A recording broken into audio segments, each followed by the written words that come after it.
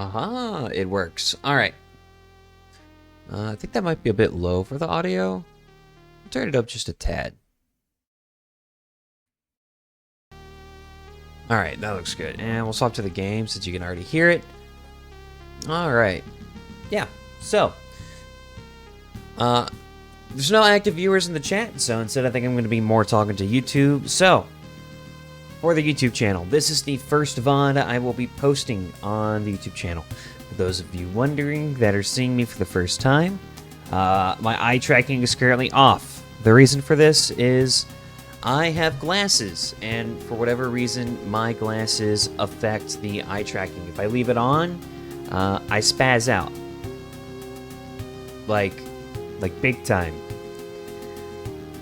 Now, this is Skald against the Black Priory. The deluxe edition. I bought the DLC. I know almost nothing about this game, just that it is modeled after some of the old RPGs of like the 90s and early 2000s. Or even the 80s, going back that far. Games like Pool of Radiance. That being said, we shall see. I love old RPGs. I love playing through games like Diablo, Baldur's Gate 2. I didn't enjoy Baldur's Gate 1 as much, just because I hated how fragile the weaponry was. It felt like you just about had to be a party of spellcasters in Baldur's Gate 1 to effectively play the game. That, or just have 80 million weapons on standby for when, you know, your stuff broke. And that wasn't okay, in my opinion. I didn't find that fun. Even to this day, I love old-style RPGs. Like, when they remade The Bard's Tale, man, I've put so much time into The Bard's Tale, it's not even funny. So, I saw this game come out earlier this year, Skald against the Black Priory, and I was like, I really want to play that. I just never got around to it. With Baldur's Gate 3, I still haven't finished my save of that. I'm in Act 3. I'm almost done with Baldur's Gate. But I'm 50 hours into that save, and I just didn't have the will to keep going. So, I probably am going to be playing Baldur's Gate 3 at some point. But today, it's just variety gaming. Probably will play Baldur's Gate 3 at some point, like I said. But I wanted to play something a little more laid back, more chill, a little more retro. To kind of get things started for the VODs channel on YouTube. Choose a visual style. Default is recommended. This can also be customized in the settings menu. In that case, we're probably going to go for defaults. Welcome to character creation. Start by picking a difficulty for your playthrough. Difficulty can be changed during play. We're going to say normal. Normal mode is the game's intended difficulty setting. There's only very limited artificial smoothing of certain dice rolls. That's what we'll do. Yeah. Next, a class for your character. Classes define a character's role in the party by adding certain exclusive abilities. Here, let me turn this down just a tad, actually. Alright, there we go. We're doing it on the fly, figuring out all the things that are broken. Alright, Arms Master. The Arms Master is a warrior that does not have a specialized feat tree. Instead, the Arms Master has access to all the combat-centered feat trees, and they start with extra development points to represent their martial expertise. The main attribute for this class is Strength. So this is Fighter, right? That's what this is. This is like your standard human fighters. Bard. The Bard mixes the rogue's decent combat skills and high maneuverability with the use of arcane magic. The main attribute for this class is Presence. I guess that's... I assume that's meant to be like your charisma. May wear light armor, may use light and medium weapons, blade, axe, club, and bow. I'm probably going to go with Bard. I love the idea of bards. I once played in D&D a bard by the name of Brahm the Drunken Bard. It was a Valor Bard, and our DM let me use my Bardic Inspiration on myself, and Valor Bards get to add that to AC.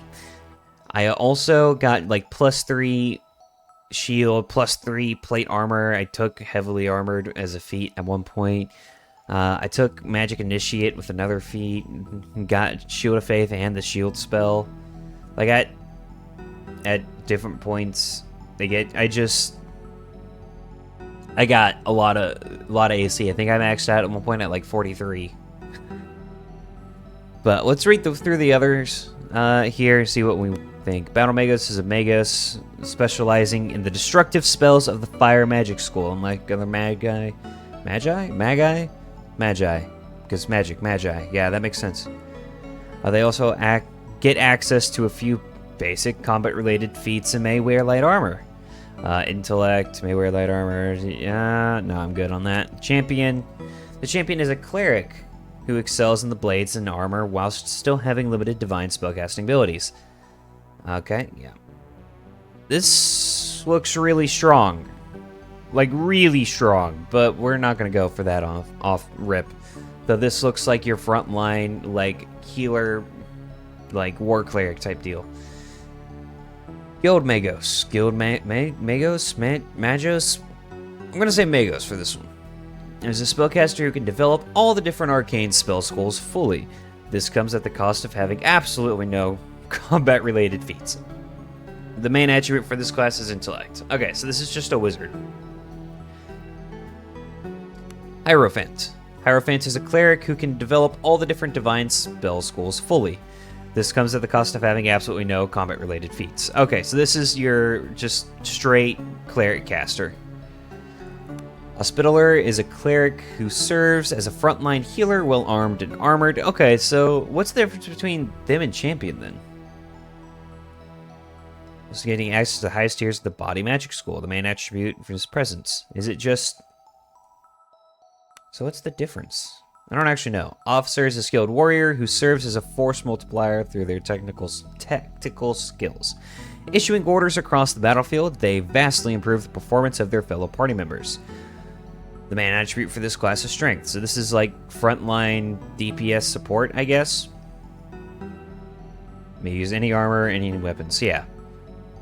Ranger. The Ranger is a warrior specializing in ranged combat with access to limited nature magic. Okay, yeah, this looks like pretty standard Ranger. Yeah, it's Aragorn. The Thief is a rogue who uses stealth and to set up devastating backstab attacks. Yeah, I mean, we're going to go with Bard. I kind of knew that as soon as I saw it existed. I was like, yeah, probably going to go Bard here. Yeah. Select a background for your character. Background, add points and skills, influence and starting conditions, and narrative content. Okay. So, options, Acolyte, no. Courtier. Your time spent kissing noble arses has made you a master of navigating the cutthroat politics of the Imperial Lake Courts. I might do that one. Criminal, no. Entertainer is likely what I'll do. In equal parts despised and adored by the wealthy of the Empire, the traveling entertainer can make a pretty penny off their blinding charisma and nimble fingers. We'll likely go with that one. Like, most of these, like, I could just look at and say, yeah, we're not going to do that. Just, like, for, thematic sake, like, ex-legionary, you know, I could see an argument for that one. Fortune's full. Whoa!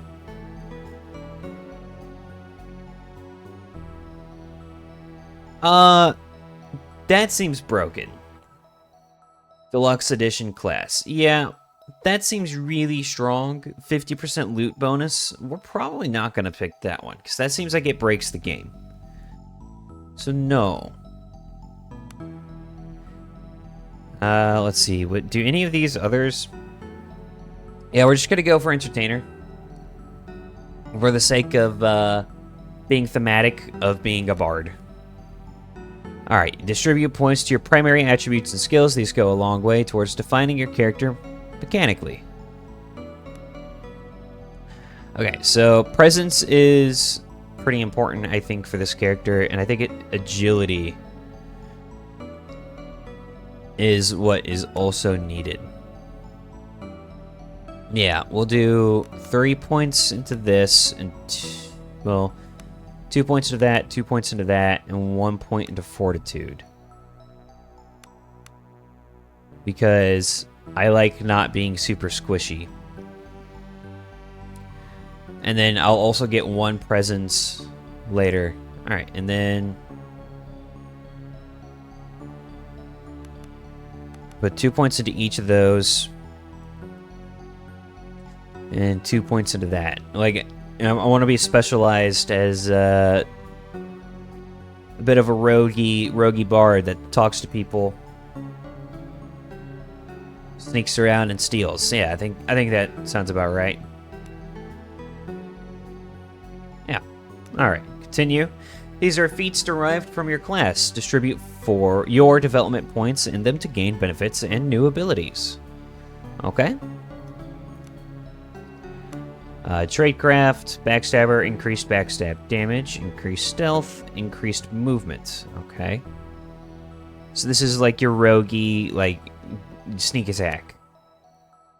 Light weapons initiate, light weapon finesse, 3% crit bonus. Okay. Oh, I can click on these. Okay. Oh, yeah, obviously. Yeah, continue. Oh, well, hang on. How do I... Ah. So you just click multiple times. Increase diplomacy.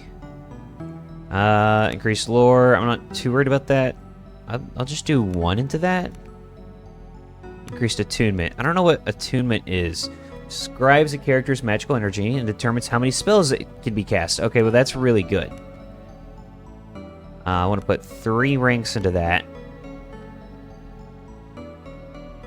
And let's put 1 into that. And then we'll do 1 rank into that. I'm going to focus a little more on the spellcasting with this character and do the rogue stuff on the side. Oh, no, this was not what I wanted. Hang on. Let me take that away and put it... Oh, well, that takes 3 ranks. So...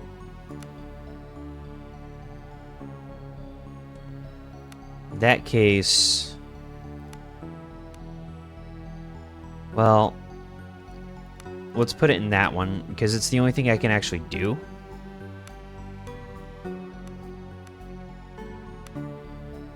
And we'll save up for that, I think, probably. Yeah. So 2 new Bardic Magic School Tier 1 spells to learn. Light, please. Can I see what these do? Cost 2, Attunement, Cascade, 8. Targets all opponents and allies on the battlefield. Adds Condition Illuminated. Okay, Lifting Tune. Inspired. Plus 2 melee and range to hit. That's pretty good. Fire Sprite. Targets any opponent anywhere on the battlefield. Ooh. 1 to 4 magical aptitude fire damage. Okay. Sight to Behold. Adds Condition Clarity of Mind. Removes... Okay. That one's not probably as good for me here. Sparkle Dust. Lesser Blindness. We'll go with... Lifting Tune seems really good. And Fire Sprite seems really good, just as a damage ability. Finalize your character by editing their appearance. We're just going to make them look like the general. Alright, so... Portrait? Oh, no, okay. Hairstyle. Let's see, is there a portrait that looks halfway like... Okay, maybe... Are there any other bald dudes? No.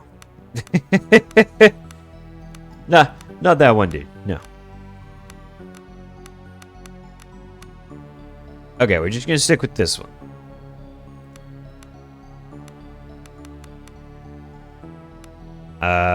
Hair color is definitely going to be like a brown if that's available. Yeah, we'll go with that. Skin tone. I am white, so... Right. Oh, there's only 2 options. I actually like that. Well, that looks a little odd. There, that looks better. Alright, continue. Name. General Bird. It's too long, so we'll just say Le General. Le underscore. Actually, is there a space? Oh. Cool. We'll just do that. Yep, no, can't have space. Don't know why. Let me put that in. We'll just say Birdman. Birdman. Prologue. Is there voice acting? No. On the wine dark, raging seas of the Outer Isles, a lone caravel struggles against the winds and waves towards the accursed island of Idra. The moan of creaking timbers, the tang of preserved fish, your eyes slowly adjust to the darkness of the ship's dimly lit hold. Suddenly, something strikes the hull and the ship rocks violently.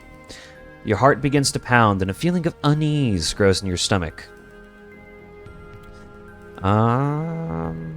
We will rise well rested and ready to go. A good thief and bard is always ready to perform. You get to your feet and become aware of agitated voices shouting up on deck. Something is not right. You should make your way up top and get a bearing on the situation. Be on your way. Alright, okay, so you click to move. Okay, so you can right-click and see things that you can interact with. Can't be far now. A desk with maritime navigation map. The map is labeled The Outer Isles, and a course is drawn towards an island named Idra. Okay. Chest. Something just struck the ship. Having already... yep, already figured that one out. Skip. Club and a dagger, okay. Okay, so I can click on myself and inventory. 1 to 3 damage, 1 to 2 damage, crit 3, crit 1.5.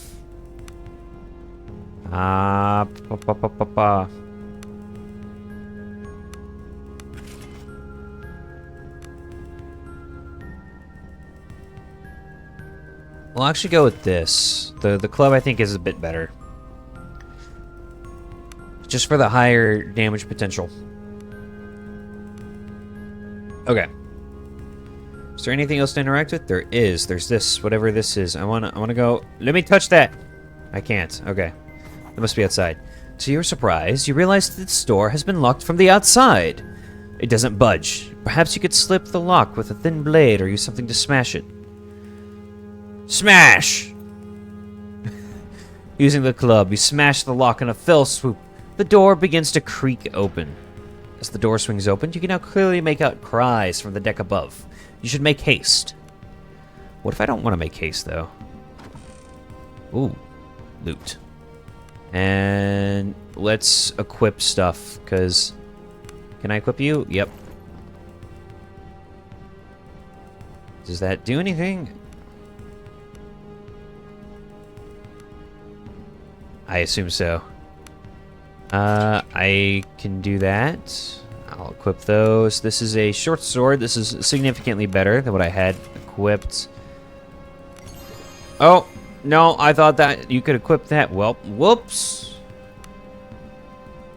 So that's your magic. Alright, cool. We'll run down this way. You stop dead as you narrowly avoid stepping in a rust-red puddle. The stench of blood fills your nostrils as you look around at the dim light of the hold. You realize someone or something fought for their life here. The same moment the thought hits you, a hiss sounds from the shadows. You scan towards the shadows as a hunched, feral-looking form slowly slinks forwards. Tiny, disgustingly human-like hands, yellow fangs, and a grotesquely dexterous pink tail leave no doubt of the creature's rodent nature. I'm fighting a giant rat.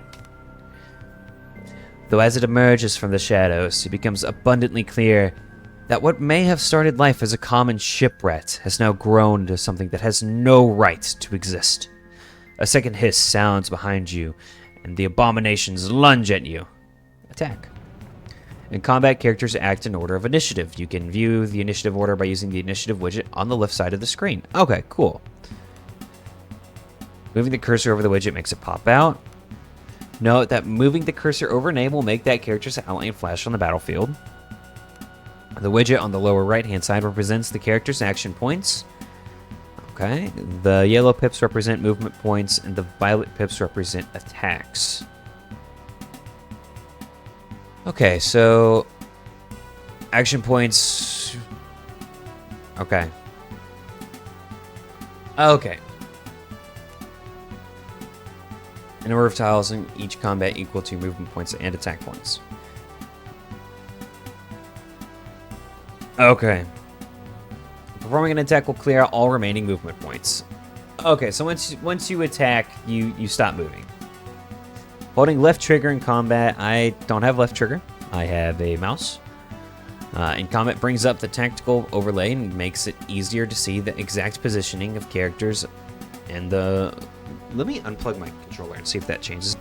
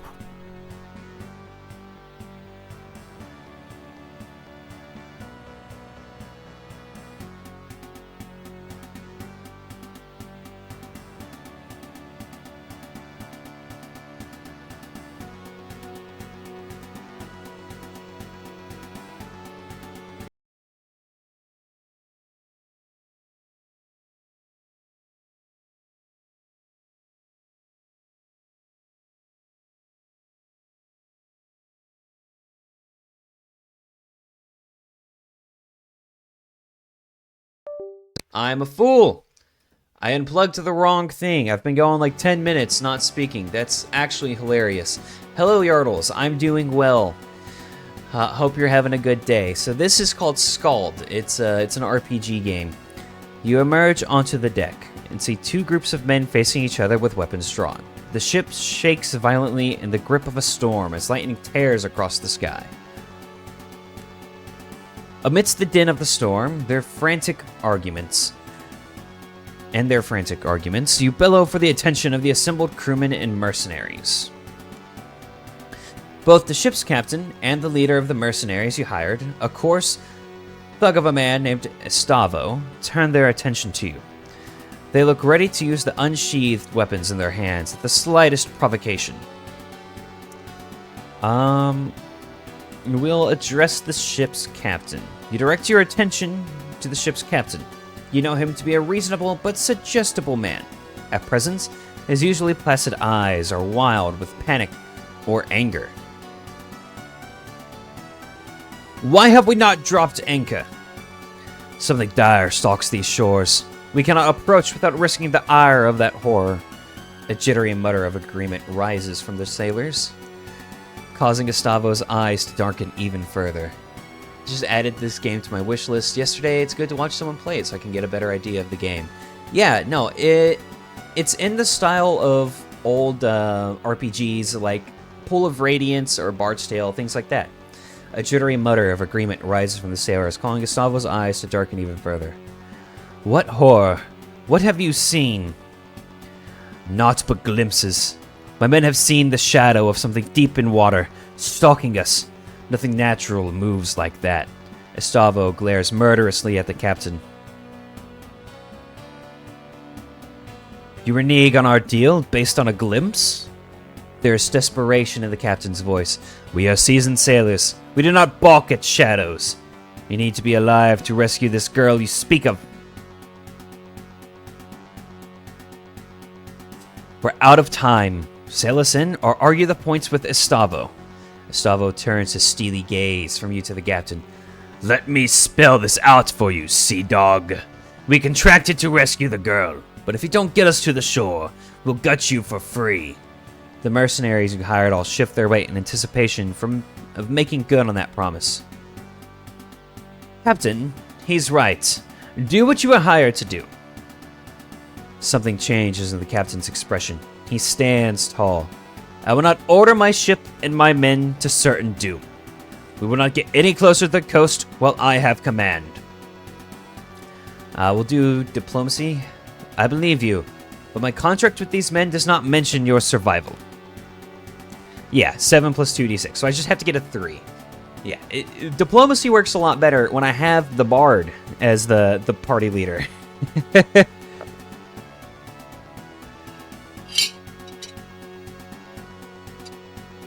You can bring glory upon thine ancestors. Nice. A few of the ship's crew lower their weapons. The captain's eyes flit between you and Estavo's murderous grin. He sheathes his blade and speaks softly, his voice barely audible over the snapping sails. So be it. May the deep have mercy. Have I thought about adding stream notifications on the Discord server? I don't know how. I want to.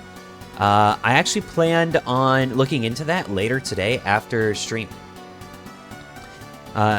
If there's a link that you can put for a guide on how to do that kind of stuff, if you'll put it in the Discord, you'd be like my hero for doing that.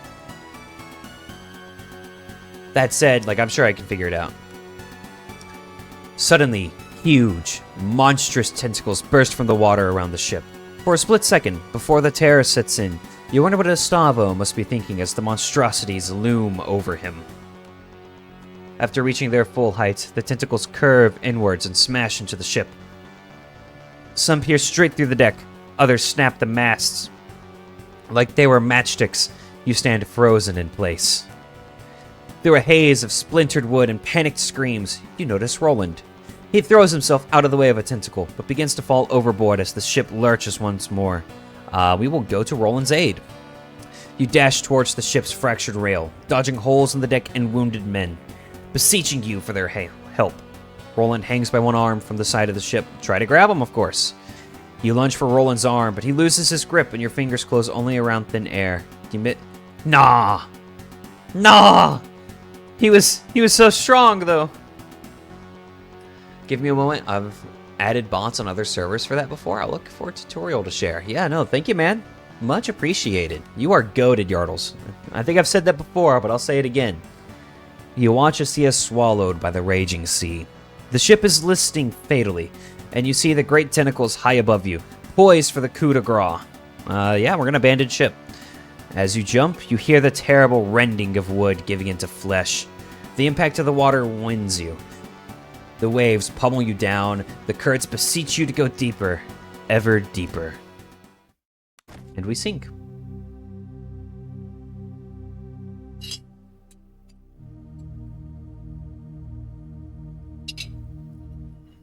Two weeks earlier.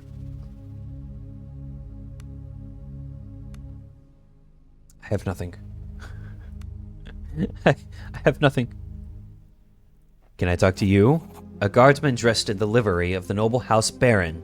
The guard scowls somewhat at you. Armsmaster Lyra waits you at the main entrance. You best talk to her if you've not already done so. Alright.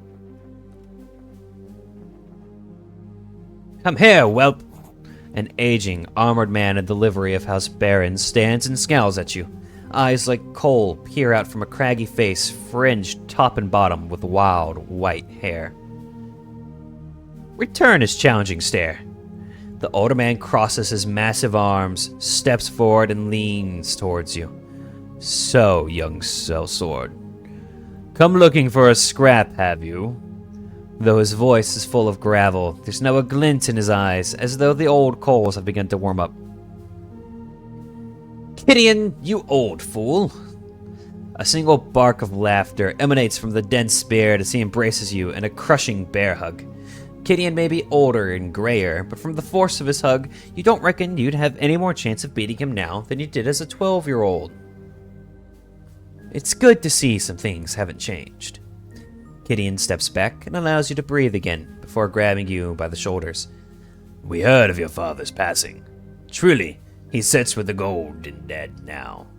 Tell me, how did he die? In glorious battle at my side. Gideon's eyes narrow.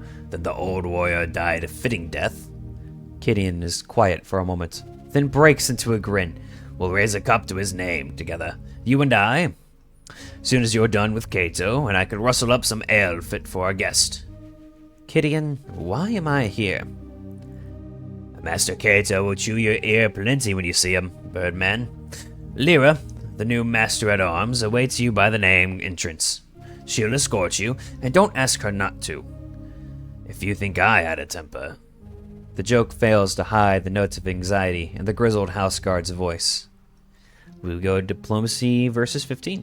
What are you hiding from me, old boar? I'm good at diplomacy. Hey, success. You bring glory upon thine ancestors. I like that. Never could pull the wool over your eyes. Truth is, many a day's been dark of late for House Baron. Perhaps it all started when you and your father left. A guilty grimace flashes across his face. Or maybe it started even earlier. Gideon pauses to blow out a long breath. I won't betray my master's confidence by saying more. Best you see him yourself. Very well, I'll go to the Master-at-Arms. If you want to explore, for old time's sake, take this lantern. Lord Baron will wait, and we don't want you getting lost in the hedge maze again. The man laughs heartily and hands you a small brass lantern. Whatever may come to pass, it did this old warrior a barrel of good to see you again, boy. The old man slaps you on the shoulder in parting, almost knocking you off balance. He then seems to remember something as he leans in conspiratorially. Damn knees are acting up again. Can't hardly sleep on account of the aches. Let me tell you, I take an arrow in the... Take an arrow. He used to be an adventurer, but then he took an arrow to the knee. If you're going over to the kitchen later for a bit of grub, a bottle of brandy from the wine cellar would make me a happy man. Gideon shifts as if to emphasize his stiff knees. But first, don't keep Lyra waiting any longer. Talk to her first, and I'll be here for later. Alright, view the journal. Main quests, a twilight meeting. I've been summoned to the estate of Lord Cato Baron, my father's old patron. Though I grew up here, I've not been back for decades due to the unfortunate manner in which my father left the service of House Baron. I do not know why Cato summons me now, and I must venture to find out. Gideon asked me to find a bottle of brandy. Okay. I like Kieran, so we will do that. We're gonna go over this way. Here, Master Cato isn't seeing anyone. Who are you? He. Hi. Okay. T.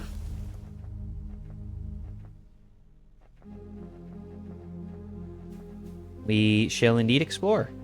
They told me I could, and I will. Who are you? A guardsman dressed in the livery of the noble House Baron. Yeah, we already got that line. So I'm gonna walk away from you, and we shall go this way. Is there a door here? No. So we walk down. Can't go anywhere there. And instead, we will walk. Oh, there's a dog! I want to talk to the dog. Come here, dog. You pet the dog, I pet the dog. I have given the dog head pats. I am now a happy man. What's over this way? Is there anything over this way? I want to go over here. It doesn't seem I can go anywhere. I have to go talk to this Lyra chick. Alright.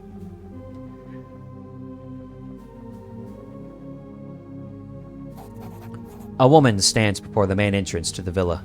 Her posture speaks of a graceful, cold power, that of a dueling ace. No doubt she is the new Master-at-Arms for House Baron. As you approach, she offers a quick, neat bow, just low enough to be respectful. Coffee time. God, I love pumpkin spice. Continue. Greetings, Birdman. Master Cato welcomes you back to House Baron. The Master is eager to meet with you and is ready at your leisure. However, if you wish to refresh yourself first, he suggests you visit the kitchen for some food, and then perhaps walk the grounds and gardens. Why have I been summoned? That is for the Master himself to answer, and he will soon enough. For now, though, please get some food and look around. I'm sure old Gideon would be happy to see you if you've not talked to him already. Very well. Excellent. Though I'm sure you still know your way around the grounds, the kitchen is in the building to the east, and the garden and hedge maze is to the west. come back and check in with me once you've stretched your legs.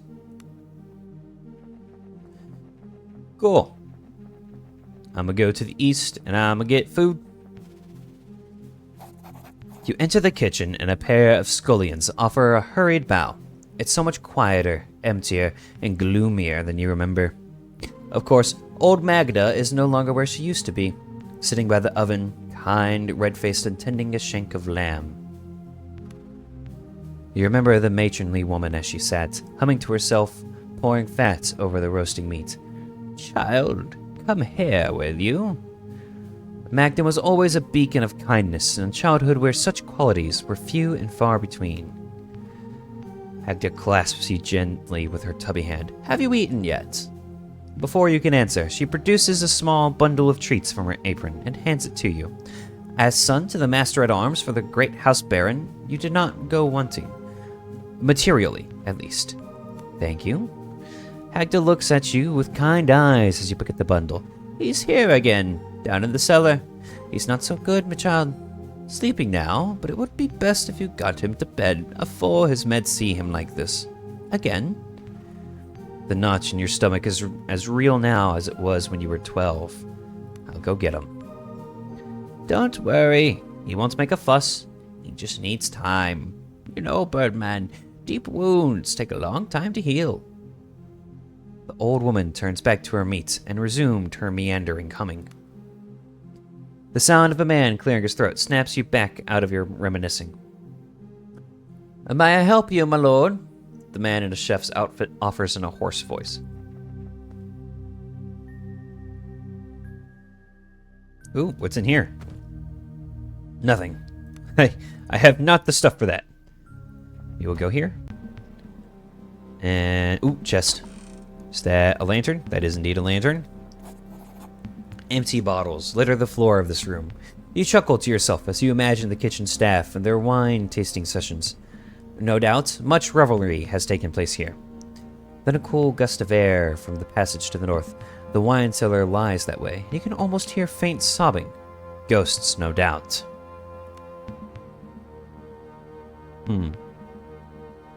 I like ghosts. Oh, I have my lantern on. I forgot about that.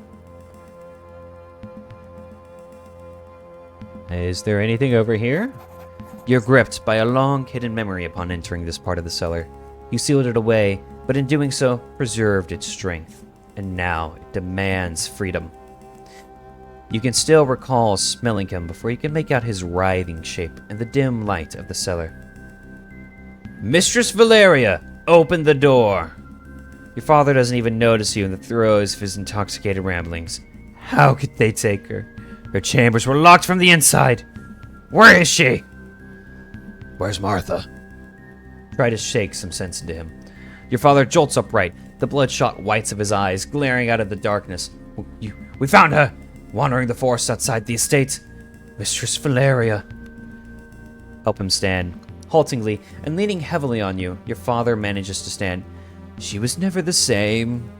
Whatever happened broke her. It was the girl, you know. The seed was planted in Valeria that night. But how could you know? You're but a babe yourself.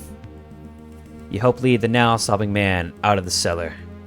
Lord Cato trusted me, and I failed him. But Valeria was the one to pay the price. Mind broken and the spawn of a child. Your father's voice seethes with fury. Don't talk back to me, you bastard! What do you know about Anna? As much as your harlot mother?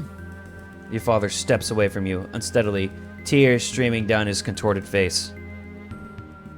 Strike the man. You draw a ragged breath and snap out of the memory, your knuckles white. You're alone in the damp cellar and don't particularly feel like dwelling there.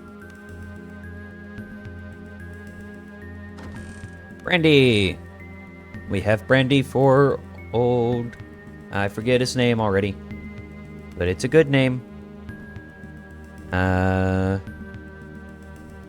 Gideon. I like Gideon. Gideon is a good old man. Ooh, food. Cured ham, a bunch of it. I like that. There's stuff down here. There's a bunch down here. I'm gonna go to the door. There's probably just one or two more rooms down here if I had to guess. There's a bunch of cheese. Cheddar.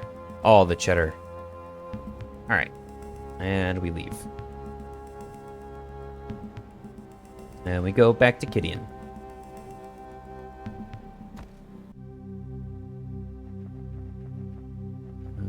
If we can... Yep, here we go. Gideon! I have brandy.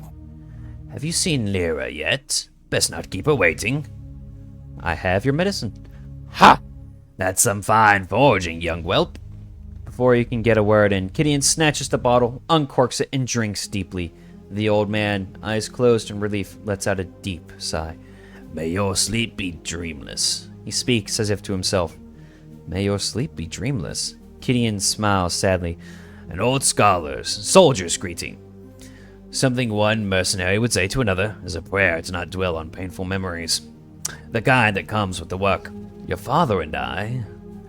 Gideon halts momentarily and looks at you. Your father and I would always part with those words.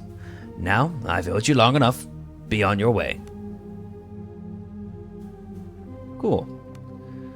An evening meal. I've been ordered to go procure a meal for myself from the kitchen, as there is no saying how long I will be waiting.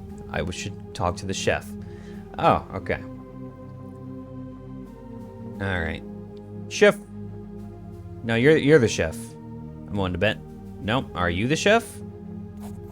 The chef offers a short bow and a tired but sincere smile. I am Chef Armand. My humble kitchen is at your disposal, my lord. Sadly, I was told of your arrival only minutes ago, and my oven must be fired up again. You must be famished? Indeed I am. My suggestion is thusly. Whilst I struck the fire, you run down in the pantry and fetch some cured ham and cheddar cheese. I will then teach you how to cook my renowned melted cheese sandwich, and you will never want for an evening meal for as long as you live. Very well. Splendid! The pantry is west of the wine cellar. Yeah. Hey, I have it. I have the ham and cheese. Perfect. First of all, here's some bread. Now, the cauldron is quite empty and must be warm enough for you to use. Remember, you need both the bread, ham, and cheese to make the perfect sandwich. Now, give it a try and bring me the results. I shall see if you have it in you. What if if I mess up a ham and cheese sandwich, there's a problem, alright? Like, let's be honest here. Chef Armand wanders back and forth, tending the fire and keeping his kitchen tidy. He has the gait of a man who has been on his feet for far too many hours. Presents the sandwich for inspection. Ah, the crust of the bread, the softness of the cheese, the savoriness of the ham. Perfection. You shall indeed never go hungry in the night. Cool. Listen, man. All I'm gonna say is, I, too, in real life, am a master of the ham and cheese sandwich. I can't eat them, but I'm good at making them. Lyra suggests I should explore the hedge maze and the villa grounds while I wait for Master Cato to become ready. I wonder what's in the hedge maze. Jesus Christ, I cannot speak, man.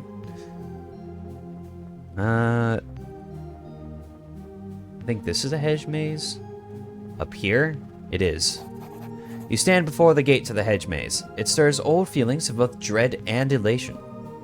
The sounds and smells of the estate grounds, as they were long ago, call to you from distant memory. You feel you could easily plunge into their depths. Let yourself go and remember. Which daydream is it this time? Are you valiantly defending me from rebels again? Embla throws a pine cone at you, snapping you from your reverie. She's 10 years old, and you're a year her senior. Let's play hide and seek in the maze. I'll hide. You faintly hear someone yell her name from the distance. You better run, Starchild. Only my mother ever calls me that, Embla says, frowning. Where did you hear it from? Before you can reply, she flings another pine cone at you and darts off into the maze. Give chase. You hear a man's voice yell Embla's name again. Much closer now. Either way, she's lost you in the winding passages of the hedge maze. Your memory tugs at you, urging you on to the center of the maze. And to the center of the maze we shall go. Well, that's a dead end.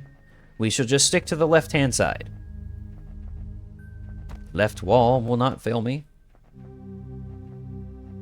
I am sure. Following it, I will eventually go to the right spot. Maybe. We shall find out. I assume so. Ooh. Ooh, what? Ooh. Oh, that's a pond. You stand at the center of the maze. It feels much less impressive than you remember. The ornamental pond was once an ocean, the rock at its heart a windswept island. You found me, daydreamer. You remember the tone of her voice, and you can almost see the impish 10-year-old girl wading through the pond. Why do you always come here? I like the water. It's so calm. Embla shoots you a mischievous look. You notice the faintest tang of ozone. Is Embla gonna be, oh, what's her name? Imoen? Like from Baldur's Gate? It's me! Imoen! She makes a slow motion hop through the water, her fingers trailing the pond surface. Where water and skin meet, strange colors bleed and spread across the surface. Embla, you'll get in trouble! Stop it. Embla moves her fingers across the water surface like a painter's brush. Colors spill across the pond, and for a sleeping moment, you fancy that you can see cloud-topped mountains. Or was it the ramparts of an impossibly large city, reaching towards the heavens? Okay, just watched some recent English tutorials, and none of them is really complete. If you want, I can update and translate a pretty good 3-year-old Spanish tutorial, so you can implement it in the surf. That sounds like a lot of effort, but like, it would be much appreciated. Like I said, you don't have to go through the effort, man. But yeah, no, I mean that sounds good. You'd be my hero. The silence is shattered by a shout, along with the beguiling images. Mistress Embla, the master requests you in the house immediately. That's my father. Something's wrong. It's mother. She's ill again. I think I caused it. With what I can do, it poisons her mind. How long until mother isn't mother? Or until father isn't lord, or your father isn't master at arms? How long will any of it last? Thank you, Yardles. You're a saint, you know that? A true one. The Rio... I can't make that joke, actually. I was going to say the Rio de Janeiro represents you, but then I realized that it's a statue of Jesus, and that probably wouldn't, like, translate super well for, like, any culture. So let's not say that, actually. That would not go well. Why are you talking like this, Embla? Do you ever feel like everything is a lie? Like there's a veil that covers everything, but in some parts it's thin enough to see through. Embla starts as your father steps breathily into the enclosed garden. He's red-faced from exertion and anger. Young lady, you can't run off like this. The whole estate is looking for you. Your mother is ill and needs you. Now. Your father shoots you a stern glance. I'll deal with you later. Embla says nothing as your father grabs her by the arm and hauls her past you, back to the house. She doesn't meet your eyes as you pass. Finding yourself back in the present, a chill has crept into your bones. You best move on. Is there anything here to explore, really? That is what I want to know. Or is there nothing else in the maze? Ooh, I say, I'm quite lost. Okay. I'ma just keep going through here. See if I can't find anything worth snagging in here. That would be something. Ooh, ooh. There's stuff here. Maybe. Or maybe not. Well, there's an area I haven't explored it down over here. Okay. Well, surely that's it for this quest, right? Is like just going through the memory. Yeah, success. Cool. Alright, so I've done everything there is to do over here for now. In which case, we shall go talk back to Lyra again. There you are. If your nostalgia is appeased, the master will see you now. Yes, let's go see Kato. Very well. If it pleases you, the master is in his office just ahead. And note, once you meet with the master, things may move quickly and you may not have another chance to walk the grounds. Yes, I remember the way. I suppose you do, but I'll escort you nonetheless. A flicker of a smile plays across her face and she beckons for you to lead the way. Alright. Whoa, level 9. Okay, you're buff as hell. Jesus Christ. 59 health. Oh my god. What is this? Masterwork Rapier. Okay. Warrior ranks 31 out of 57. Okay, so she's a non-player character. Got it. The opulence is faded. The shadows longer. Clearly much has changed since the last time you were here. Try to remember how long it's been.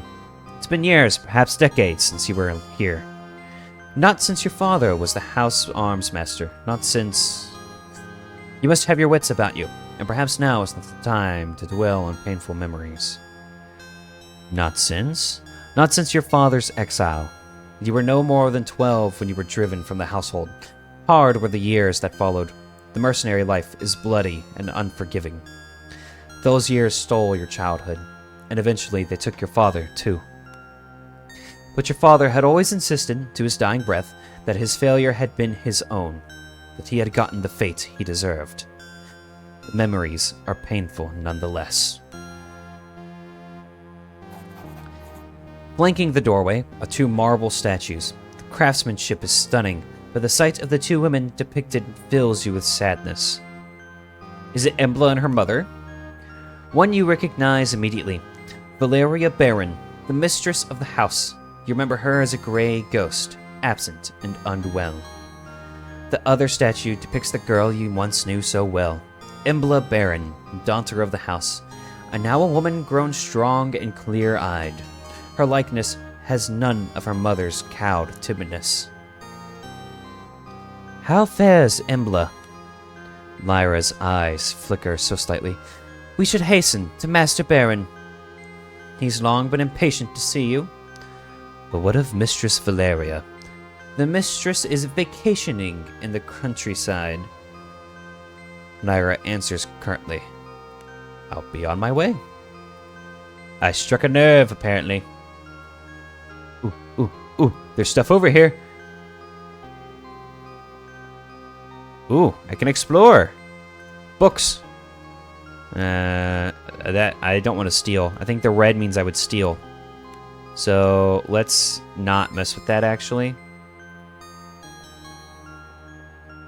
I don't want to steal anything. Not with Lyra and the party. Kato Baron sits tall in a tasteful but modest reception room. He looks less imposing than you remember, and with a few more crow's feet. Nonetheless, he's lost none of his composure or air of casual authority. Take a seat across from a formidable desk from him. This study, like the rest of the villa, is half-lit, giving a morose cast to its opulence. The older man's face creases into a tired but genuine smile, which momentarily lifts some of the room's oppressive mood. It's a mercy to see you again. Your own man and in your prime, Kato says before a frown consumes his smile. It's just a shame our reunion is overshadowed by the fates of those we love. But perhaps, together, we can yet improve our collective circumstances. So, you know my father is dead. Kato leans forward, hands clasped beneath his chin. I shan't deny it. I was saddened to hear of his passing. Despite everything, I remember him fondly. No need to dwell on the past. Kato is caught off guard for a moment, before letting out a deep breath. The years have bestowed you with wisdom. I am glad, for it has forsaken the house of Baron. Why have you called me here? Embla is missing. Kato's voice quivers momentarily, betraying his stoic features. Now I beg of you, Birdman. Help me find my daughter. Help her return home, where she belongs. What's happened to her? She left without notice, a week ago. From the scant clues we had, We believe she boarded a ship bound for one of the Outer Isles, Idra. She went of her own free will. At the time, I thought little of it. Kato begins to glower. Since then, however, there have been reports. Grave ones. Reports? No one and no word has left Idra in days. Rumor has it, even the Imperial augurs are in the dark. I know not how this touches the fate of my daughter, but she must be returned to me, one way or another. Any idea why she left? Something has been building in her for years, an aptitude of sorts. But I suspect you already knew. In any case, it's grown much stronger lately, and drives her in ways I cannot understand. I suspect she is looking for answers. But why Idra? Why indeed? There is little on the island, save for the port of Horin. If Idra was her destination, she must have landed there. Horin? Yes, an old imperial port and home to a few hundred whalers, traders, and the occasional smuggler. We can only speculate as to what drew her there, but it's our only lead. How can I help her? Hire mercenaries, travel to Idra, and begin your search in the port of Horin. From there, I trust you to do what needs to be done. Spare no cost. Just bring back my daughter. Mercenaries? Yes. If nothing else, the port will be dangerous enough. That is why I have summoned a Roland Greyeye to me. A crude but effective sellsword that I've made good use of before. He shall accompany you on this task. Roland Greyeye. The man is a grizzled veteran. He may have slowed with age, but his experience and reliability more than make up for it.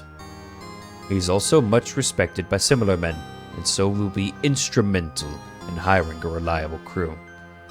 I'll take it into consideration. Kato shows you his upturned palms, beseeching. I know this thing I ask of you is fraught with danger, but this is your chance at improving your fortune, materially and in honor. What say you? I accept, for Embla's sake. I like Embla. The one flashback of her was very sad, and I want to do right by Embla. Kato smiles softly, visibly relieved, and for a moment, he looks like the man you remember. Have you any final questions or matters to discuss? Time is, as I'm sure you appreciate, of the essence.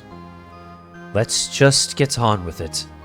Kato stands, with poorly concealed effort. And Birdman, You stand and meet his gaze. return her to me. There is no other outcome of this affair. You have my word, Kato. Chapter 1. Ooh, I get to level up? I get to level up. +3 vitality, +3 attunement. For the first time in your life, you are overcome with a sense of purpose. The path ahead will undoubtedly be difficult, but you are certain it is the one you are supposed to take. Alright, ranks to distribute, 3. So that gives me backstab. I don't want to be the frontline fighter.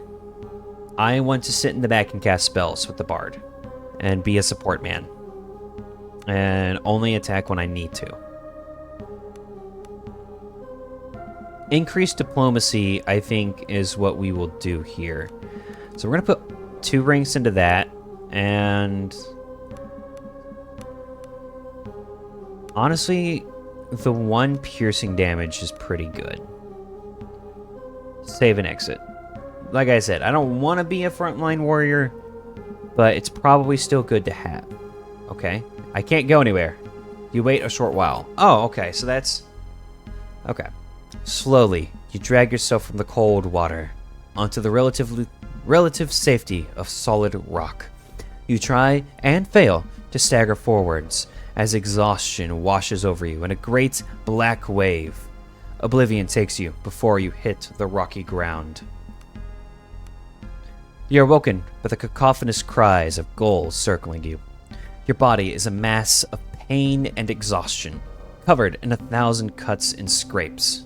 Support is always the way to go. Yes, that is what I'm saying.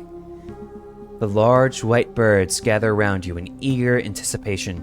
What a magnificent feast your bloated corpse would make. Not today. Minutes or perhaps hours pass as you lay unmoving, trying desperately to will some warmth back into your body. Finally, you manage to force your eyes open. By some miracle, you are not only alive, but you find yourself on the shores of the cursed island of Idra. Strewn around you is the wreckage of the Zephyr. You see no other survivors. Lest you find equipment and companions soon, you may have cheated death in vain. Your character is critically injured. This means you have taken enough damage to reduce both your vitality and wounds.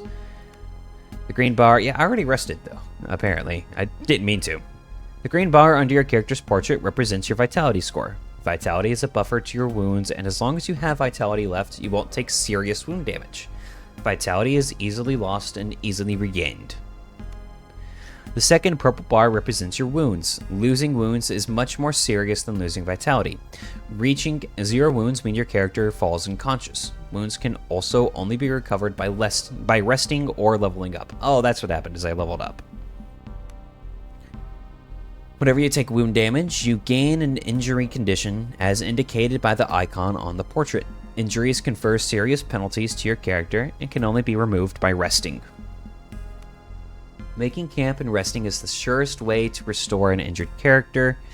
Note that resting is not possible in every location, so plan accordingly. You can also rest at inns when you find them. Ooh, gear. Drinking horn. Glorious. Let's walk over this way. A barrel. A pitcher. Okay. I mean, let's just loot everything. Do I still have my inventory from before? No. I have nothing. I can still cast spells, at least. Where was the way up? Here it is. Nope. Alright, so we're gonna go this way. Wading out of the freezing surf, you lose your footing on the slick stones and fall heavily to the ground. There's a sudden blur of movement in the corner of your eye, and as you frantically try to get to your feet, you slip again. Standing above you on a large rock is a young woman dressed in nautical guild livery. Wet auburn hair clings to her face in the cold wind. Maggie's balls! I was sure I was the only one to make it ashore. The woman leaps from the rocks and helps you back on your feet. Looking you up and down, she fetches a wineskin from her belt and offers it to you. The skin is nearly empty, save for a last mouthful of brandy. You drink it down greedily, and slowly you feel a modicum of warmth creep into your bones. You recognize the young woman's face now. She must have served on the Zephyr. What's your name? Well, that's a name and a half. Katiana's my name. The crew calls me Kat. Or rather, they did, I suppose. She looks up and down the beach with a furrowed brow. Listen, you have to get up. We need to get off this beach before you freeze. Or worse. Worse? There's something wrong about this place. Can't you feel it? Like a taste in your mouth. And there are beasts. Huge sea creatures I ain't never seen before. I saw them dragging the dead crewmen into a cave west of here. At least, I hope they were dead. Well, we're gonna go to that cave. What do you suggest? We need supplies and shelter first. There might be salvage to be had among the wreckage on the beach. I also think I spotted the chimney of a house just north of the cliffs. A warm fire and some food would go a long way. Kat offers her hand and drags you to your feet. She looks pensively towards the west. Also, as I said, there's a cave west of here. I think the crabs dragged off most of the corpses there, but what if they're not all dead? Might be other survivors like you and me. What's more, there's a chance one of the officers was carrying the seal when the boat sank. If we can find it, the Nautical Guild would give anything to have it returned to them. Seal. Captain Seal. It's a medallion of sorts that is carried on every guild vessel. It's not just for show, either. They say the seals are forged by the Magi, and that they have secret powers. But I don't know nothing about that. All I know is the guild pays well to have one returned if a ship is ever lost. It's always worn by one of the officers, but I don't think the captain had it on him when the fight broke out. Might have been the first mate was carrying it, and I think he was still alive when the ship sank. So I would say that cave to the west is where we should start looking. You ready to go? Yeah, let's go. Good.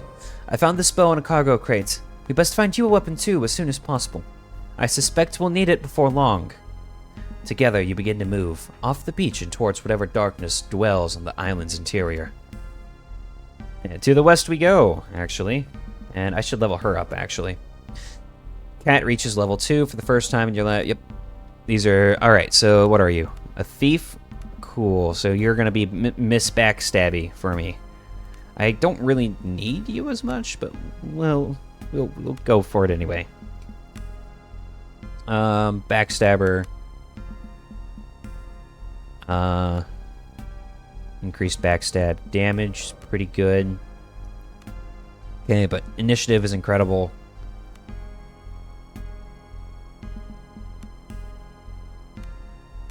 We'll do this. And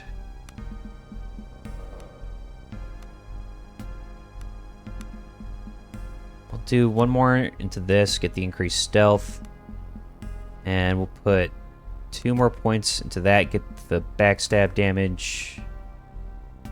And honestly, what does this do? 1 point to each of these would probably be good. But let's do 1 point. No, let's take a point away from that. 1 point into that. And 1 point into that. Save and exit. Alright. I think my stealth might be as good still. Let me look. Stealth 5 and stealth 5. My stealth is still just as good. Cool. I did build a stealthy boy. Okay, so I do have to continue to go to the right here. Or can I get down there? I can. There's nothing here though. Cool.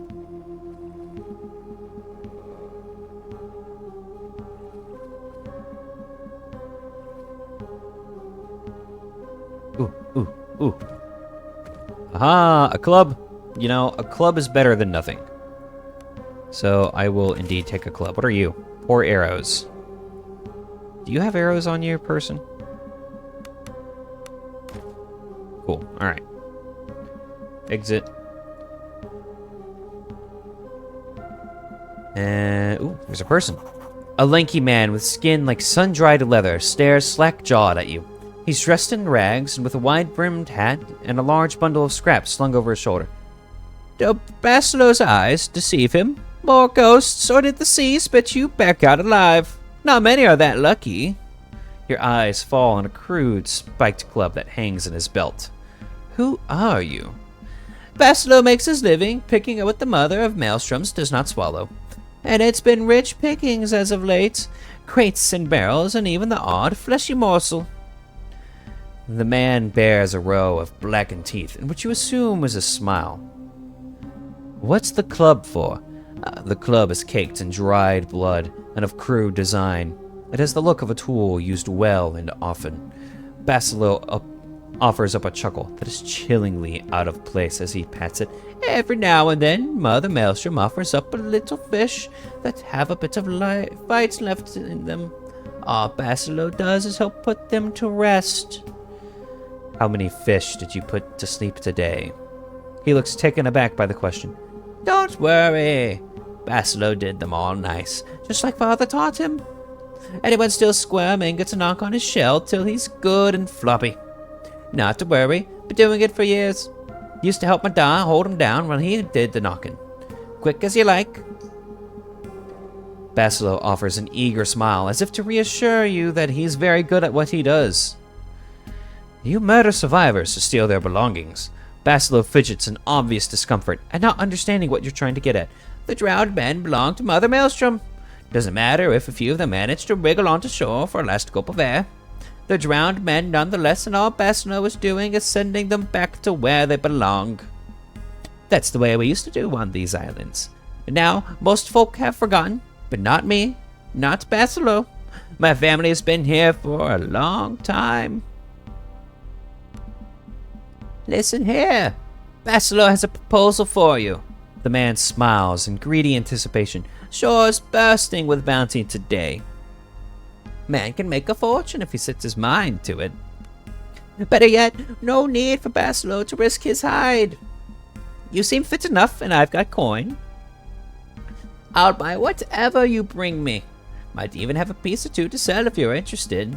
Just beware them clippers. Clippers? Aye! Crabs and critters and such, growing large and strange this time of year. Get your leg in their clippers and they'll lop it right off. So you best be careful. But not to worry, Basilo's always given them the laugh, even when he was wee. Must have been just as big back then, though it doesn't really feel that way. The old man's brows furrow, and for a moment he is lost in deep thought. In any case, Basilo will be warming his bones up at the old abandoned farmhouse right behind us. Find me there. I had some questions. Not here, out in the cold. Find Basilo up by the farmhouse. Might even have some soup cooking for you. The man slinks off into the fog, heading north. As his form dissolves into the nothingness of the mist, you hear him muttering to himself excitedly. Jesus Christ, I'm gonna kill that guy. That guy's insane. I don't like him. I don't like him one bit. I'm gonna go west though. I'm gonna find these crabs. A blood-curdling howl cuts through the fog. Whatever its source, it's not far away, and it sounds dangerous. I'll just keep going west and act like nothing happened. No howls to be found here. Oh boy. Are these wolves? What are you? Dire hounds. Okay. Well, we will have... We're just gonna begin combat, I think. You are going to fire at them and miss. And you are spells. Cast a spell. Fire Spirit on him. Alright. Whoa!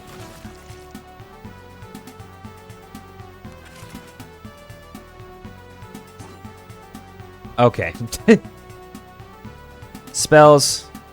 Fire Spirit. Please die.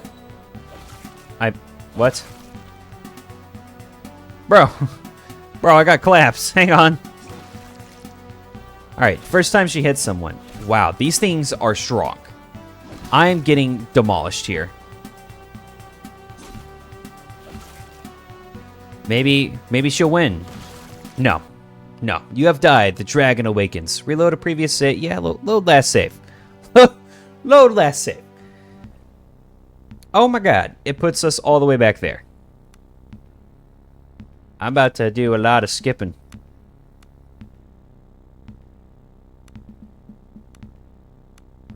It looks like. Oh wait.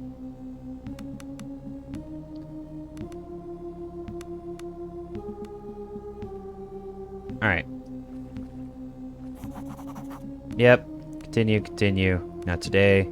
Continue. Leave. Skip. It's not like a ton to find here. No, just run around and hit loot all. Alright, that was... Maybe she went... Yeah, listen, man. That didn't go too hot. I'll be honest. But...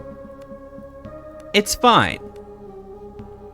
Yes, let's go. Leave. I'm just gonna select all the same things I did before. We'll talk to Basilo. This man's crazy. Who are you? What's the club for? How many fish did you put to sleep today? You murder survivors. Say nothing. Continue. Clippers, in any case. Wait, I had some questions. Continue. Alright. Alright, in that case, we will go up this way. The small farm is overgrown and derelict, and it appears to be abandoned. At one point, you muse, this must have been a quaint place. A good spot to raise a family, perhaps. Suddenly, as if summoned by your very thoughts, the faint but unmistakable sound of children's laughter is carried on the wind. The sound is oddly distorted with a strange echoing quality, and for some reason it chills you to your bones. The sound is interrupted by a woman's cry of pain, or perhaps sorrow.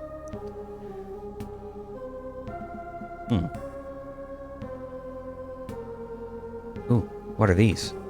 Pumpkin! I will happily take all the pumpkins. I will steal all of your crops, and then I will come talk to you. Beds and inns, keep an eye out for beds and inns to rest well. Doing so is superior to sleeping in the wild. Cool. I don't have... Let's just try... Nope. Alright. Pumpkins can't be crafted with just pumpkins. The chest ahead of you is wet and covered in seaweed. It also looks familiar. Instantly, you realize this is your luggage from the Zephyr. It had been stowed too well to get to during the mutiny, but by some miracle, it made it to shore where it must have been salvaged. Better yet, the combination lock remains sound, meaning the contents of the chest is likely still unmolested. You best not be getting any ideas of my property, little fishy. Beslo growls as he eyes you suspiciously. I think you mean my property. What old Mother Maelstrom saw fit to bequeath upon me, eyes keeps. Beslo's eyes narrows as he fiddles the strap of his club. Then again, that's not to say I mightn't be willing to take a deal with you. What do you have in mind? See, there's this man, a stargazer he is, who came here a few days ago. Perched himself on that cliff right over there. Basilo points to the cliff that rises over the beach to the east. Thing is, he was carrying something I can hardly put into words. It's like a tube with glass in it that you used to look at the stars and such. A telescope. Aye, that's what he called it. Old Basilo would love to have it if you could get your way up to where he made camp. There's meaning of the stars, you see, old wisdom and such. And don't fret, Basilo saw a big old fat crow circling near the camp. I'll bet Basilo's eye that the stargazer's dead and rotting in his telescope's just waiting to be salvaged. I'd rather you just hand my things over. Mother Maelstrom's favored and all. I must roll a 6 or above. The odds are in my favor. I did it. Haha. Diplomacy is the way to go. Basilo looks surprised and stutters incoherently. What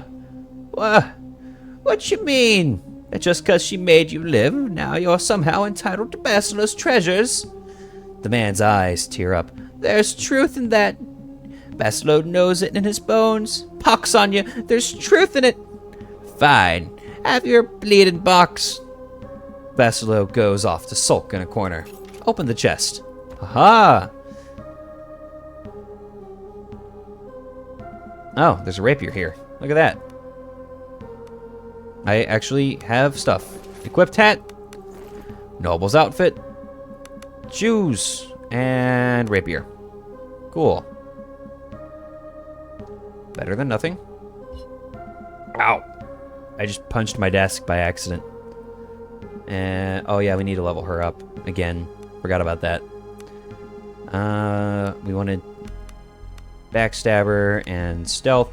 Actually, we'll take the stealth off of her because my stealth is better and it's based on me. Increased initiative is good. Backstab damage. What is hamstring? Executes an attack. If the attack is successful, the following effects trigger, and the target, while hamstrung, -2 movement. Roll successful toughness saving throw versus DC 15 to remove. That's really good. So we're going to take that. Save and exit, because it's AoE as well. So yeah, that's just good. Alright, let's go to the journal. Cat from the Zephyr suggests we should look to see if the Captain Seal survived the sinking. That should be to the west. Right. We're going to go to the west then. And... yeah. There's also the stuff for Crazy Dude. I'm probably not going to do. Move on. Pumpkin. Pumpkin! That's a bad meme. Is there a way for me to save? Alright, well, we're going to try this again with an actual weapon. Actually, let's hide. Okay, well, they saw me. Deploy your party. As far away as is possible. But we want her in front of the bard.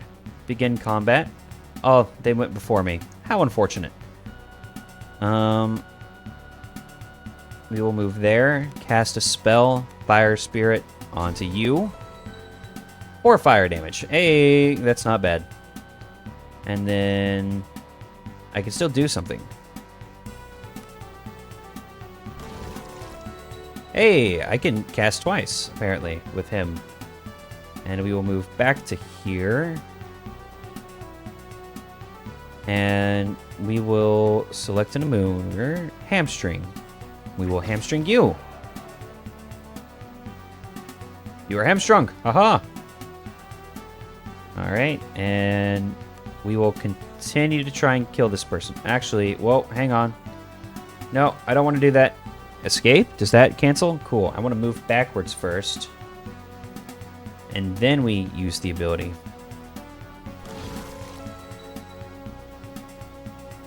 Alright, move backwards with you. And fire upon the Dire Hound. It's pretty good damage, actually. And with you, we will again cast... How much do I have left for... I'm almost out of magic. So we will instead cast a Lifting Tune.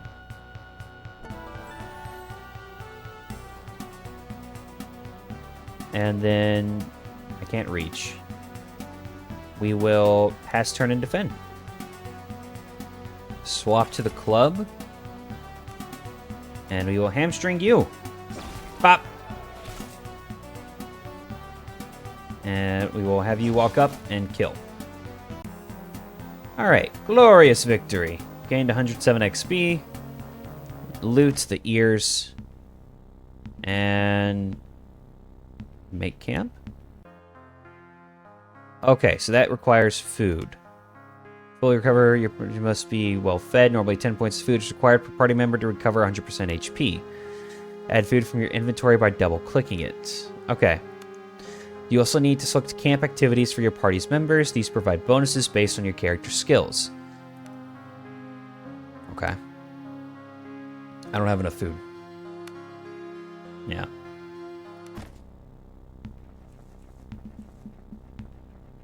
Well, I beat the dire wolves. I spent all my magic, though. Just about. A body lies broken upon the ground.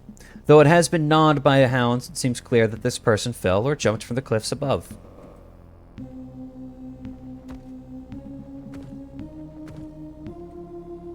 Birdman must roll a 9 or above on athletics. Try it. Hey, we succeed.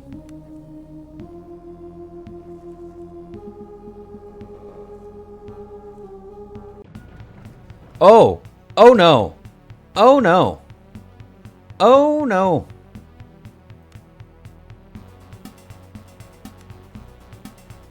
Okay. Select an item to be used. No. Yep. I need magic. Lifting tune.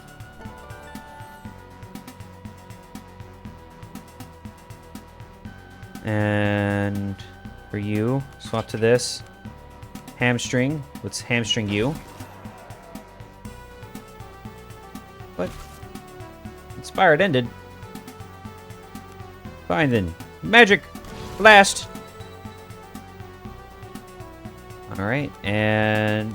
Magic Blast. Oh, you can stand still and attack twice. That's what that is. Okay. Shoot! Or that just does one. Okay. Magic. We'll just focus on killing that one, get action economy down. Swap to the club. Hamstring. Miss. Unfortunate. Man, they're like really messing her up, huh? Piercing damage. Good. Bop. Critical hit. Only 4, though. Okay, we should probably leave, actually. Loot. Yeah, let's go back down south. Let's go rest. That is what we shall do. Because I believe continuing to fight would be a bad idea. We rest. Does that require food? It does. I don't think I have enough food. Yeah. Okay. Inventory, do I have any? No. Okay.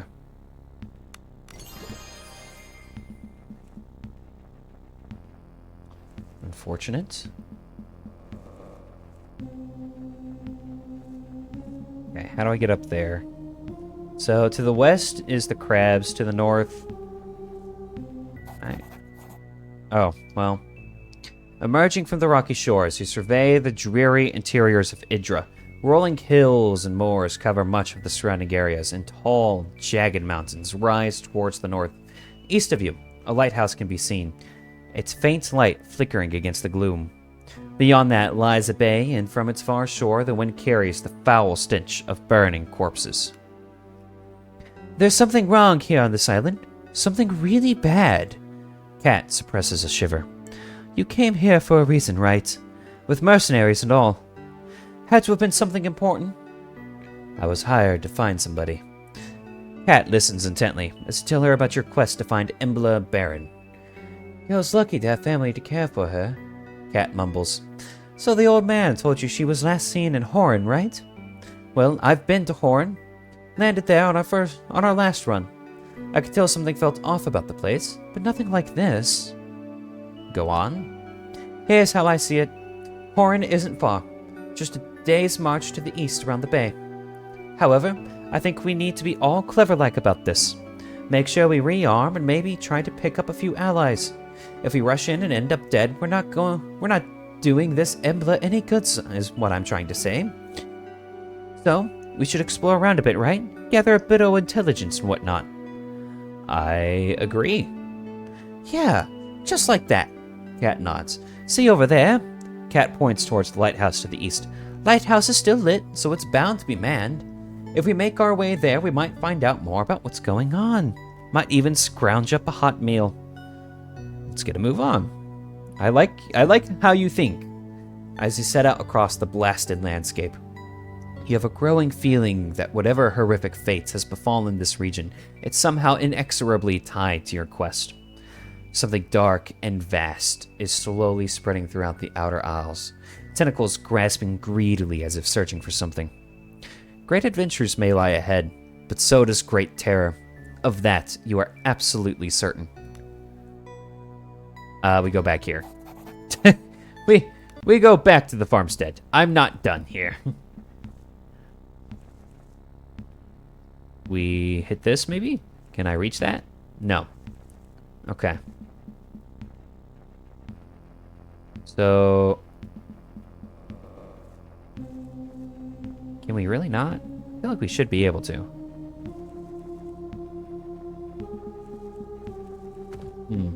No. I'll have to go around to the other side then. There's a lot.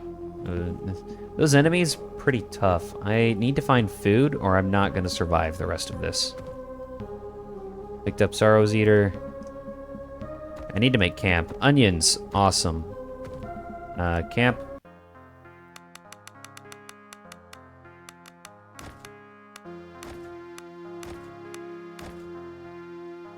Train, the chatter. The character attempts to instruct the party using their lore skill. Success gives a small XP reward. Forage. I don't have that. Don't have that. This would be good. What are your skills again? Hang on. What are your skills? Hang on. What are your skills? What attributes?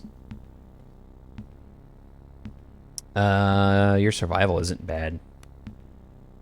I guess you'll forage. Unless I can find something better. Nope, they're gonna forage. Alright. And we just throw all of this in here. Begin rest. Camp activities begin. Cat is too heavily wounded to work. Okay, that makes sense. I've already rested 8 hours and recovered partially. Better than nothing. I spotted something. Indeed you did. Indeed you did. I need to get down there somehow. Okay, so there is a way over there after all. I just assumed there wasn't because there was a body of water there. Gonna lurk for a while and have fun. Yeah, no, for sure, Yardles. That is indeed the goal. I'm enjoying the game so far. Sailor. Okay, well. Here's some of the stuff I was meant to pick up at the start and didn't. Bone comb. Loot. Picked up some items. Ooh, there's something here. Rations. Oh, there's rations. Glorious. Let's climb up here. Ascend. Actually, her athletics is... Oh, yeah. Cool. She's the one selected. Ascend. Success. Haha. And we go back to you, because you're better at most things. Eggs. Eggs. I am Eggs Benedict. Clearly. Picked up some items. The stench of rotting flesh fills your nostrils. Ahead of you, grotesquely misshapen crustacean horrors feast greedily on the corpses of the dead crew of the Zephyr. Blasted horrors! Cat spits through gritted teeth. What manner of force has spawned these creatures? I want to kill them.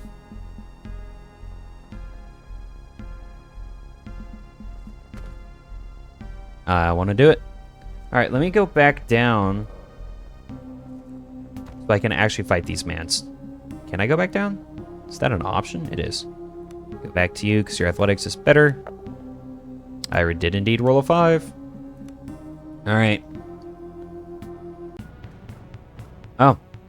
I begin combat, and we're just going to defend and let them come to us. Oh, they don't move very fast. In which case, we move here, and we move here. Defend. You come back over here, and we will cast a lifting tune. And then defend.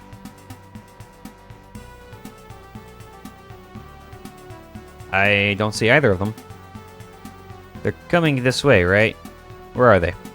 Okay, well, there's one. So we will move back 2, swap to the bow, and fire. 3 piercing is better than nothing. We will move back here, cast a fire spirit. I think that missed.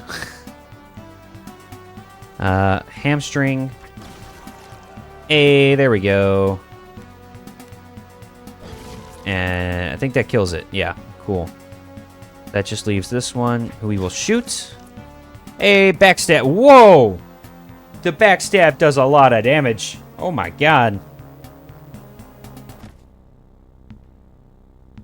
That was insane. I'm not gonna lie. The backstab is strong. They're not. The enemies also aren't actually that strong, it seems.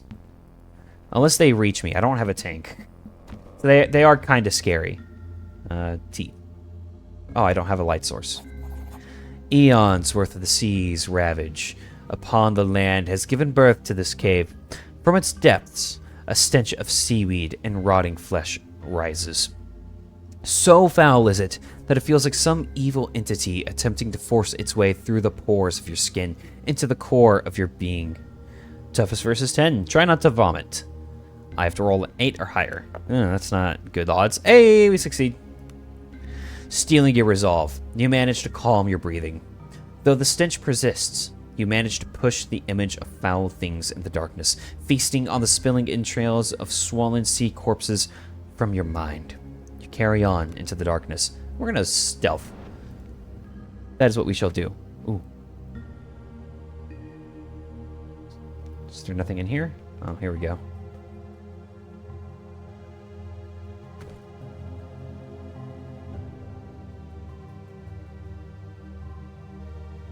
Okay, why is my stealth going down? Oh, because there's enemies here. Hang on. Cast a spell. Nope. Okay. You. Draw weapons and go into combat. Yep. Steal thyself. Oh!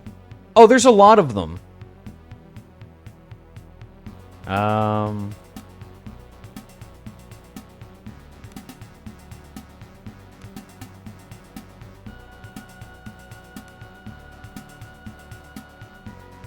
Let's hamstring the big guy. Okay, well, I guess we're fighting that one right now.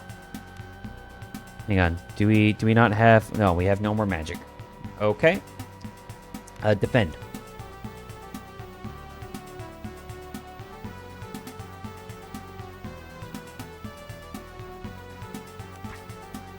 Miss. Defend. There's a lot of these guys. Hamstring, the big guy. Defend. Yeah. Okay, so... Let's shoot this guy.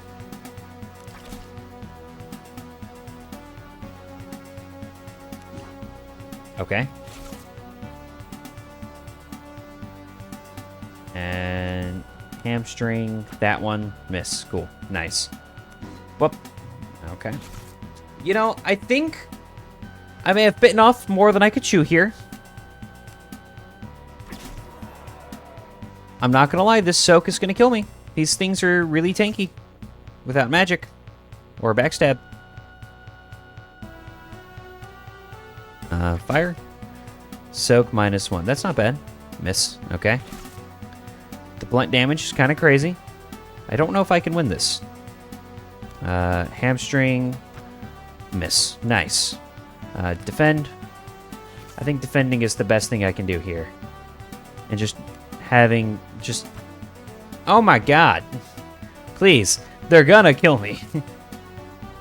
I mean, they're missing so far. I only have 5 more arrows. Hey, there we go. Defend.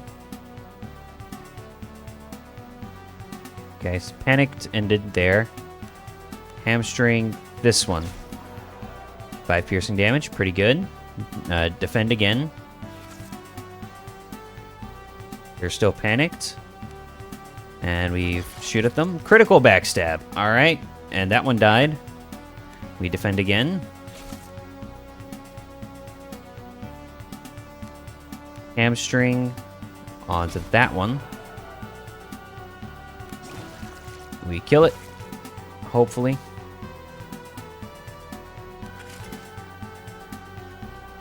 Shift. Oh. Oh no. Well, we will defend. Because I've made a terrible mistake here. Bap! A whole 1 damage. Glorious.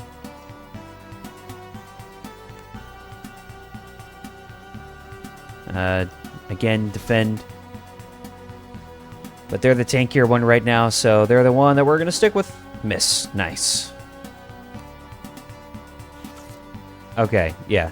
Staying right here and letting them have to come to me one by one was clearly the correct decision. Okay, well, she's getting destroyed. Please go down. Thank you. And we're going to have to come over to here. Can't reach target. No, now you can. Okay. Well, I guess you defend. Oh. Backstab 12 damage. That's pretty good. And backstab, critical backstab. Alright, that kills. Cool. Loot. Okay, hopefully there's no others in here. Picked up rope. A lantern, thank God. Pick, I'm good at that. Unlocked. 4 padded armor, carpenter's garb, hand axe. I mean, these are better than what I already had. So, we will... Padded armor is better than what I had. This does less for him, but more for her. Okay, and we will stick with that, it seems. It drops some stuff. Like clubs, I don't need clubs. I don't need commoner's garb. It's not worth anything. Doesn't do anything for me. Rags we can drop. Alright. Exit. Okay, and then let's try and camp in here. Nope, cannot camp in this area. Old and ruined shipping crates litter this part of the cave. Only smugglers would use a place like this to store their goods. Perhaps there are other similar caches to be found in the outer aisles. Chest, right, bag. Oh yeah, that's the stuff I dropped.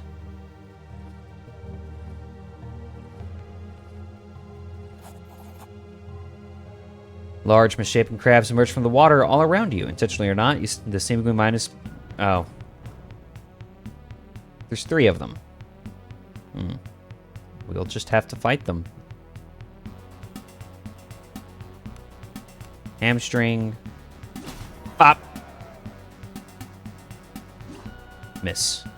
Yeah, I'm probably about to lose this fight, realistically. I know these are like the starting enemies, but... This is probably not going to go well. If I had to guess. Like, I'm already so hurt. Yeah. Yeah. Yeah, it's 1v3. Yep, alright. Load, last save. Going in there, I think, is a bit much right now. I know they said that there's perhaps people still alive, but, like, I don't think I can win with this combo of characters. I don't have a tank, and I'm out of magic. So, let's see. How much are you? Food value 10. Actually,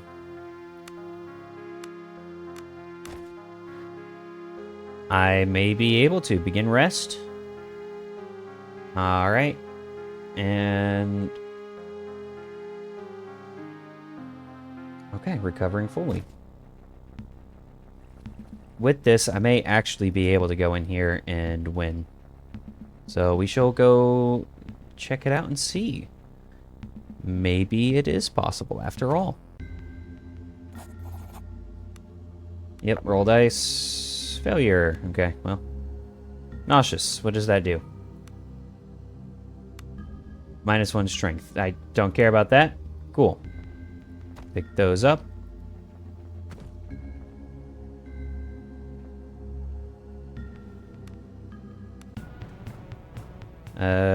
I want to move you here and begin combat.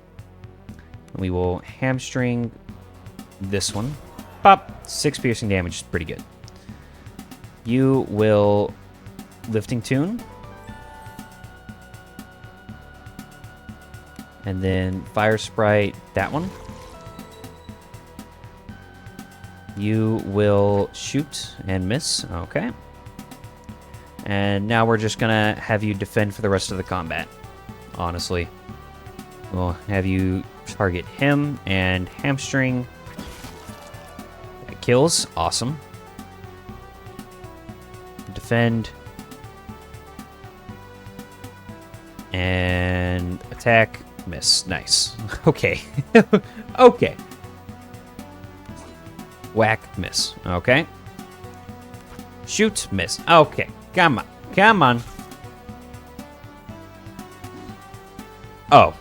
This one crab is just godly. Oh. Oh. Oh. Bop. Hamstring. Let's just hope to kill this one. Critical hit. Cool. Come over here. Smack him. And we swap to the club. Walk over here. And smack. And miss. Okay. Pop! Backstab. 17 damage. Let's go. Loot. Alright, that went way better than last time. Picked up rope. Loot. Turn on the light. Come over here. Pick. Unlocked. Loot. Inventory. Put that on you. And put that on you, actually. It's probably better to have you be the tanky boy right now. Or, no, actually, it's definitely better to have him be tanky. Because he's the one tanking while she shoots in these corridors. Cool. And we're not going to go down there like we did last time. That was a mistake. Come up here. Strangely, a haunting piping can be heard from the caves ahead. Surely it must be the wind. Then again, it rises and falls with an eerie sense of musicality that does nothing to set your mind at ease. Forge ahead. Alright, let's see. What do we got? What are we fighting? Bats. Okay. Let's get as far away as possible with both people. Begin combat. They're fast. They're really fast. Fire! Bam! How tanky are you? Tanky enough. Okay. Swap to the bow. Hamstring. How tanky are you? Okay. Hamstring. Hurts him. Doesn't kill him. Okay.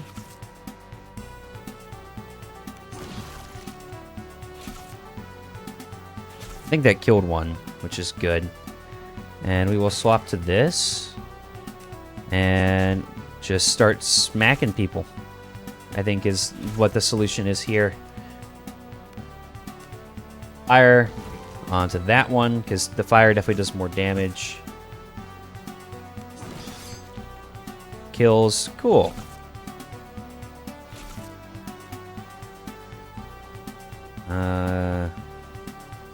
Move. Oh, that's unfortunate. I didn't know that would happen. Hamstring this one, because it does more damage. It seems more accurate, too, honestly. I'm just gonna fight head-on. Because there was no, funneling these guys, unfortunately. Otherwise, I would have used the same strategy as before. Hamstring. Please kill. Okay. That's not good.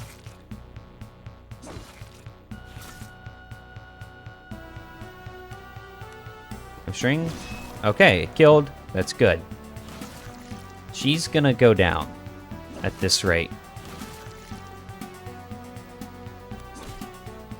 Please miss. Okay, good. It's a miss, and she's down. Victory. Okay. Gained 166 XP. That's pretty good. How much do we need to level up? 233. Okay, so we're not far. I can't camp here. Alright, I'm gonna have to leave and go camp and then come back. I think I have enough food and rations to do that. I think it was up this way. Yeah, cool. Yeah, let's leave and go back. Walk out, camp. No, but it's really close. Begin rest. Okay. Mostly rested. Both still have a little injuries, but, you know, could be worse. Scared of... Okay, so none of them are, like, injured still. Cool. And down that way is an ambush that I'm not walking into again. I kind of need to funnel all these little guys. I don't have, like, a frontline fighter. And I'm feeling that fact right now.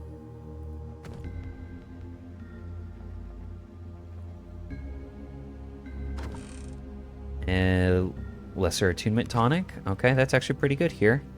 Because magic is what I need to use to win these fights. Oh. Oh, there's a person up there. I want to get to them. Eggs.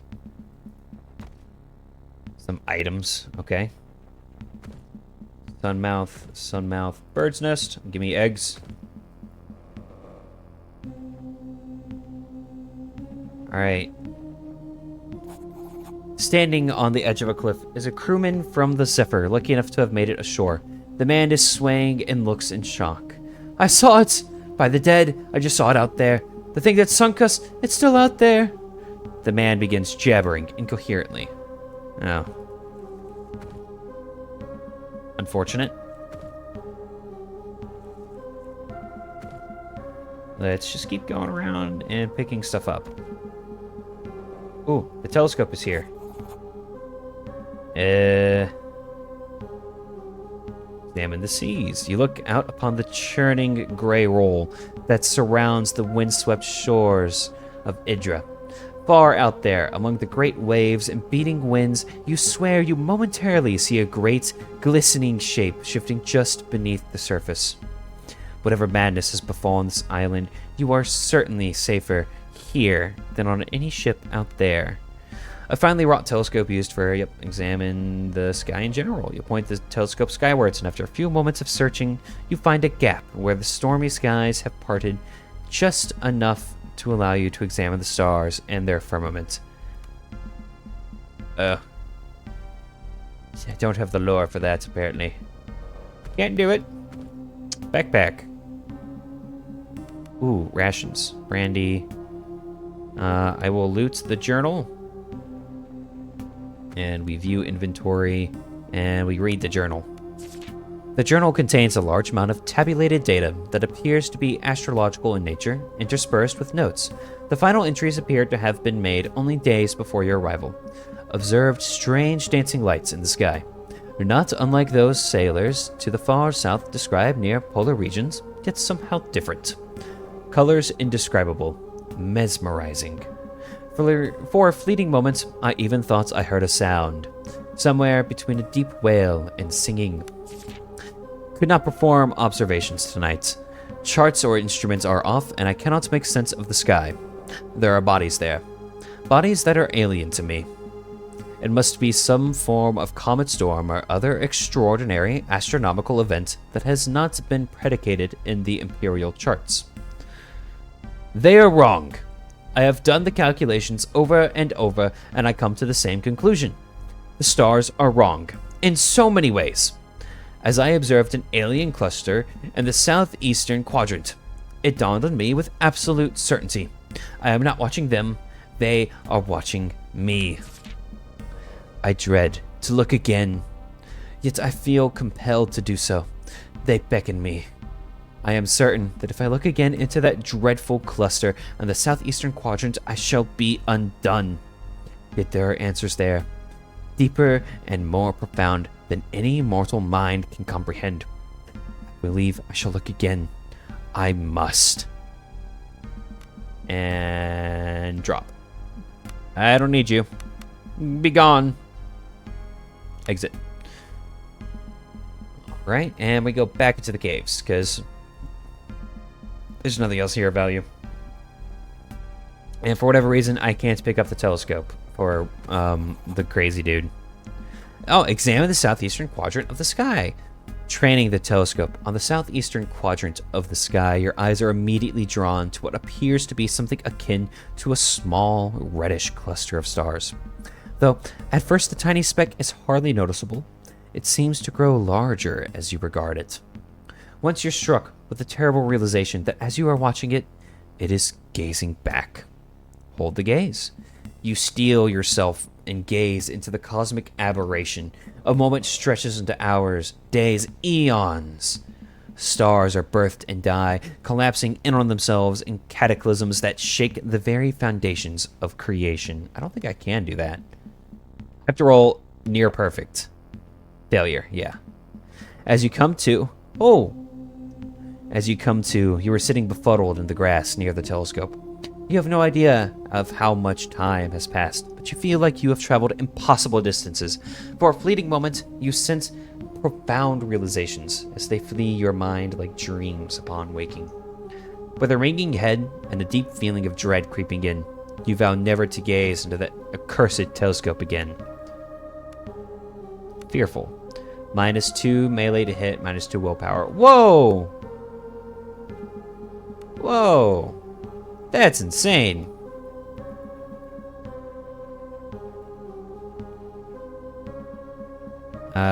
Yeah, none of this matters. We go into the cave again. Back down into the crabs, and we find whoever this person is that they keep alluding to being alive in here. Because I want more companions. You had nearly grown accustomed to the foul stench that lingers in these caves, but now it once more assaults your senses with renewed vigor. Rolling out of the eastern passage like so many black tendrils probing for a way into the very core of your being. Whatever lies ahead must be at the center of the rot that permeates this pit. Forge ahead! I need to roll an 8 or higher. That's tough. Oh, we did it. Through grit alone, you refuse to let the foulness mind purchase, and you fight down the nausea that wells up inside you. Alright, let's go fight Big Boss Man. Big Boss Man! Where are you? Okay, maybe not. Masterwork Horned Helmet of Stealth. Ooh! Ooh!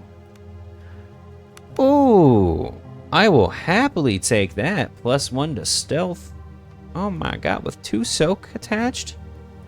Glorious. The corpses of the doomed crew of the Zephyr are arranged around the chamber's central column. A pale light shines down from an aperture in the vaulted cave ceiling above, illuminating their bloated features and pale blue skin. Is there a form of artistry to their arrangement? For a brief moment, you almost find it beautiful.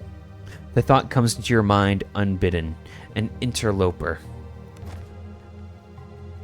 Stepping between the corpses, you spot a man who you immediately recognize as the Zephyr's first mate. Around his neck, a sturdy chain glimmers, and you carefully fish out a strange octagonal amulet, richly filigreed, and with the navigational rosette of the Nautical Guild carved on it. There is no doubt the captain's seal, and is apparently an item that the guild will pay handsomely to have returned to them. As you pocket the amulet, you become aware of movement in the waters around you. Strange, stalked eyes regard you as several of the chitinous horrors emerge. No doubt, the abominations have come to feed on the flesh of the dead, or the living. We're going to attempt to sneak away. I've got pretty good stealth. Success! Haha! You carefully step away from the corpse and begin to try and make your way out of the horrid chamber. Yep, we're gonna leave. You know, I have the main thing here, so we're going to leave with that, actually. I have the money-making thing. I completed the quest. Stepping into the fresh air, you pull the strange octagonal guild seal from your pocket and examine it more closely.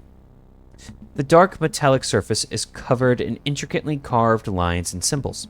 It reminds you of a mix between a compass and an astrolabe. Try to think if you've heard about something like this before. I only have a +1, so that, yeah, easy fail. This artifact is not mundane, and you're inclined to agree with Kat that it might be worth something to the Nautical Guild. Or someone else. Beyond that, the strange amulet is beyond your ken. You feel the weight of the strange device in your hands. For a moment, you're back on the deck of the Zephyr. Monstrous tentacles rise above the ship like strange alien towers. Terrified screams fill the air. You shudder. Kat's voice snaps you out of it. If we ever get off this bloody island and back to the mainland, the guild will pay well to have that returned. All I ask is you remember who told you about it. Don't worry, we'll split the coin. You can keep the coin. All I want is to be done with the guild. Be free to wander as I like. Maybe wander up to my brother and stick a knife in his fat gut. Your brother? Aye. 'Twas my older brother who sold me off to the guild. I was bloody 12. 20 years is what I owe them on account of that bastard. I've already wasted 10 years. Her voice breaks for a moment before steel creeps back into her otherwise soft features. Like I said, gutting the bastard will go a long way towards setting things right. And the amulets will help you somehow. Sure, I'm free enough for now, but the guild doesn't like to let their assets go, and they have a way of catching up with those who jump ship. Even someone as lowly as me. Dangling a recovered captain's seal in front of them is exactly the kind of thing that might sway them. We'll do what we can. I'm liking you more and more. Let's start by getting off this bloody island alive. Kinda want to kill these guild people. I'm not gonna lie. Slavers? Not a fan. Oh, wait, hang on. Oh, I can level up. I can level up.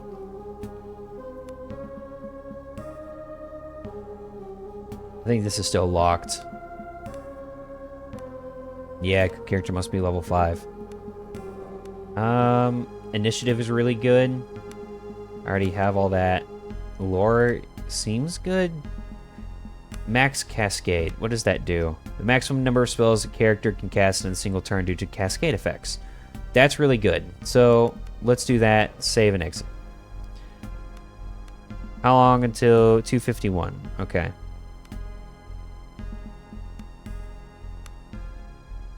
Cool. Oh yeah, let's select her, and let's have people go down, descend. She's better at athletics than I am, so her party leader, we walk down here. And we walk over to here. Descend. Watch me fail. That would be sad. Fall, die. That would be bad. Alright, and honestly, there's no real reason to rest right now.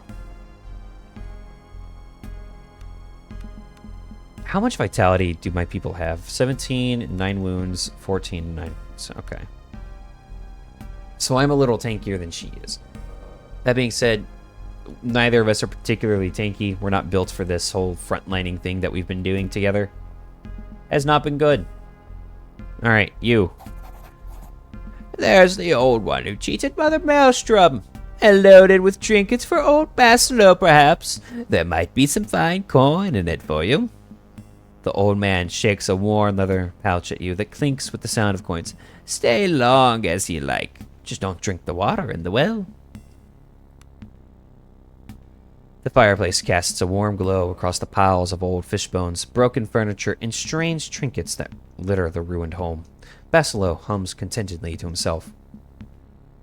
What's wrong with the well? Best not drink the water from there.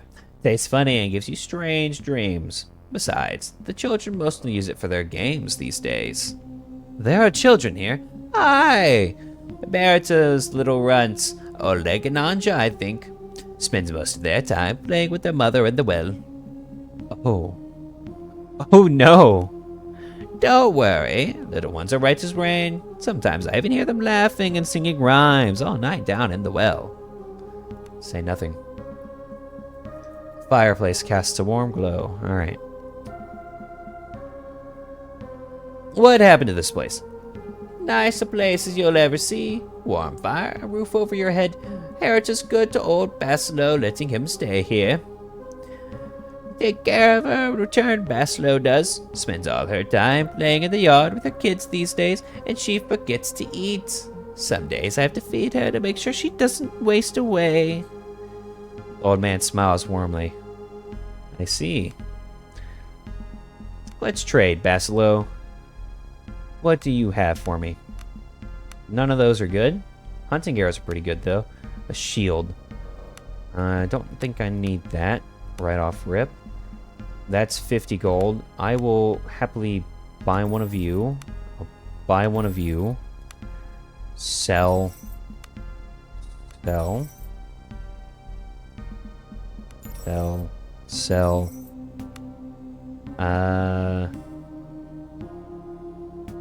Sell. Just gonna sell a bunch of stuff here. Using lesser tonic vitality, potion of stone skin. Okay. I'll keep that then. I'll keep all the potion making things for now. Rags, sell. I mean, he's not gonna give me anything for it, but whatever. Sell. Sell the brandy. Don't need the brandy. Brandy bad. It's not worth anything. It's not worth anything. Not worth anything. But, like, never gonna use it, so let's get rid of it. I need to buy some arrows, so buy. Oh, I'm just gonna keep buying. We're just gonna buy, like, 20 of them. Oh, we're just gonna buy all he has, actually. And then this... I'm gonna sell that. I don't need that. Nautical Guild Seal. Nope.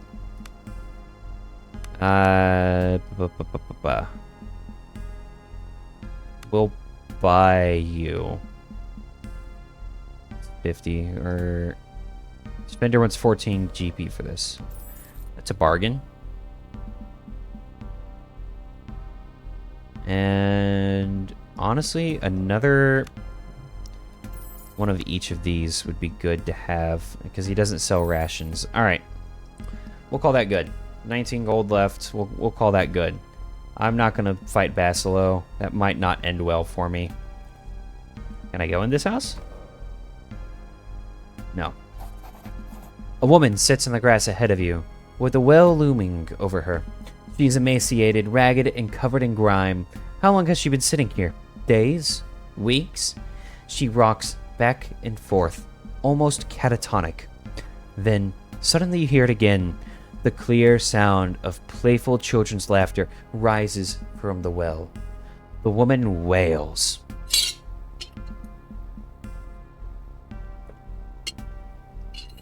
Leave.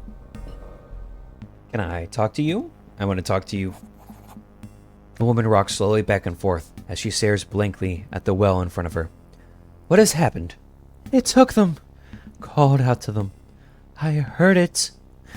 Funny thing is, I heard it calling with my voice. Oleg and Anja live in the well now. They're calling for me to join them. Can I help? It will never stop. It will multiply until it covers all the lands and all the seas. And when we are all dead and bones, the Conqueror mold will dress our corpses in black mourning veils. I was not doing her voice flat and monotone, but apparently her voice is flat and monotone. And the strange words almost seem to come from somewhere else. She then lets out a deep sigh. But if I had my children's bones to bury, it would give me some respite. A moment of silence, then the sickening sound of children's laughter once again rises from the well. Can I go into the well? The well seems ordinary enough until you examine it more closely. A thin layer of slimy black mold seems to cling to its walls, and a heavy odor of filth rises from its depths. You could swear you heard something splash around in the shallow waters. A ladder has been placed in the well shaft, and you could easily descend if you wanted to, and we shall. We will go fight whatever this horror is, and we will collect the bones. As you descend deeper into the earthy cave, you realize that the black mold covers most of the walls. Even the air is thick with floating black specks. Here and there, the mold seems to form nodules? Nodules. Nodes. Your mind fills with images of the nodes bursting open in an obscene mockery of birth and black worm-like tendrils of mold spilling forth into the world. An irrational urge to touch the nodes begin to grow inside you. Yeah, we're gonna move on. We're not gonna touch those. It's not happening. No, sir. Alright. Perhaps it's the thickness of the air or the sickly miasmas that fill this part of the cave. But stars flash before your eyes. Your mind is assaulted with images of alien landscapes. Cities. No, giant living structures, almost like the coral that the traders from the sea gates sometimes peddle, but large, so large it almost touches the sky. Then you see it. The structures themselves writhe with obscene life. Innumerable black worm-like tendrils of mold cover them. They beckon you. Give in to them. Let them take hold. In the sky above you, something massive shifts. Carry on. No, we're not messing with that. No, sir. Not gonna mess with that one, whatever that is. You feel as if you're dragged under and into the crushing blackness to unfathomable depths. Stars flash before your eyes, and you once more see the impossible landscapes. Cyclopean edifices of writhing black shapes. An age of worms. You understand now. This is not some alien dreamscape. This is Warda. This is home. And you are High Priest, the God Regent of a perfect world, and now it is time. The sky sunders, 7 eyes sees. It comes. Give yourself to it. No. No. No. Gathering all your willpower, you wrest back control of your faculties and forge ahead. On the wall ahead you spot it, a festering ganglion of black ichor with 2 small human skulls leering from it. Alright, let's grab them. The mass of glistening mold pulsates with a grotesque peristaltic motion as you approach it. Embedded in it is a collection of small animal bones. Nonetheless, you have no problems identifying 2 complete, small human skeletons. Grab the bones. One by one, as you pry loose the bones from the writhing of the ganglion, its motions become more and more agitated as you work, and a wave of relief washes over you as the last piece comes loose. Now you must make your way out of this death trap. Indeed, we shall. There was a thing there, but I'm going to ignore it. I saw it for just a fraction of a second. The 2 diminutive shapes materialize as if from the very walls themselves, bodies alive with writhing mold. Their blank, idiotic faces stare up at you in a grotesque imitation of life. Your blood runs cold as organs that should never shape human voices spill forth the sound of children laughing. A loud shriek escapes from the horrors, and in a maelstrom of writhing blackness, the 2 pathetic creatures reshape into lean forms that tower over you. They do not intend to let you leave. We're gonna kill them. Oh boy, they flanked me. Well, in that case, we are going to Lifting Tune. The cascade didn't happen this time. Unfortunate. And Hamstring. Whoop, pap. Ow. And Fire Sprite, just because it's far more consistent. And sometimes I get to do 2 in 1. Yeah. Armor makes a pretty big difference here, clearly. Hamstring. Pap. Hey, that's pretty good damage.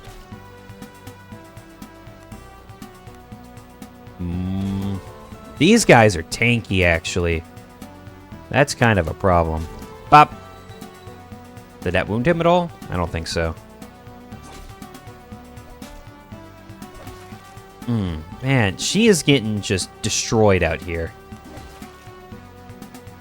And Tonic of Vitality. Hamstring. Bap. Tonic of Lesser Attunement. Fire.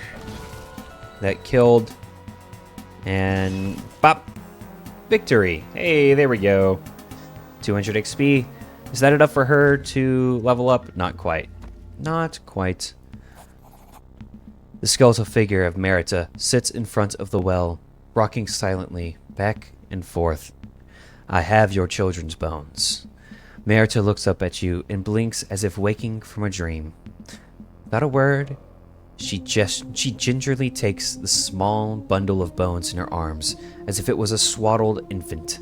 She cradles it for a moment, and then looks up at you with grateful eyes. She gently strokes your cheek once, and then turns and wanders into the fog. You've set her free. Falling to your knees, you retch violently. If it is from the Conqueror mold or the emotional moment, you can't quite tell. Kneeling in the grass, you notice a satchel lying where Merita was kneeling. You get a feeling it was left there for you. Slowly, you regain your composure and get to your feet. Shambling away from the well, you suddenly stiffen. Did you just hear something? A child's voice, perhaps? Or was it just the wind?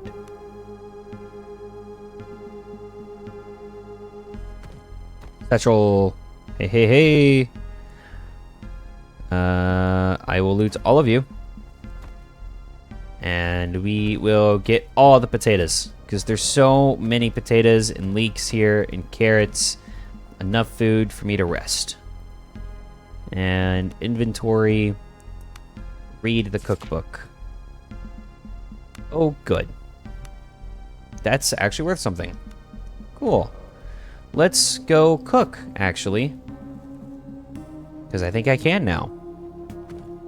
Vegetable soup. Craft, craft, craft, craft, craft. Haha. I have plenty of vegetable soup. And let us go rest. Actually... yeah. And then a bunch of potatoes. And begin rest. Camp activities begin. I entertained my companions. I need to get armor really bad. Not much is obvious. Alright, and we level you up. Plus 3 vitality. Nope, I don't need that with you. The backstab was pretty great, honestly.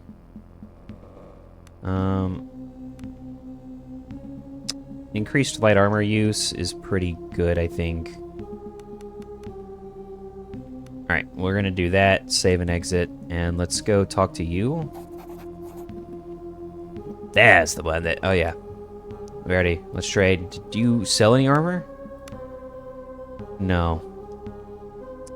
Unfortunately. So, alright, and we'll call that good. Alright. Let's come over here. Is there anything else over here? No. Alright, I think I've done everything in here? Yeah. Alright. All that's left to do is to go... I mean, I could, again, attempt the cave some more, but I don't think I want to. I'm level 3 now. I think I'm chilling. Alright, here's the lighthouse. You see a figure thrashing violently at something, obscured by the low fog. Whatever the person is doing, it's producing loud, crunching, wet squelches, and a stream of curses. You see the scene for what it is. Roland. Oh, it's Roland! Soaked through and spattered with ichor, is laying waste to a number of grotesque-looking creatures with a piece of driftwood.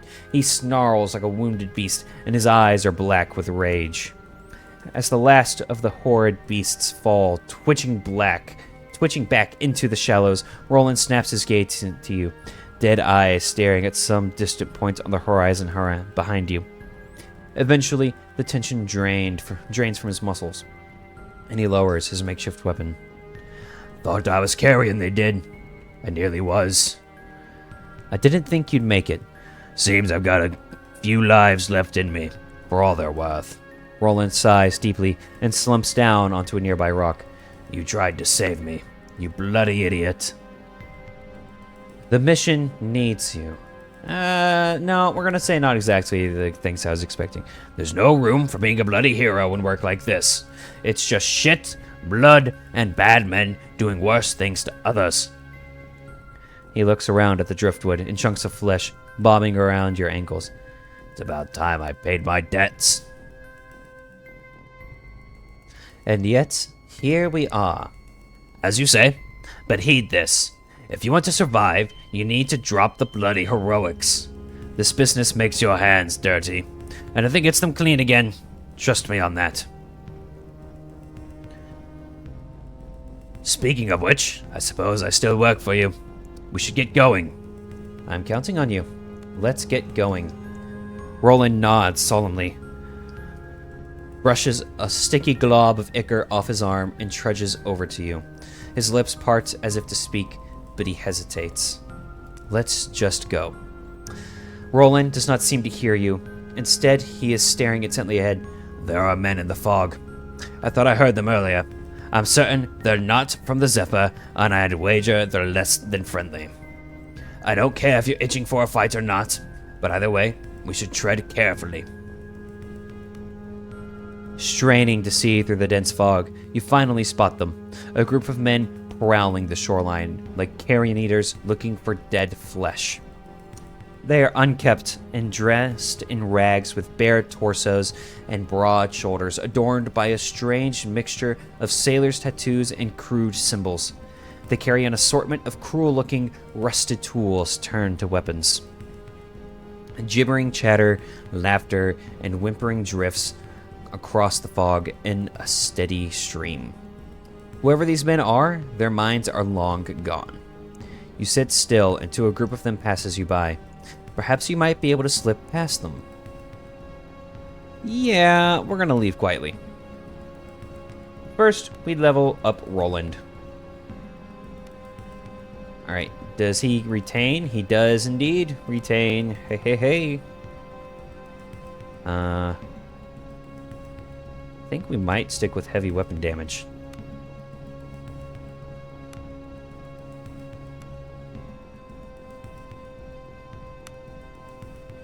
First time you take wound hit point damage each whoa! Okay. Tough as nails is really good. Then we'll do heavy weapon damage. Save and exit. Inventory. Okay, he still has his stuff. Good.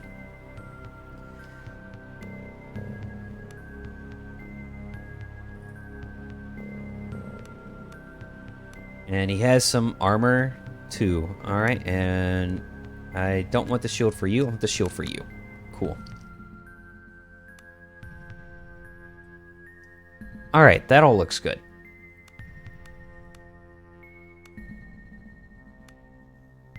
And stealth. And tonic of vitalities. Hey, that's pretty good. Ooh. Ooh, there's something here. And you are good stuff. There's people. And oh my god, they do not want to leave me be. You know what? We fight them. I don't care. You there. You there, and you there. Begin combat. Lifting tune. And fire sprite, we smack him with that. Bow, we will hamstring you, because I didn't see you before. And then you are going to just run over here and smack. Oh, well, he can't smack. He can't move that far. But it's okay. And he is going to just fire sprite this dude. And then I'll probably not cast any more spells this time. And we'll just shoot him. And Roland just like, oh my god, he did a lot of damage. Defend. Fire. And Roland kills. Because Roland does a lot of damage, clearly. Like, very obviously does a lot of damage. Just have him defend for now. You will fire. And backstab kills. Cool. Alright. Gain 212 XP. That's pretty good, man. And we are going to come over here. There's more of them, it appears. There's a lot of them here. Okay. Begin combat. Lifting tune. I'm gonna have to just go ham with spells if I want to win this one. I think. Hamstring that one, because I think that one's going to be one to run at me. Okay, well.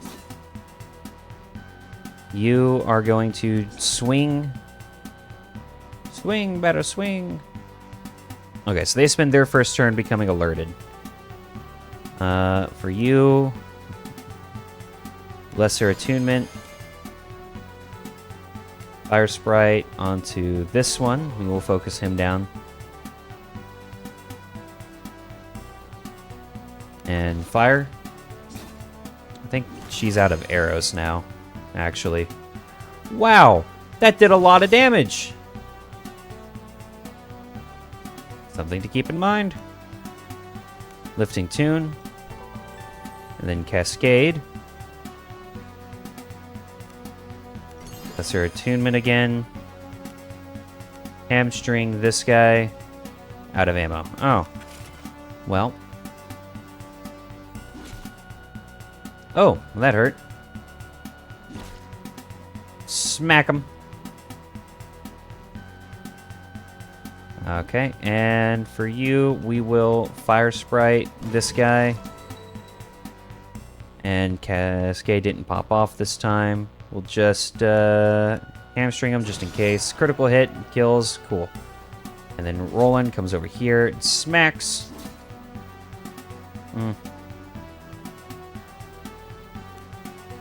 Fire Sprite. And she will run up and smack, get a crit. Nice. All right. Roland, I need you to finish that guy. Jesus Christ. Okay, Roland was a good pickup for this party. Clearly. He's just gonna start fighting. You need Tonic of Vitality. And we will hamstring this guy. They're still alive, but they're hurt. And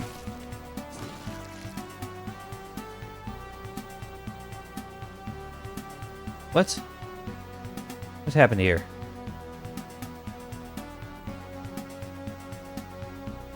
I think I may have downed my own person. I think. Maybe.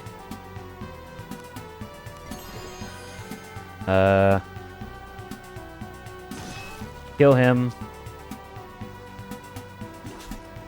Okay.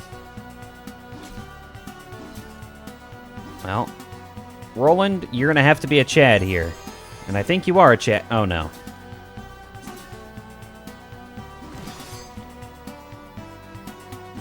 Okay, yeah. Roland is indeed the biggest of Chads.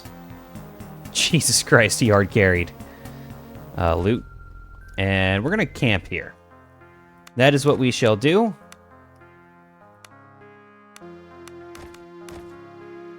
Alright, begin rest. It takes a lot of food to rest properly now. But that's okay.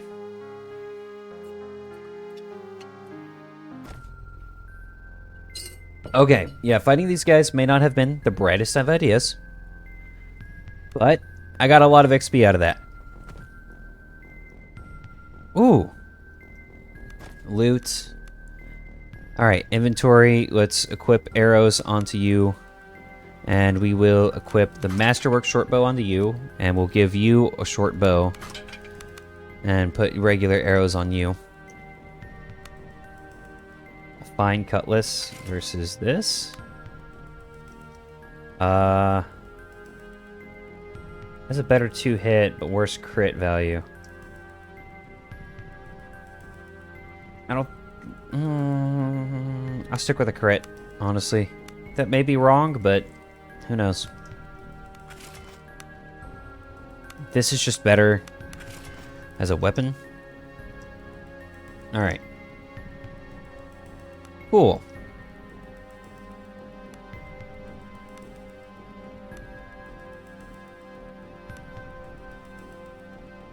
Not Today is also pretty incredible. To make him a tank.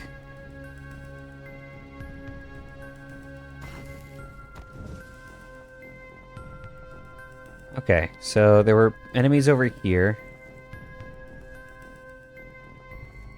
spotted something. Nice. What are you? Are you armor? Is that what you are? I think that was armor.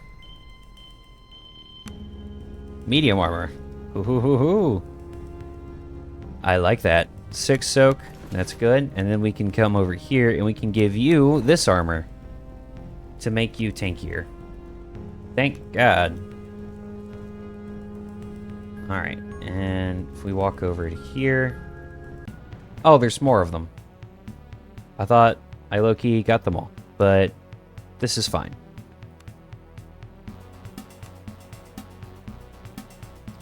Swap to the bow, hamstring this one. There, hamstrung. And he will walk over and just smack him. You are going to lifting tune. Inspire them. Yeah, the soaking makes a pretty big difference. Ooh, that does good damage. Bop! And he's panicked. Stay panicked. Thank you. And the backstab. Jesus Christ, the backstab goes crazy. I'm not gonna lie. Loot.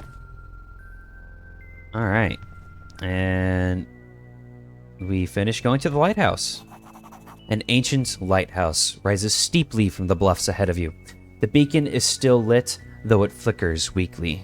Enter.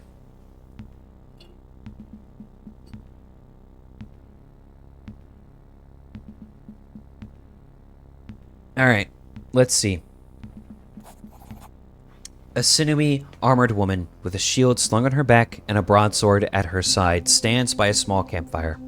She's grunting and cursing under her breath as she clumsily tries to bind a wound on her arm. Dried blood and mud cakes her face and armor, and she looks haggard. She freezes as she sees you emerge from the fog. A suspicious frown falls over her face. "Let me help you." "No need," she growls as she finishes the tourniquet, using her good arm and teeth. "Bless you for offering, but I can manage. I would kill for some water, though." Offer her a drink from your water skin. "Thank you. The name's Carola. Used to call myself captain of our little mercenary company. Some rich trader from Adler's paid us well to come here and look for the Fury. Things went to shit quickly. I've been losing my crew one by one. Nilius and Pieter got their coins yesterday. Torn to pieces by those fucking hounds. It's just me now." "What's the Fury?" "What? I never heard of the Santa Fury. She was an Umbarian treasure ship, they say.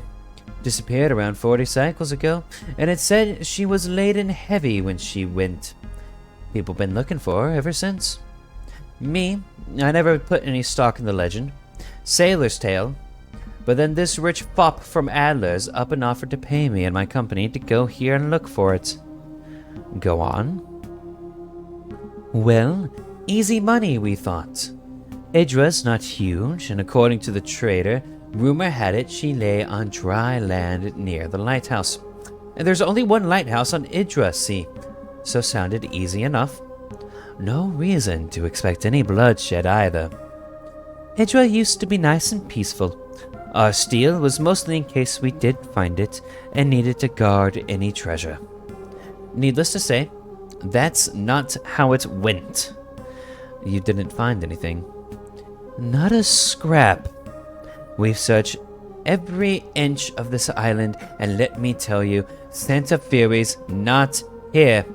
It bloody can't be a fucking ship on dry land.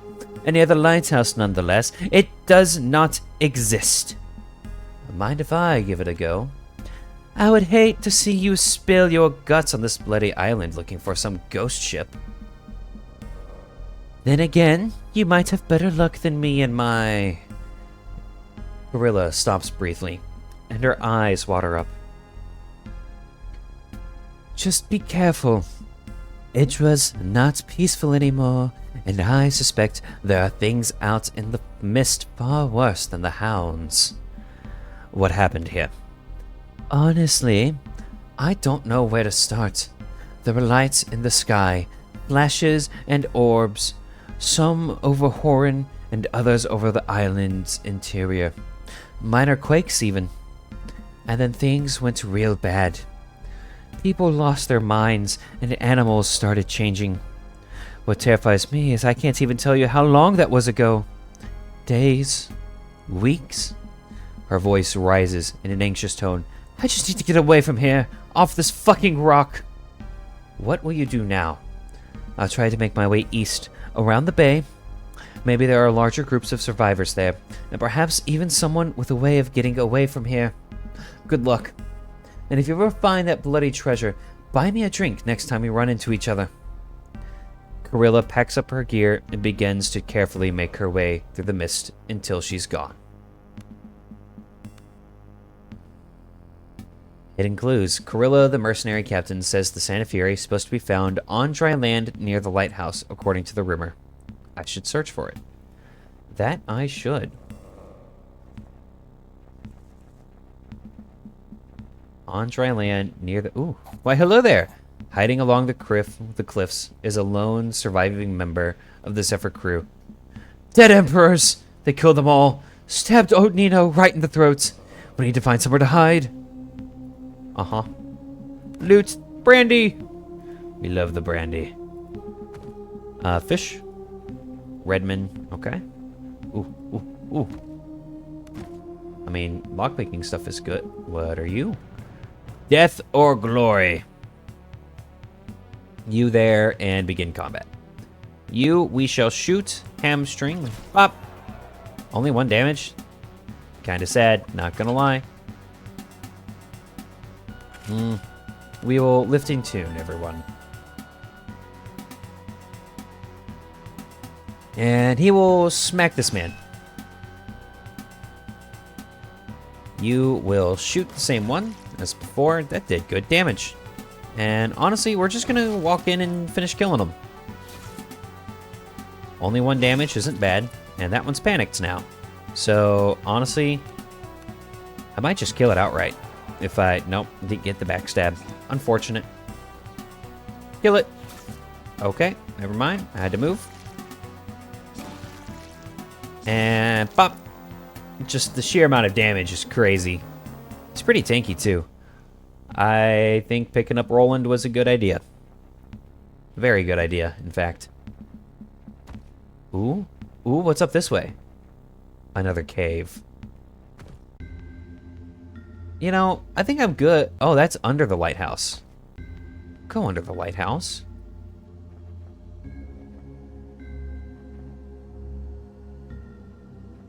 What could go wrong under the lighthouse? What are you? Are you a crab? You are crabs. You're big crabs, though. That's scary. I don't like big crabs. We are going to hamstring biggest crab. And lifting tune, inspire people, cascade, fire sprite, bop. All right, and then I still have an attack. Oh my god. And you are going to smack that dude. And you are going to shoot that dude. I really want to kill this thing as fast as possible. I'm out of magic. Well.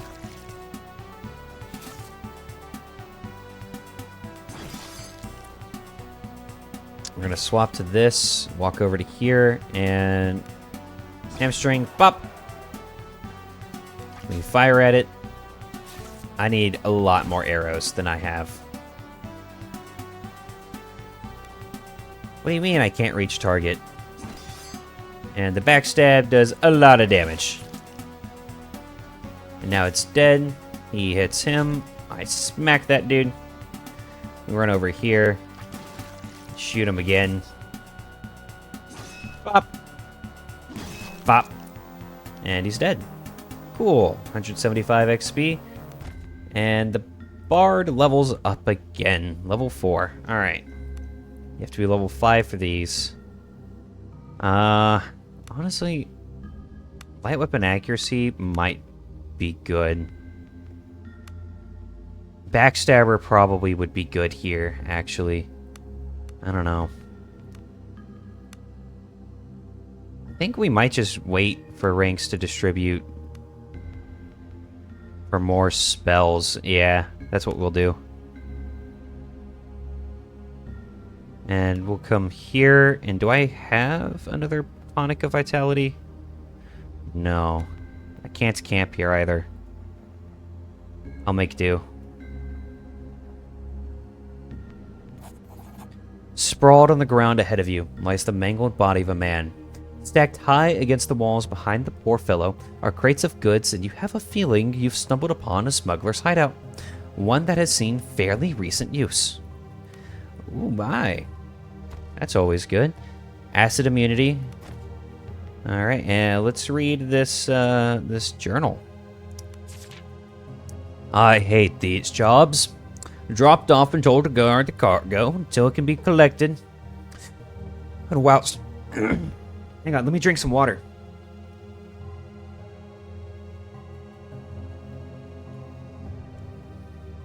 That feels a lot better. And whilst the bastards up in the northern cave are living the good life, I'm stuck in this hole. I sometimes think the Imperial dungeons would be preferable. We explored the cave today and found what appears to be an underwater tunnel in one of the dead ends. Bryn insisted we try to swim it, but I could think of no worse nightmare than being lost in the dark underwater. I told him as much and he got agitated. He yelled something about dreaming of an ancient relic. I have no idea what he's on about. Golden dead. Bryn got attacked by a crab the size of a warhound today. Nearly took his leg off. Neither of us have seen anything like it before, and we can only pray it was alone. Hope the ship won't be delayed much longer. Bryn is gone. I know in my heart he's gone to the underwater tunnel. Madness. Shapes are moving in the dark now. No way out, and no one is coming for me. Light is failing. Mother. And we drop it. Okay. Picked up lantern. Sturdy chest, 5 HP. We will pick it. Failure? What? Oh. I have to get perfect. Well, we're gonna force it. Hang on. Force. Force. It's 2 hurt to force a lock. Force. Okay. Well, we're gonna have to just hope for a perfect roll.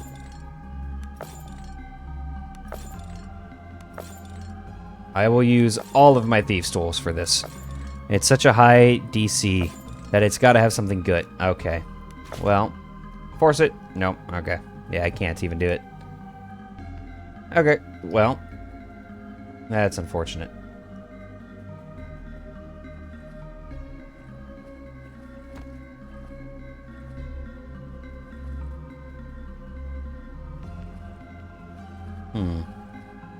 We will go up this way. Under one of the dead ends, there was a passage, it said. So we will go find one of said dead ends. We shall find this passage. Looks like it's down this way. To the last! This is actually a pretty decent way to organize the party. There's a lot of enemies here, so let's actually do this. Hamstring that one. Hamstring, fire. Yep. Alright, you, lifting tune, cascade, fire sprite, fire damage. Alright, and you are just going to whack the one in front of you. Bop! Plus 26 vitality. Cool. Alright, now we swap to you, and we start swinging on this dude. Lifting tune. Cascade. Awesome. And more fire. And he continues swinging on them. Panicked. Awesome. We will leave the panicked man to do panicked man things. And that's a miss. Ooh, They did a lot of damage. Roland is a beast, man. Let me tell you. And please kill. Nice. And Roland kills another. He comes up here. Smack. Fire an arrow. Miss. Smack. Oh. Oh. Oh. No, he's no longer panicked. He got panicked and then immediately was like, never mind. Who needs to be panicked, really? Yeah, that's pretty good damage, though. And the backstab mattered. Plus 300 XP. That's pretty good, man. And let's level up Roland.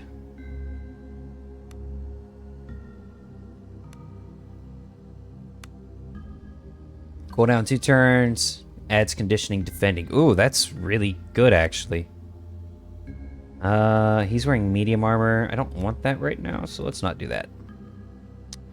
Let's honestly put all 3 of these into that and get thrust and parry.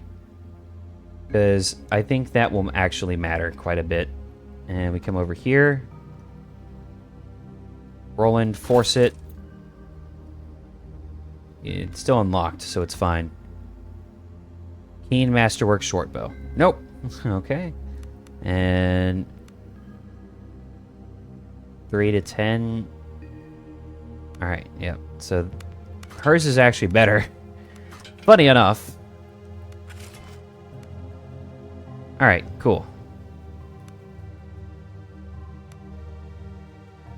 The level up on Roland was indeed necessary. Let's go up this way. There's all kinds of stuff in here, man. Death or glory. More crabs. Put Roland, we'll say here. And put these 2 back here. Well, you will go here. And you will stay here. Oh. Oh, no. Wait, that was Roland. No. That's fine. Mac.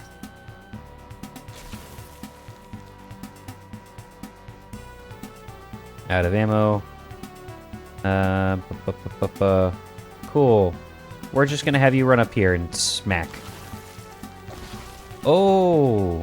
Oh, she died. Like, really fast. Thrust and parry.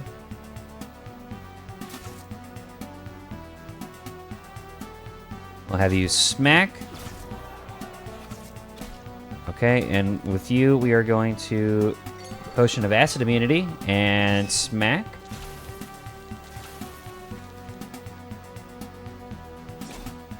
We're just going to have him keep fighting. And I think Roland is just going to be Mega Chad for this fight, honestly. What does the poison do? I can't figure that out. Alright. Well, just critical hit. Absolutely demolish them. Okay, the acid is kind of a problem, actually. Crit for 17. And, you know, that didn't feel like a crit. That kind of just feels like an attack from Roland. I'm not gonna lie. Yeah, my whole party's gonna get wiped here.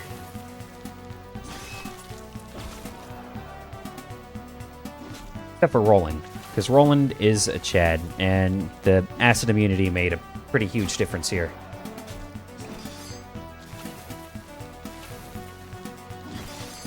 Okay, that's another one down. Panicked, and panicked ended, and he killed. Alright. Victory. Because Roland. Loot. Alright, you can level up. Continue.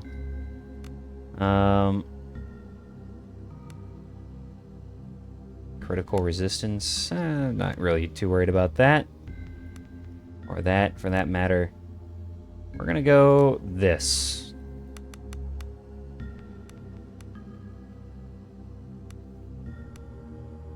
Okay. Well, I can't camp here. Force. Horse. Horse. Okay, I'm just gonna have to keep... Ow. It's fine. Okay. I kind of need to leave, honestly. Need to leave and... go camping. That is what I shall do. I shall camp because that hurt like a lot. Alright. We camp.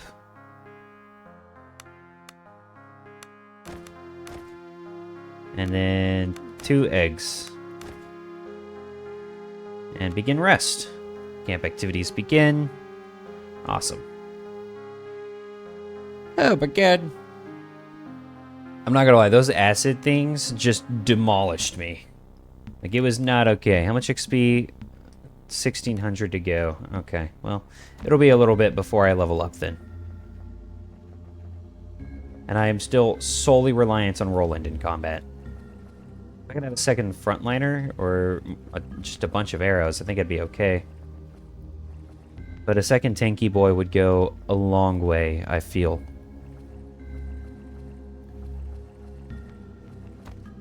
Or if my main character was honestly a... Ooh, what are you? You find yourself at the opening of a narrow underwater tunnel and wonder how long you can hold your breath. Do you dive in? Hang on, let me have Roland do this, actually. Dive into the tunnel with Roland.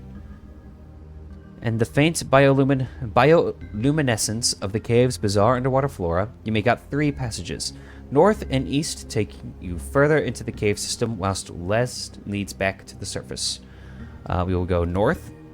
A bend where the tunnel leads east or south. Sharp, limpet-like growths cover the wall, and you take care not to cut yourself as you squeeze past. Swim east. This chamber is flat with a low ceiling and 3 tunnels leading north, east, and west. Swim north. The walls of this bulbous chamber are pockmarked, with a dozen smaller tube-like holes leading deeper into the bedrock. As you contemplate the folly of sticking your hand into one of them, an eel-like creature darts from one of the holes and bites into your flesh with tiny, razor-sharp fangs. Crap.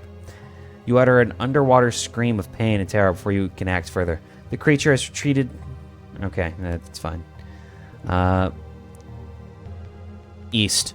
The chamber is bathed in a greenish glow coming from the eastern tunnel that leads to the surface. The western exit leads deeper into the cave system. East. You break the surface and emerge into an alien world. The air is stale and damp, and the walls are so covered in algae and fungus that they almost appear to writhe. Well, we made it somewhere. What is this?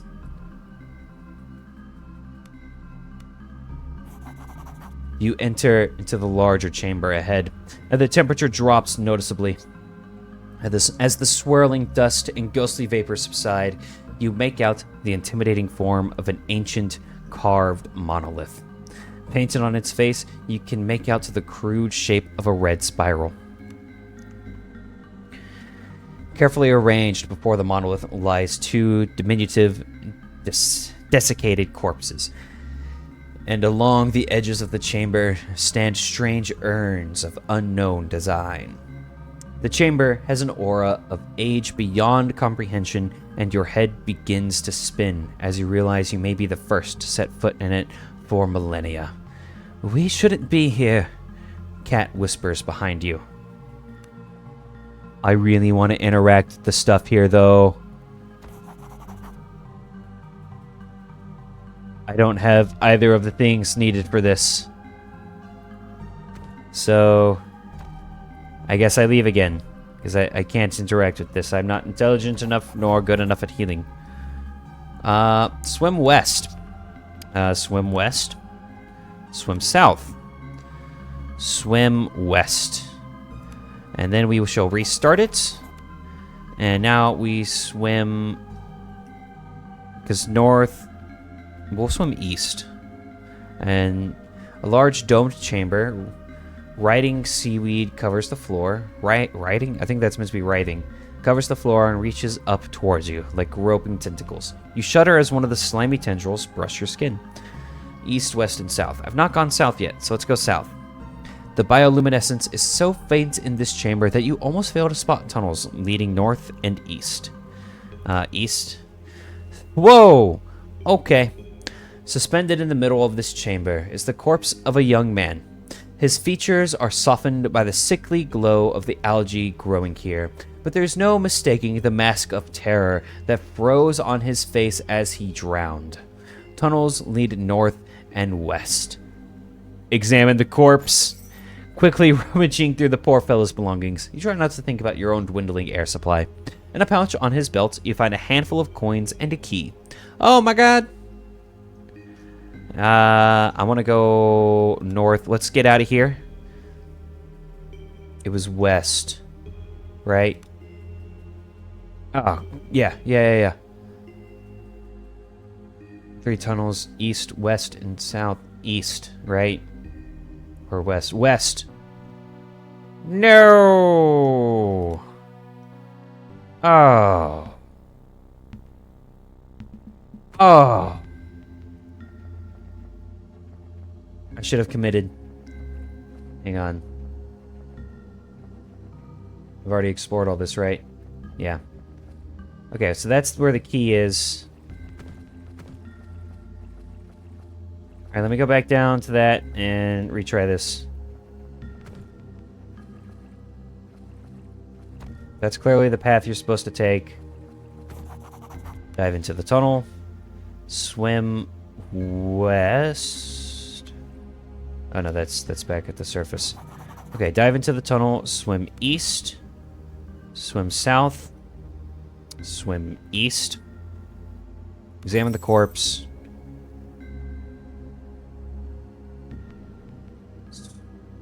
Swim west. Swim north. Swim west. Okay, so you can't make it back out, so you have to commit. You get the key, and then you have to go somewhere.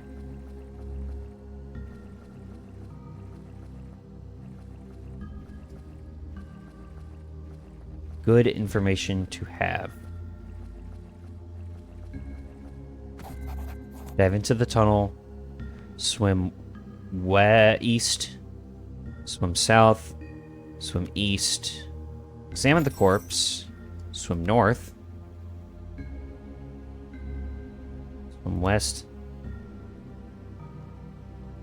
That was the wrong place to go. Swim west. Unfortunate. Okay. I will get this.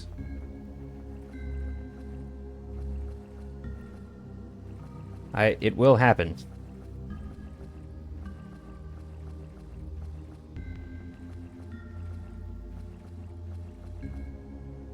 And we go back here, dive into the tunnel, swim east, swim south, swim east, examine the corpse, swim north, swim west,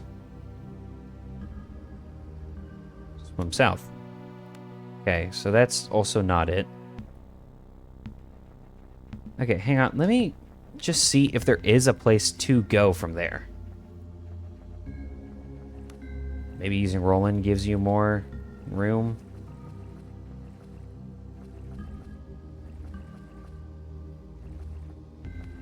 Because the key's there, right? The key to that chest. Dive into the tunnel, swim west. Okay, dive into the tunnel, swim east, swim south, swim east, examine the corpse, swim north, and then you have west and south. South is where you just came from, so you have to go west. So you have to go south. Okay, so there's nothing you can do. You can't get the key. There has to be a way to get the key, though. There has to be.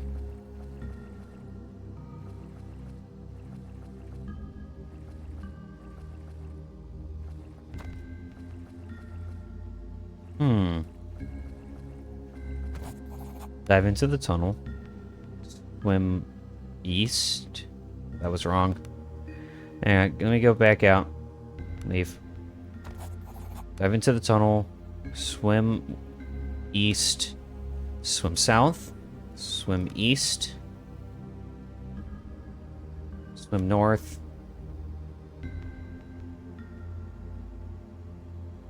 Swim west. Swim west. Swim west. What? Whoa. Back. Load last save. Okay.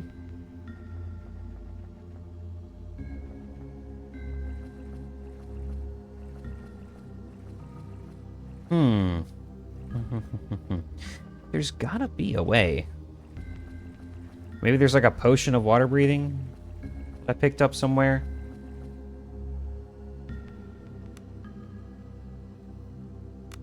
It's a potion of cure disease.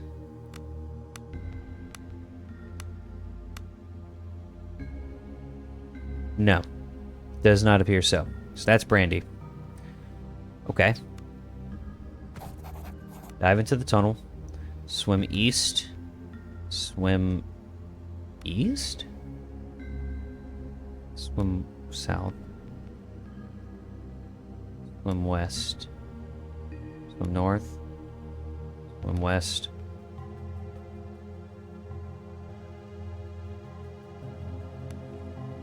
Okay. So dive into the tunnel. Swim east. Swim south. Swim east. Now swim north. Swim west. Swim east. Swim west. Swim west. Okay, yeah, so you can't actually get the key. That's so unfortunate. So the key is impossible to get for me right now. Not sure how you are supposed to get it, but I cannot. Oh well. It's unfortunate. Whoa.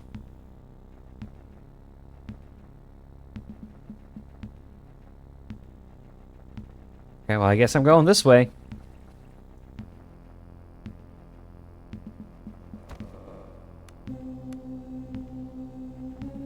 Let's go up here.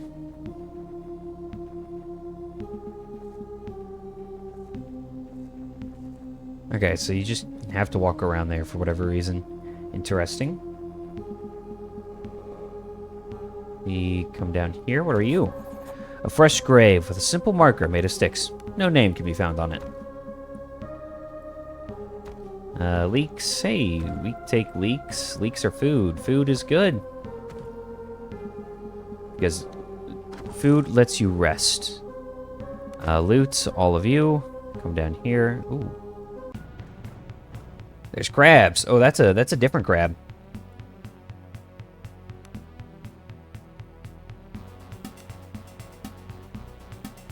Not seen that crab yet. And Wapapum. Oh, of course he goes next. Why would he not? Miss. And well, that's not the one I wanted to fight, but oh no, it is. Cool. And smack. Run over here. Smack. Run over here. Thrust and parry and kill. I thought that would do more. It's fine. Ooh yeah, that's a good crit. We like to see it. Defend. And Roland just comes in and hopefully demolishes. Backstab finishes him off. Awesome. I'm not gonna lie, the backstab is pretty crazy. Like for damage. A plate. Okay, well, you know. More things for me to sell.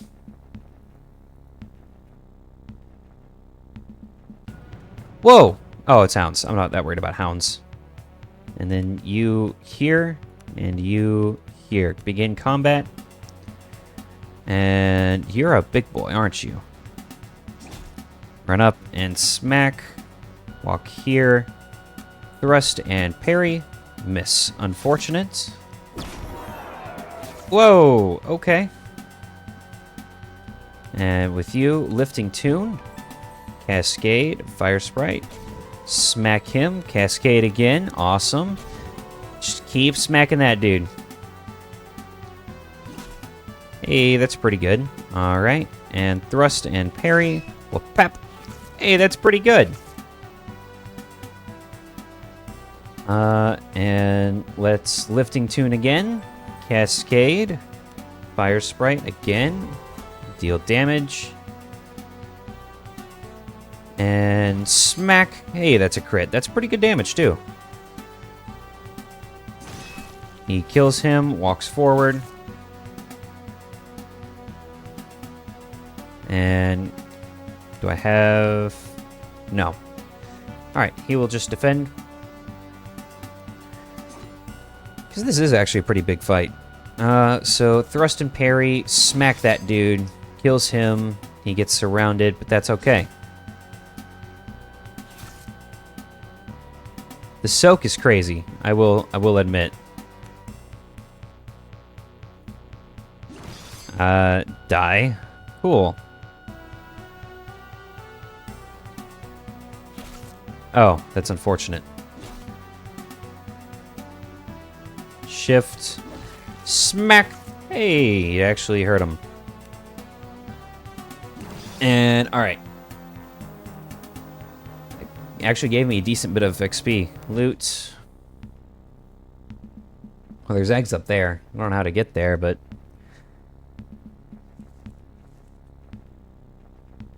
there are eggs there.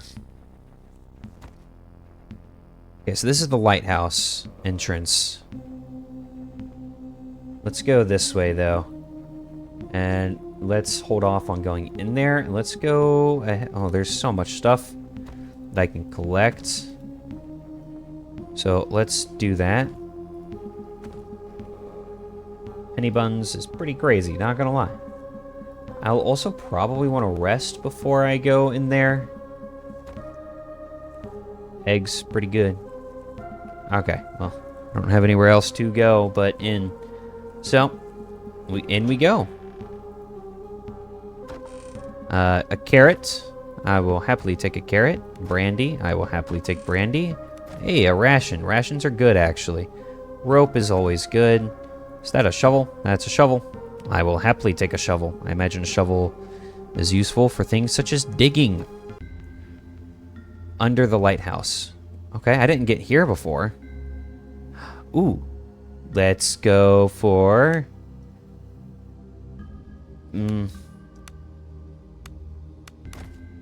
Craft. No. Emerald King Insect? No. Clear. Throw you in there. And you in there. No.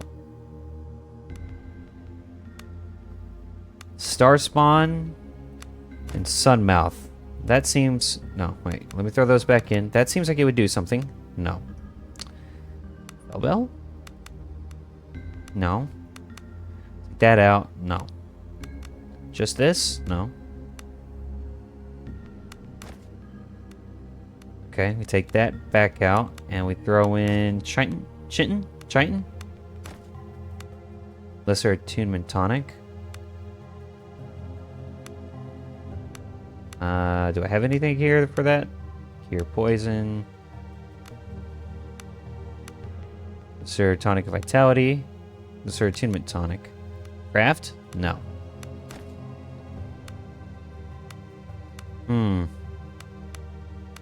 No, I don't have the stuff for that. There's that. We will take all that. Do you hear chanting up ahead? Oh. Ooh, there's a thing there. Creeping through the moldy lighthouse cellar, you round a corner and stop dead in your tracks. Rising up through the core of the tower is a grotesque-looking metallic monstrosity. The strangely organic shapes and odd geometries seem to writhe in the dim light, and the burnished silver coating casts a ghostly reflection on the walls. For all its alienness, you still recognize the arcane machinery, an ancient imperial reticular node.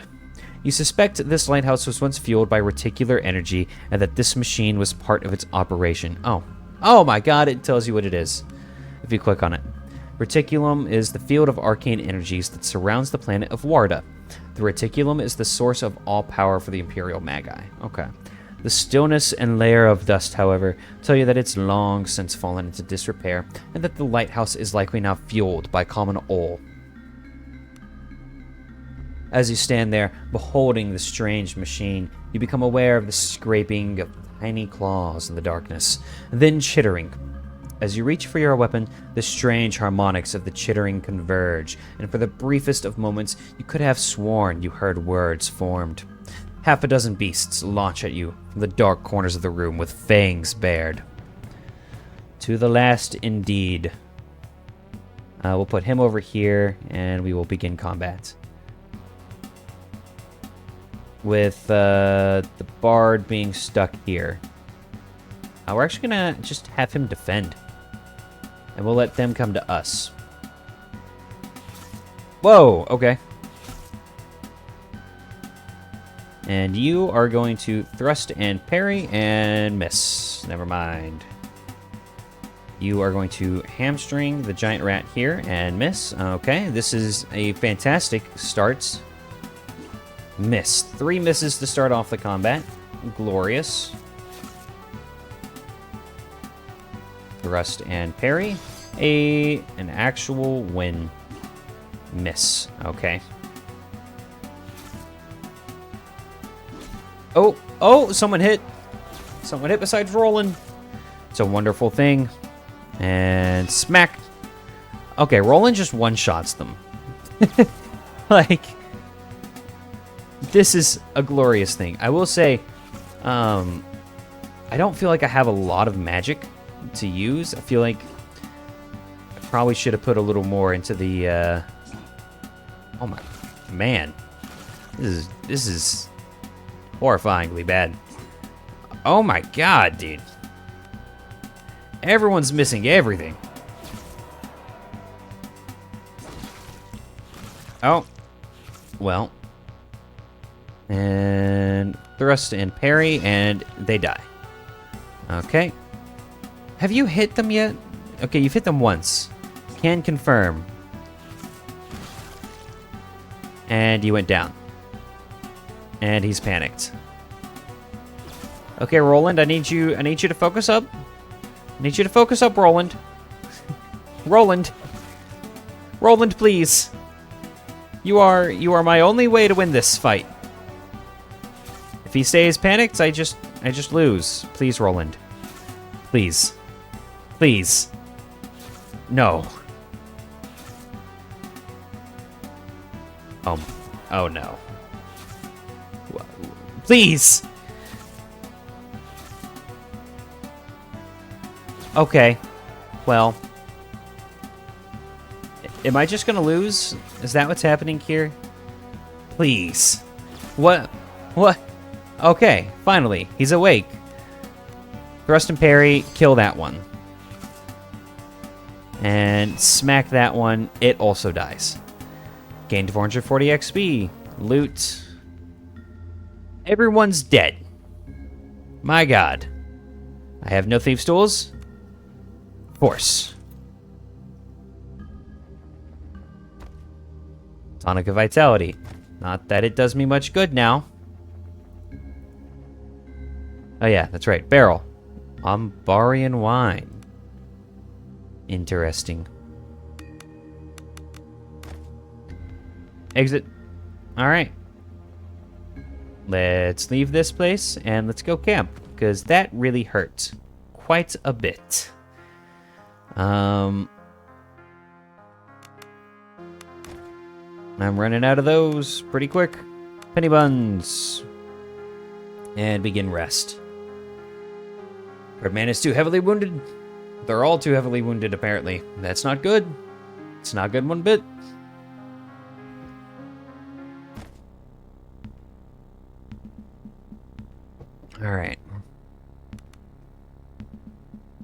Only like 2 combats until level up, though, so that's good. Oh! There's a person here! Lighthouse Keeper. As you enter the lighthouse gallery, a haggard face peers out at you from the gloom. Moving closer, you see it belongs to an old man, who clutches a makeshift spear tightly to his chest. Somehow he looks both fearful, yet greatly relieved to see you. Mother of Maelstrom, the man croaks. Who are ye then? Who did I summon? Come, sit. You must be weary. Sit, sit. The man gestures frantically to a battered chair in the corner. I was shipwrecked here by something foul. There are all manner of beasts in the deep oceans of our world, but never have I seen anything like this. A horror from beyond the natural it was that pulled down that ship. I saw it all from my tower, I did, though I wish I did not have to bear such a sight. I can hardly believe that anyone could survive such a nightmare. I did. How then did the tides release you, when so many others were claimed? The keeper leans in and fixes you with an unwavering gaze. Are you blessed? Or perhaps cursed is more like it. Neither, I think. Now, what happened here? Something foul is growing on Idra. A taint on the land. There are lights as you've never seen. Like those sailors from the high north talk of. But the colors, it's like they bleed into your very dreams. If you can manage to sleep, that is. I've got to the animals first, though. Warped them in both mind and body. Made them cruel and dangerous. I ain't never seen nothing like it. It's unnatural, I tell you. But worse still, Horin is dead as a tomb. It was a right bedlam of cries and screams 2 days ago, then nothing. Not so much as a candle lit at night. Only the deep itself knows the truth of these happenings, but I can tell you this. The island is doomed, and the sea itself will rise to claim us. I need some information. Yes, anything ye may ask. We're safe as can be here. The old man seems eager at the prospect of conversation. How long have you been alone, man? Matthias seems troubled by the questions and shifts uncomfortably. Had an assistant, Gasper, went mad, the fool did. Had a head full of grand ideas, and I kept telling him, this here is a place for the quiet mind. Threw himself from the tower, found him broken on the cliffs. I can't be blamed. Matthias's jaw quivers and his eyes water over. I should have known. Gotten him off this rock. When he started talking about the cave and something about a blade calling him, I should have known. I could have saved him, but I couldn't bear the thought of being alone again. The silence is unbearable. Ask about the cave and Blade. He would babble about the cave underneath here for hours. I'd tell him those were smugglers' cave, and that he was to leave them alone. Smugglers keep to themselves, but no telling what they'll do if you bother them. As to the blade he talked about, that must have been the ravings of a madman. A lost soul. A soul lost to drink and loneliness. Oh, poor boy. Matthias wipes his eyes and exhales wearily. Then again, what if it is down there? The black blade, hidden in some ancient recess, glistening in the dark. Matthias's gaze grows distant for a moment. If it is, we need to retrieve the blasted thing and destroy it. And that's where I come in? Aye. Would you help an old man set things right? I think it's worth your while. Find that black blade and bring it here.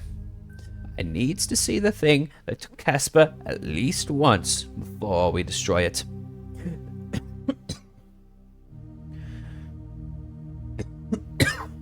Oh my god.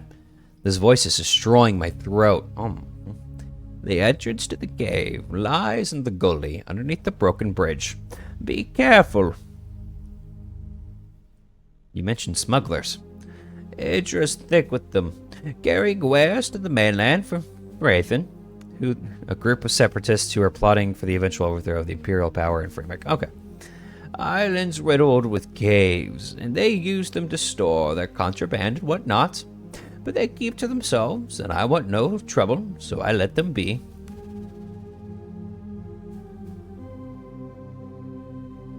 Tell me about Horan. Horan went dark. About the same time the animals ran amok. There was no smoke on the wind. Oh, there was smoke on the wind. I lied the first time I spoke, you see, and screams, too, following the smoke. I could swear it sounded like a battle, or perhaps slaughter is more like it.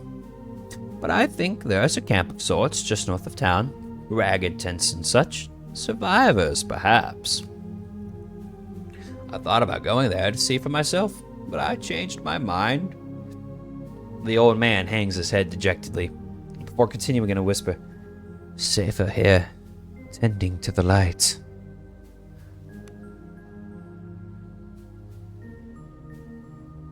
I ask about the Santa Fury. I can't say I've ever heard about a ship by that name. And let me tell you, I have worked this lighthouse for a man's age, and I'll say this much. There's no ship to be found around here as far as I know. I think that's everything. Oh, you have more important matters to deal with? Well, I must keep watching. Seeing. The old man trails off, eyes unfocusing. Forgive me for not being of more help. We really need to go. You're a fool to go. There is nothing beyond the light and despair and... The old man sighs. But I'll be here, waiting here for you. For when you return, as I must. Farewell.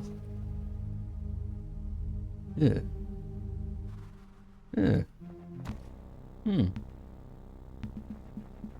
chest. Traveler's garb, lantern, a berry and wine. Casper's journal. Casper's journal. I want to read this journal. About a year ago. Arrived today and was met by the man who is to be my overseer, Matthias. He seemed nice enough, albeit eccentric. Is this to be my fate as well? Woe to watch me that my wretched life and poor choices had landed me, Casper of Laurel, on this barren rock as the keeper of lights. About 6 months ago. Saw lights on the shore near the cave entrance. Smugglers, Matthias say. He insists we leave them alone, and I am forced to abide, though my mind wanders often to that cave, and what may lie within. About a month ago. I cannot take it anymore. The old bastard is driving me mad.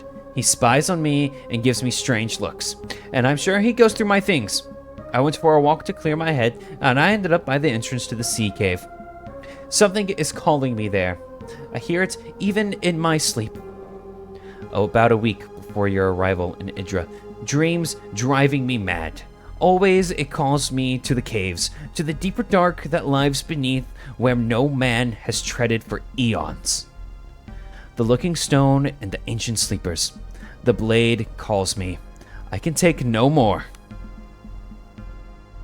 We'll drop that. I'm not surprised. The old man seems kind of crazy. Potion of agility. Ooh. I shall read this. Read. And then drop that, because we no longer need it. We come over here. Cook. Vegetable soup. Craft. Do I not have the stuff for it? I don't have a carrot. I can't make it. Unfortunate. Alright. Come over here. Look closer.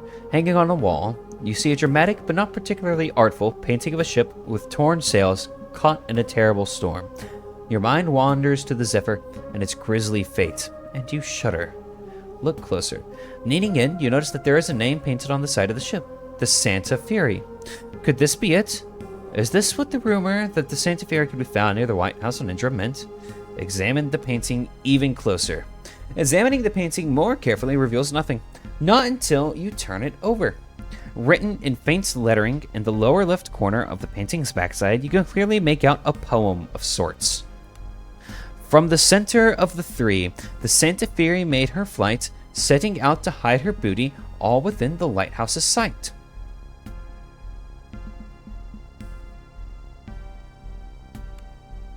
"2 leagues south began her trip, 5 east of the captain cried, 4 more north, our valiant ship, our plunder shall we hide. Our plunder we shall hide." Hang on, let me take a picture of that. That's important.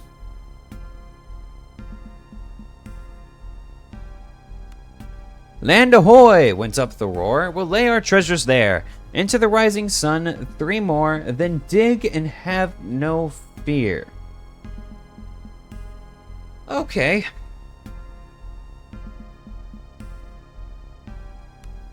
You hastily take down the poem in your journal. Oh, it's in my journal.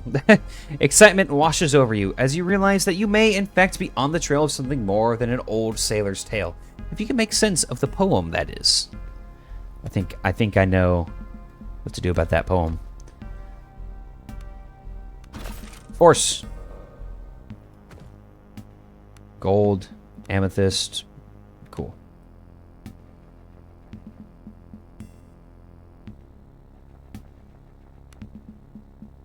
Okay, so you have to be outside to open that door. Good to know.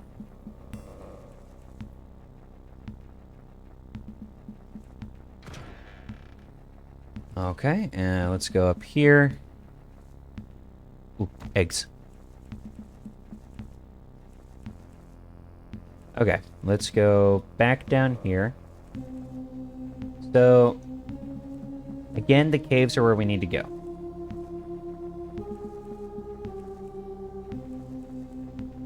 Unfortunate, but understandable. Okay, so clearly I'm just doing whatever that is wrong.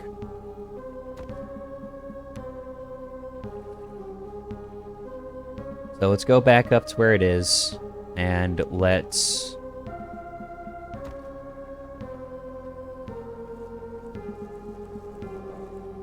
Okay.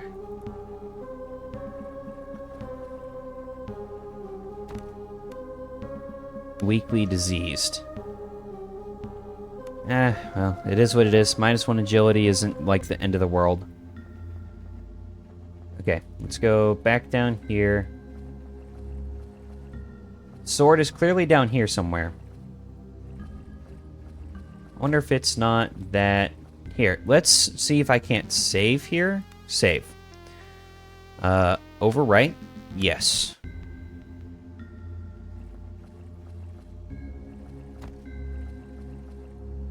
Now let's go into the journal. Hidden clues. I should search for it. It seems like it might offer directions to something buried in the ground. Oh.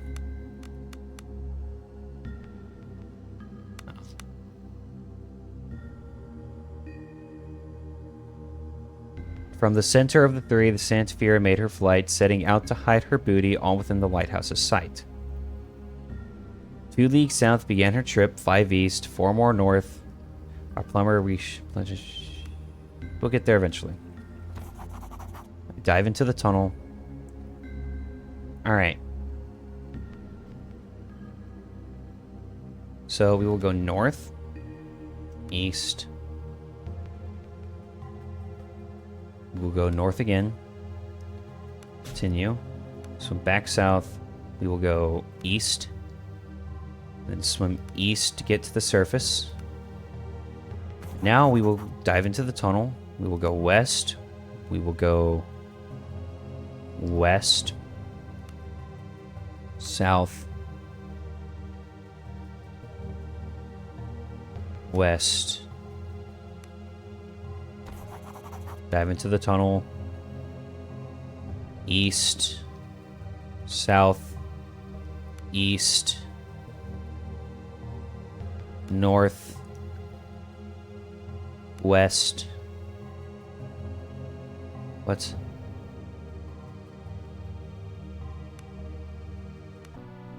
Okay. Load last save. So that's clearly the way to go, is we go south from there.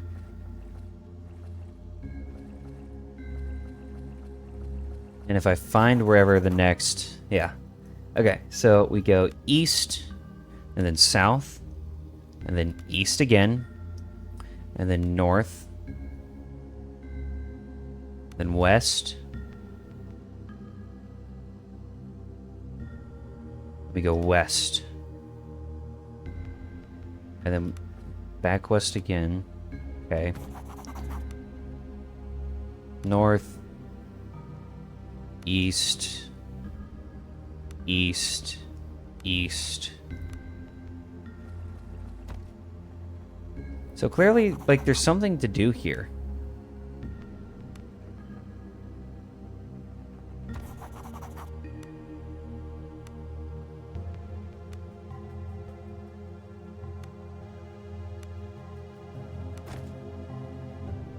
Oh. The weathered box crumbles as you touch it, revealing an ancient knife of exquisitely carved greenish stone. With trembling hands, you pick it up for a moment. The air around you seems to become charged with eldritch energies. Sounds die down and your nostrils thrill with a metallic tinge of ozone. No doubt this is the object Matthias, the lighthouse keeper, asked you to retrieve. A sickly, wet, bubbly sound snaps you back into focus. All around you, the clay jars begin to stir, and then, one after another, they burst with loud cracks as a thick substance pours from them. To your horror, the viscous substance begins to move on its own volition towards you.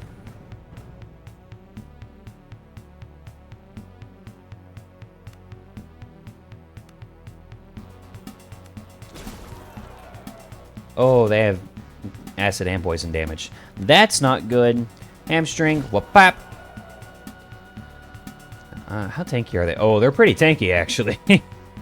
That's not good. And we will thrust and parry. That didn't deal much damage. We are going to lifting tune, start things off. Okay.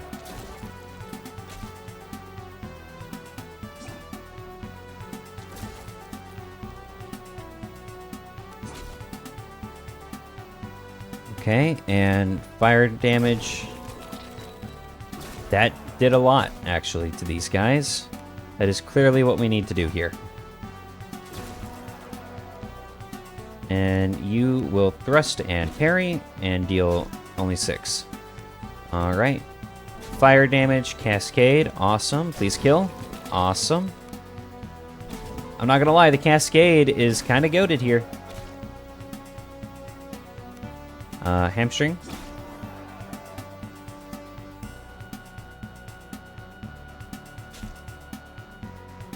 And defend.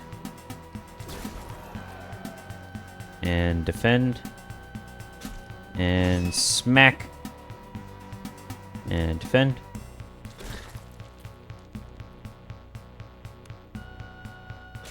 And smack. And we win. Alright, cool.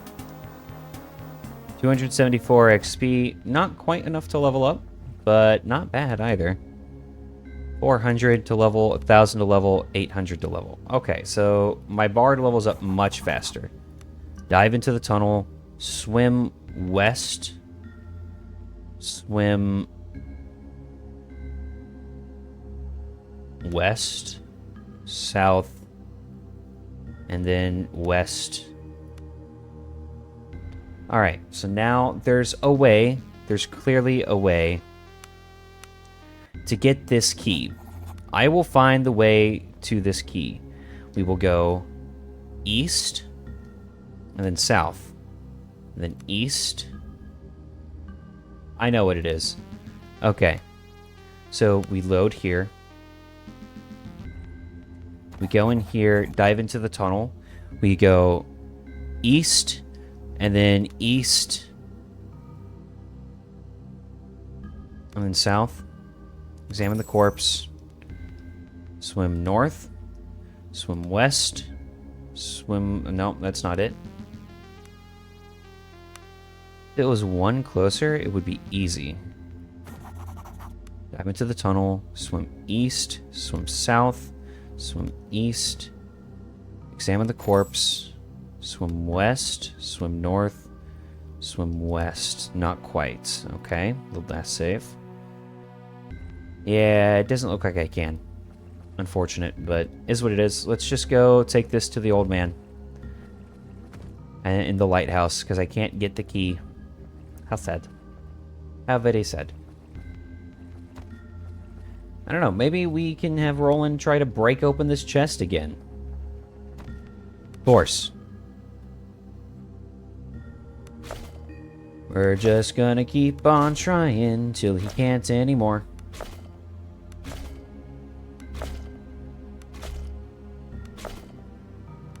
Because I'm honestly just gonna go rest at the end of this.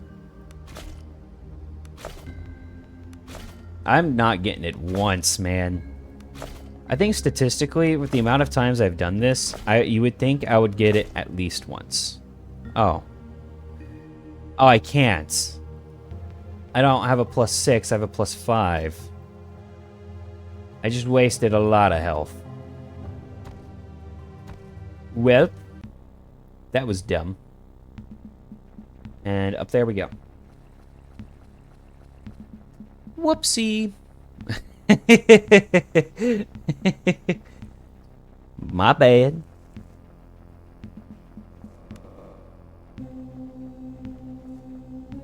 In we go. We go rest. And do 2 of you. And these 2 begin rest. Camp activities begin. A successfully found a ration. That's pretty good, actually. Alright. We are well rested. And we climb up the ladder. You're back. I knew you'd seek safe harbor once more. Drawn to the lights like lost moths. Well then, sit, rest, make yourself at home. There might still be some stew left. I have found the black blade. Show it. The old man stammers excitedly. As you reveal the blade to him, his eyes widen, and he tentatively reaches out for it. It's beautiful. Then his jaw clenches in determination, and he recoils in apparent disgust. But it's evil. Cursed, I tell you. How so? Don't you feel it? It has power and a hunger. I want nothing to do with this. Take it and bring it far away from here. Destroy it. All I ask is that you don't throw it in the ocean. There are beings there that would wield it.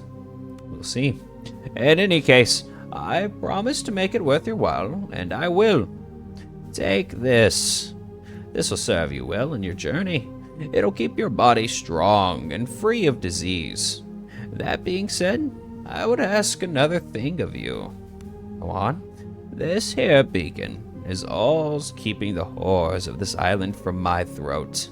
Thing is, all is running low, and I got nary a drop left in storage. I need you to find me some oil before darkness takes us. Thing is, the oil coming from the mainland on ships through Horan. Then things went dark, and now there's no way for me to get it. If it's still in Horan, there's a good chance it'll be sitting at one of the warehouses in the harbor. I'll do my best indeed, actually. That's all I ask. I'll be waiting here for you, tending the fire as best I can. You're full to go. Oh, yeah. Him asks me to leave. Also him, you're a fool! How dare you leave? And 1, 2, 3, 4. And then light weapon accuracy and piercing damage. Save and exit. Alright. Whisper of Confusion. Targets any person. Yeah. Shadow Step. Targets the character. Adds condition lesser haste, lesser invisibility. No. Raise the curtain. Targets all. Removes invisibility. Now you see me. Okay. None of this is great. This is probably the best one, is Heroic Tune.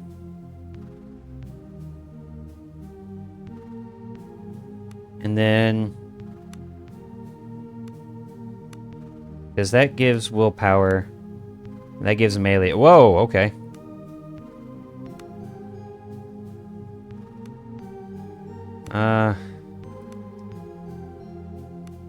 None of these are great, actually. This is probably the best, but it's just DC 10. Lesser haste, +3 movement. Honestly, that's not bad.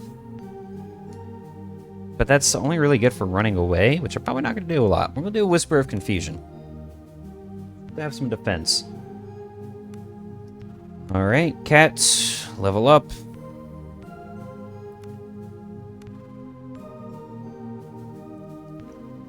I may just do that. What's this? Executes an attack if the attack is bleeding. Okay.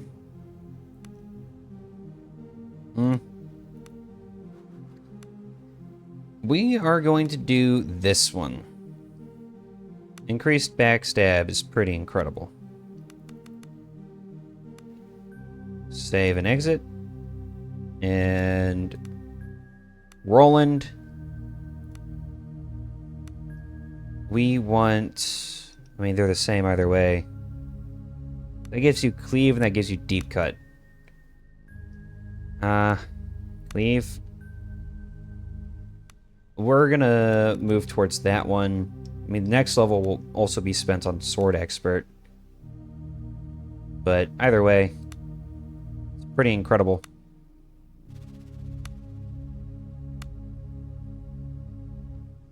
Alright, save and exit. Because Roland is just a man among men. 9 to 20 damage. Yeah. +9 to hit. Yeah. Yeah. Compared to the +2 and +4 to hits, like, that's... she's actually good when she does the, Alright, so this grants immunity to disease, which will go on to Roland to make him... That was not what I wanted. We wanted you on that, you on that. Ancient Dagger. It gives better accuracy and better crit value. An ancient dagger carved from a strange, it looks almost ritual, and you suspect it might be of some value to someone with the right interest. Same damage, better to hit value, better crit value as well. Well, I have light stuff for her. With her feats, if I remember correctly. No, it's with him I do. Okay. 39 vitality, 23, 23. Okay, well, you know. 39 vitality is still pretty good. He's our one tanky boy. Alright. I don't think there's anything else for me to do here. I don't think, anyway. Well, there's this area to explore, actually, so let's go over there. And let's make him the party leader. Just because I think he is the superior party leader to have. Because he talks to people. Roland is here to fight, and not much else. Word Loaf. Don't know what that is, but Legionnaire's Rest. All right, we'll pick that up. More Legionnaire's Rest. Mushrooms. Oh, there were those over there. Whatever, it's fine. I'm not that worried about it. We shall simply explore.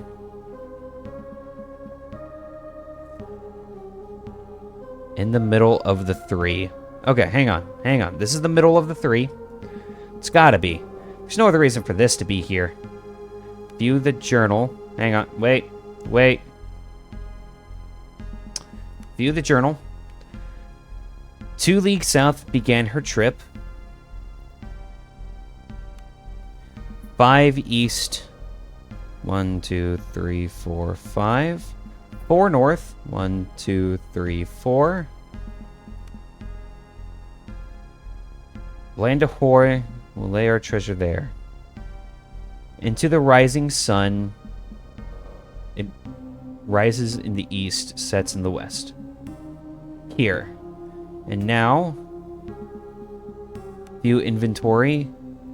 Shovel, use.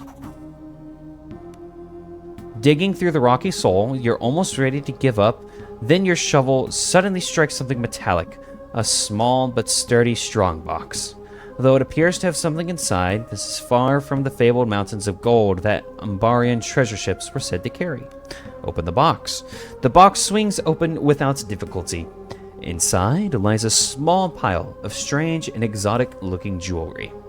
And underneath it, an artifact wrapped in rough linen. As you reach for it, a ringing rises in your ears, and you go lightheaded. Excitement? No. Something else. The bundle tumbles from your hands, and as it does, it becomes unwrapped. Lying on the ground in front of you is a hideous idol, carved from some unknown greenish-black rock. An amorphous shape of eyes, mouths, and tentacles that manages to convey a sense of immensity in spite of the effigy's small size. Hand over the idol. The voice cuts through the mist like a dagger. You turn around and see Corilla and a handful of other shapes, approaching threateningly with weapons drawn. I can't bloody believe it. It worked. Huh. I told you all it would. One of the men flanking Corilla rants excitedly before she cuts him off with a poisonous glare. Shut your bloody trap, Pieter. You. She points her sword toward you. Hand over the idol. No, I don't think I am. The men I work for will go so much further than just spilling your blood to get what they seek. A smile, strangely sympathetic, flashes over her face. Then she clicks her tongue and the men are flanking her charge.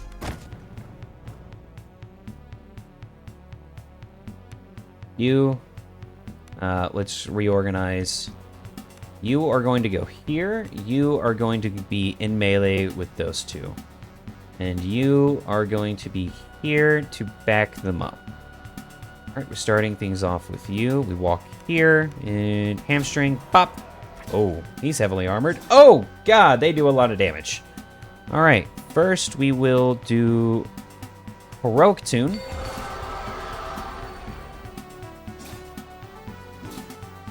Okay, that hurts. Thrust and parry. 21 damage is pretty crazy. I'm not gonna lie. Oh, there's 4 of them. Oh, I didn't know there were 4. Whoa! Whoa! Lifting Tune. Inspire.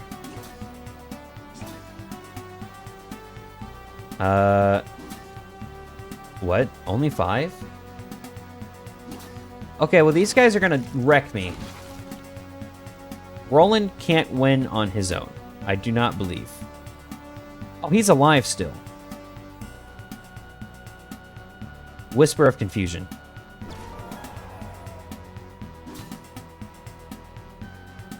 Man, the lack of Cascade has been insane.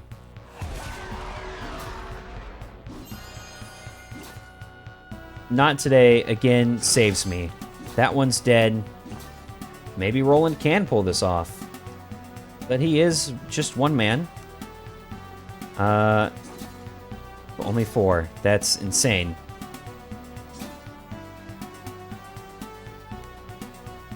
Lesser Tonic of Vitality. And smack. 15 is good. Oh my god.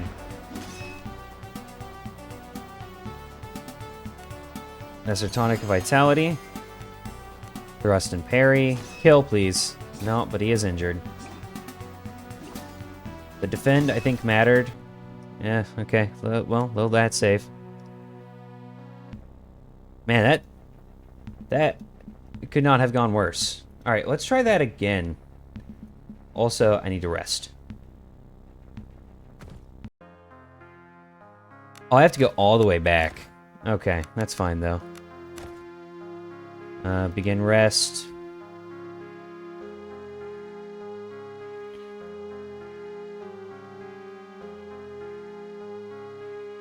I should just focus fire, I think, is what I need to do.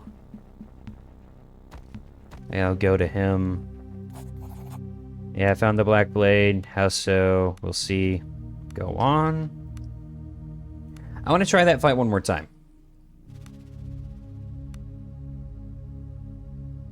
Oh, that wasn't enough for her to level up this time. How nice. We'll stick with that for you. Continue. 4. And 1 there. Can I go straight into this? No. Okay. 1 there. Alright, save and exit. And we'll go Whisper of Confusion, and Heroic Tune is pretty incredible. How close are you? 7 XP. Nice.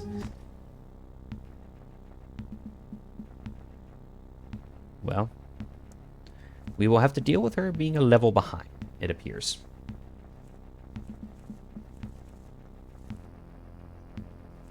If I had a place to funnel them, I think I could handle all of them, but it is what it is. Not having any cascade in that fight was brutal. I will admit.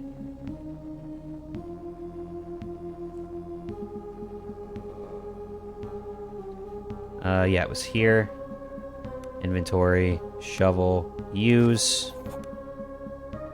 Open the box, continue, continue, continue. Main menu. Oh, I can't save here. Okay. Not going to happen. Fight. 1, 2, 3, 4.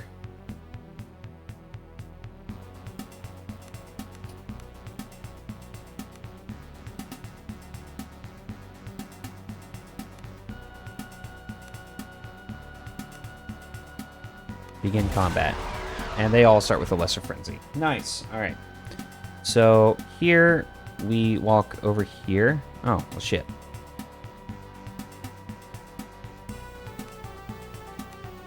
Thrust and parry. Man, the -8 soaking is brutal. Heroic Tune. No, unfortunate.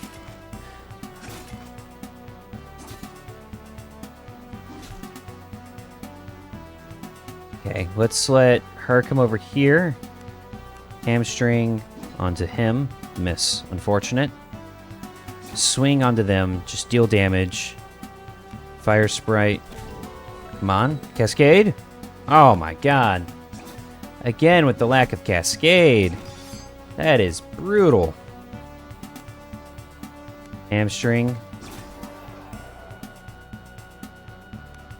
Thrust and parry onto them. They die. Fire. Cascade? No. Oh, man. And he goes down.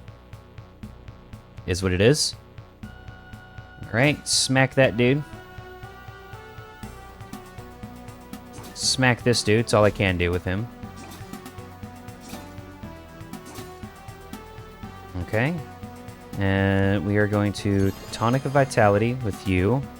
Hamstring onto you. Tonic of Vitality. Thrust and parry onto you. Okay. And do I have any more Tonics of Vitality? No. So, just smack him. That's all I can do. And smack him. That one's dead. Alright, this suddenly seems winnable. Thrust and parry. 16 damage is pretty good. Alright, one left. Alright, I win. Is basically what this comes down to. This went... Oh my god! 37 damage. Gained 561 XP is crazy. And we can go here. Inventory. Chainmail. Oh no, that's the same as that. Well, you can equip that. And let me actually go here. Let me equip the dagger on you. Forgot to like change out my stuff.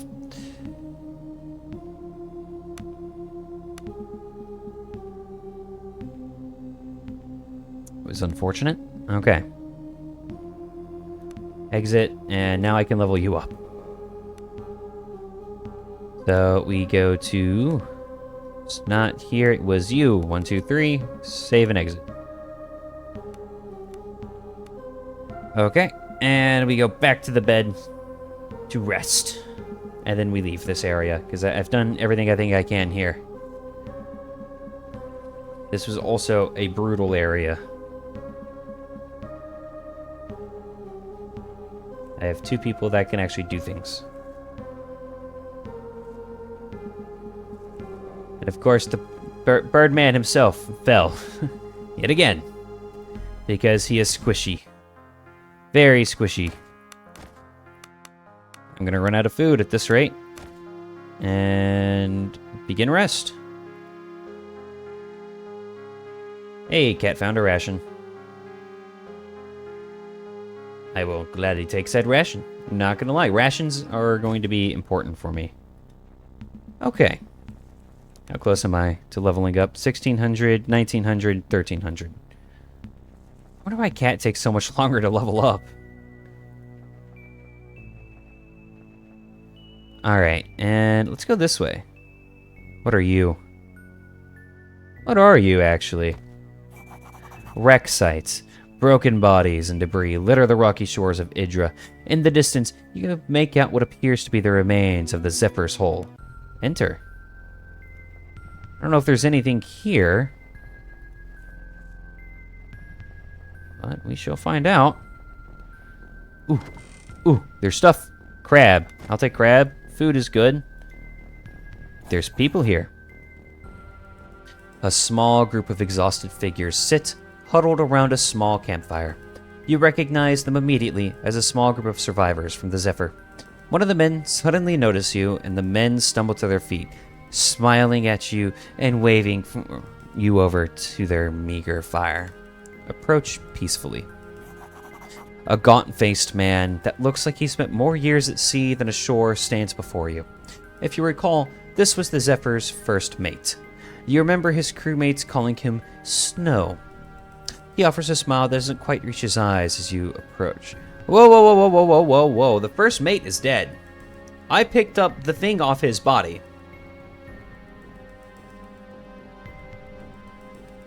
Right? I'm not insane, right? I had not expected to see you alive, mercenary. But you stood up for us on the Zephyr, and you saved the lives of some of my men. So I'm glad you made it. Your crew didn't deserve to be slaughtered. Nonetheless, it did us little good. I've never seen anything like that beast before. The way it tore the ship apart, and this island. Something is wrong here. What curse has befallen us? All I know is that we need to work together if we are to survive. There is no disagreeing with this.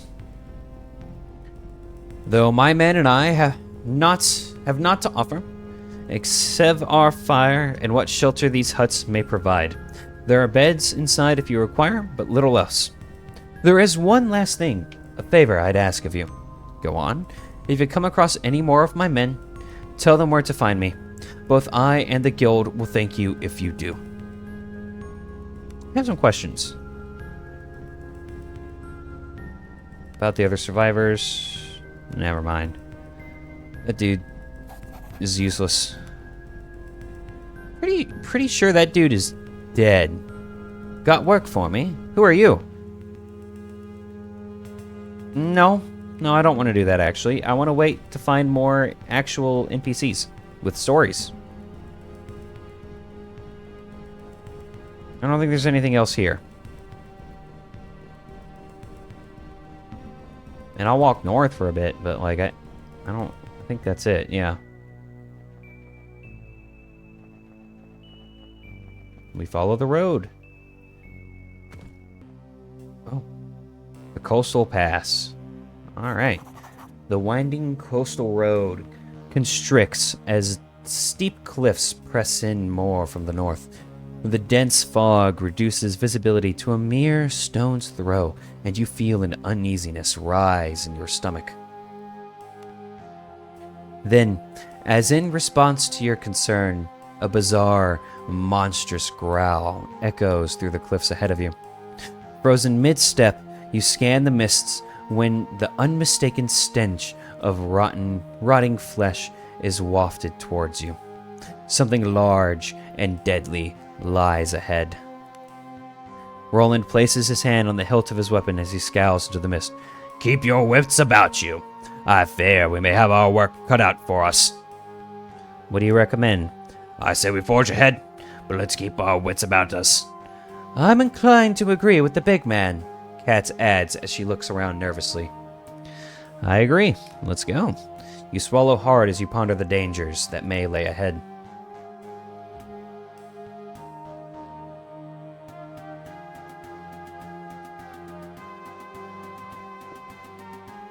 Warda is a dangerous place where you can quickly end up facing very dangerous beings. Sometimes the best tactic is to leave a fight for later as you level up and gather more equipment and allies. Alright. Oh, so that that whole place I was just at was the tutorial. Nice. You carefully pick your way forwards when movement on the top of the cliffs catches your eyes. Robed and hooded figures emerge as they appear to be dragging something towards the edge of the cliff. More of the rabid dogs, spits Roland. To your horror, you realize what the party is dragging. A naked man and woman, bound and gagged, are struggling desperately as they are mercilessly pushed towards the edge of the cliff. No, whispers Kat, almost too loud. We have to do something. One of the cultists shouts and points towards the surf in elation. Utter terror fills the eyes of the moorbound couple. You follow their gaze and turn to see, emerging from the surf, a creature of sheer horror. Larger than any sea creature you've fought so far, a hulking shape greedily waddles towards the base of the cliffs, pincers snapping and tentacles squirming greedily. Before you can react further, the cultists hurl the two naked forms from the cliffs. The pair impact to the ground below with a sickening splat, and with surprising speed, the hulking beast falls upon their remains. Standing transfixed, you watch as the horror consumes the remains of the unfortunate wretches. Sickening snaps and wet pops fill the air as the creature feeds. All the while, the robed cultist stands swaying and chanting on the ledge above.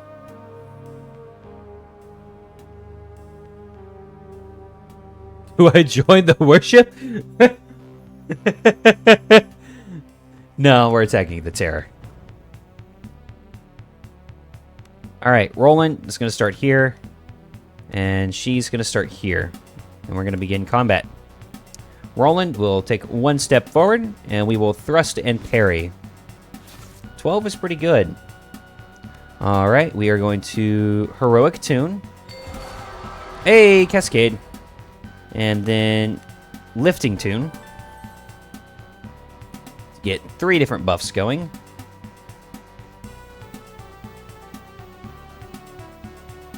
We'll walk here for now. Okay. Alright, and then we will just Fire Sprite this thing. And then we will hamstring it. Critical hits. Alright, 24 damage. Pretty big, I'm not gonna lie. Thrust and parry. Smack. It's not actually that tough. In fact, I'm going to save my magic. I'll just have him walk over to here. And smack critical backstab. Oh my god! 65 damage and it's still alive? That's insane. I mean, against one enemy, though, I'm not really scared of pretty much anything. Especially with buffs from the Bard. That didn't give me as much XP as I thought it would. I'll be honest. Well, let's go loot this. The Guarded Heart? What is the Guarded Heart? Is that another magic item for me to pour onto one dude? +1 to will. Indeed. It is another thing for me to pour onto one person.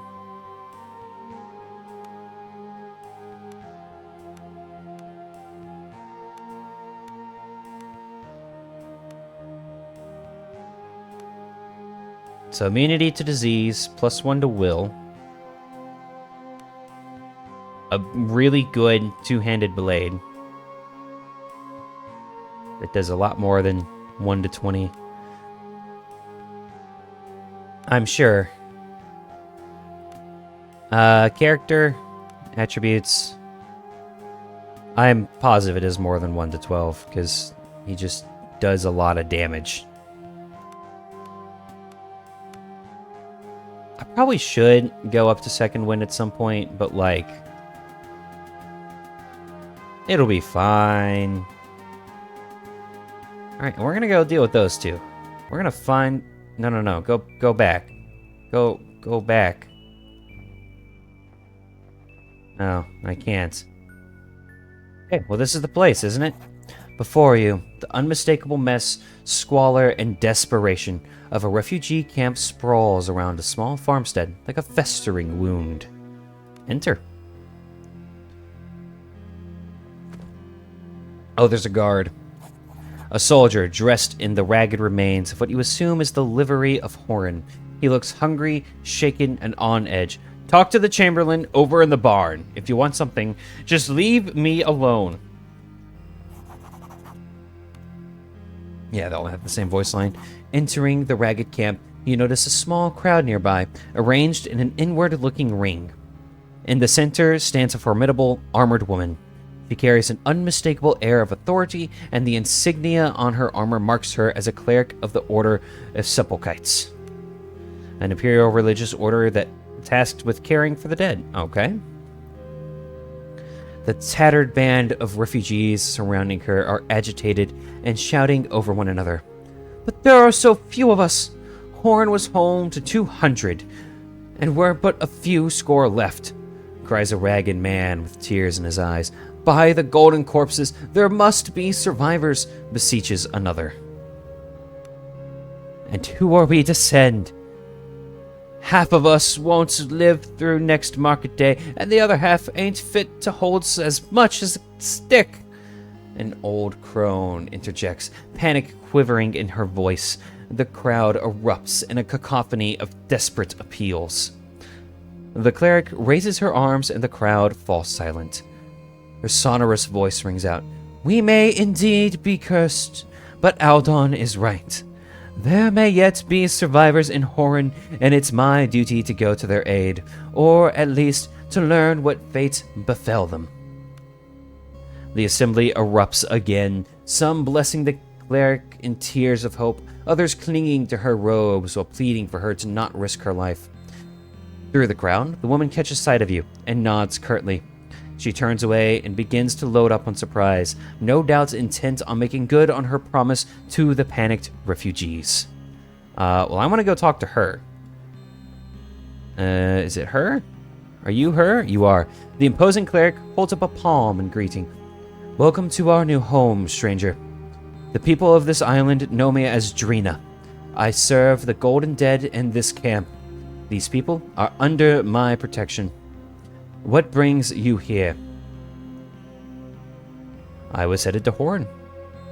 Drina nods and smiles to a passing refugee before leaning in close to you and asking in a low voice, And what business do you have in Horn? I was looking for someone here on Idra. That may prove to be a difficult task, given the tempest that's engulfed the island. How so? She leans back, her eyes still flinty. Are you not aware of the situation here?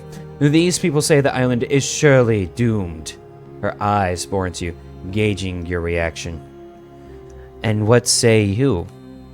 There is always hope, in this life or beyond it. However, I have seen things these last days that I cannot readily explain or reconcile with my faith. Our graveyards have been overflowing as of late, with stranger killing stranger for no good reason. And worse, I think, brother and brother, husband and wife. It's become a tide of ruin. I implored the governor to intervene and investigate, but as usual, he did nothing but cower in his villa and peer over his walls. Go on. Then, a few nights ago, pandemonium erupted. Bands of armed men and women roamed the town, hacking down anyone they came across. Such folks claim those that did not die on the spot were dragged away to suffer some unknown fate. My order and I, what sane guardsmen remained in the chaos. My order and I joined what sane guardsmen remained in the chaos and tried to stem the tide, but we were driven from the city and the panicked exodus that followed. We considered retaking the town, but we had scores of wounded, so we retreated, better to save the lives not yet lost. We set up this camp to regroup and to care for the wounded, but a shadow hangs over us. The wounded do not recover, and those still on their feet slowly lose their mind or hearts. What do you intend to do now? We need answers! Trina gestures at the refugees languishing in the camp before continuing, and it's my duty to seek them out if they exist. I must venture to find a way back into Horn, and thence somewhere darker, I fear. Failing that, the situation here in camp is getting untenable. Anything that can be done to improve it will be a small victory. Are you planning to go alone? If I must, doomed or not, it's all dust in the end, and I intend to die in armor. But, from what I can tell, we must both tread the same terrible path. Though our reasons may differ, surely there is safety to be had in numbers. Indeed, let's join forces. Excellent. Drina's face lights for an instant. These people, my people, I feel their pain, and we will mourn together later. For now, they deserve answers, and by the Emperor's bones, I will get some. I have questions first. Drina looks expectantly at you, one brow arched. I'm going to ask her about Imbla. Drina fidgets with a heavy-looking ring on her finger while she listens to your description of Imbla. She's certainly not in the camp, and I can't say I remember seeing her in Horn, but perhaps that bodes well for your quest. How so? One of the primary tasks of my order is to care for the dead, and I can say with certainty that I didn't lay to rest anyone matching her description before the fall of Horn. Do you have any suggestions where to look? Beyond traveling to Horn, you may want to ask around here in camp. A few of the merchants survived. Perhaps you visited one during Christay. I see. I had some other questions. Who do you think attacked Horn? The Reavers came from inside the town. I recognize some of them as sailors, fishermen and whalers, locals, mostly from old Idrin families. Perhaps they belonged to one of the lodges. Lodges? Yes, there are long traditions on Idra for the fishermen and sailors to band together in fellowships known as lodges. From what I understand, they serve mainly as combines for fair distribution of the day's catch. But there are persistent rumors of them serving other purposes too. Rumors. Our order is an imperial one. The locals would be loath to discuss such things with us.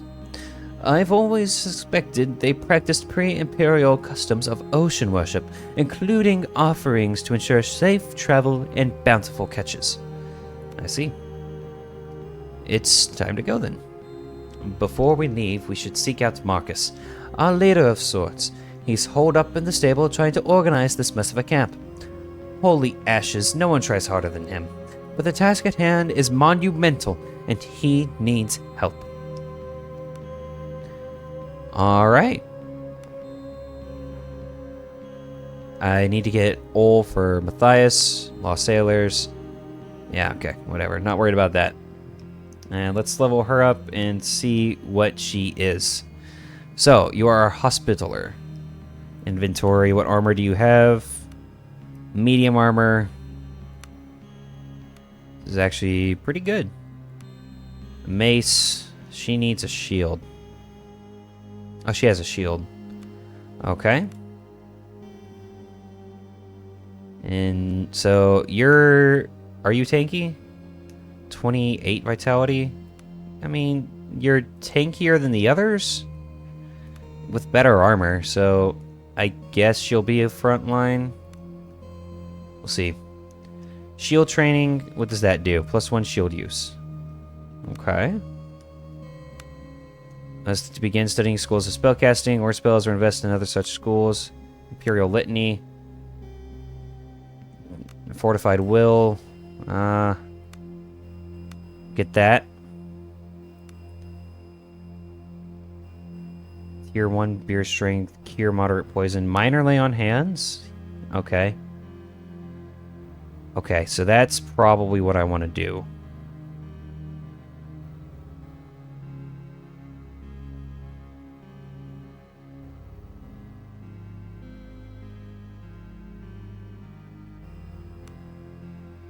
Mind, aura of fear, clear senses, fortified, still courage, sublime projection. Not worried about that one as much. Blessing touch? Blessed. Okay, so that's actually pretty good. Hammer of light?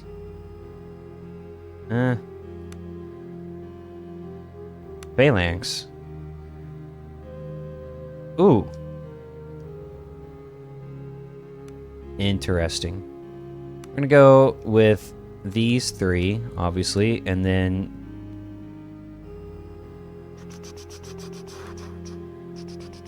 increased healing. Okay, let's get one of those. We'll get extra attunement. Spell aura radius increase.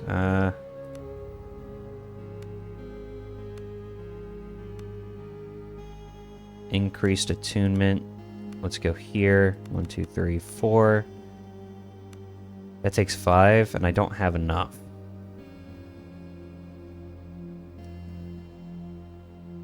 Moderate lay on hands, 10 to 25.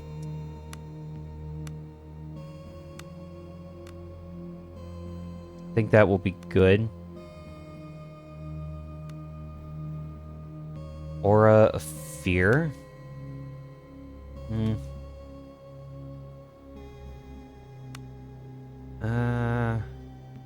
Touch of condemnation. Targets any opponent adjacent to the spellcaster. I think blessing touch is just good, but let's get that. And honestly, phalanx is just good. So remove that. Is there anything else that putting 1 rank into is useful for? Vitality increase is pretty good. Alright, save and exit. Minor lay on hands. Bear strength. Fortified strength +2 strength is just good. Confirm. Moderate lay on hands is just good.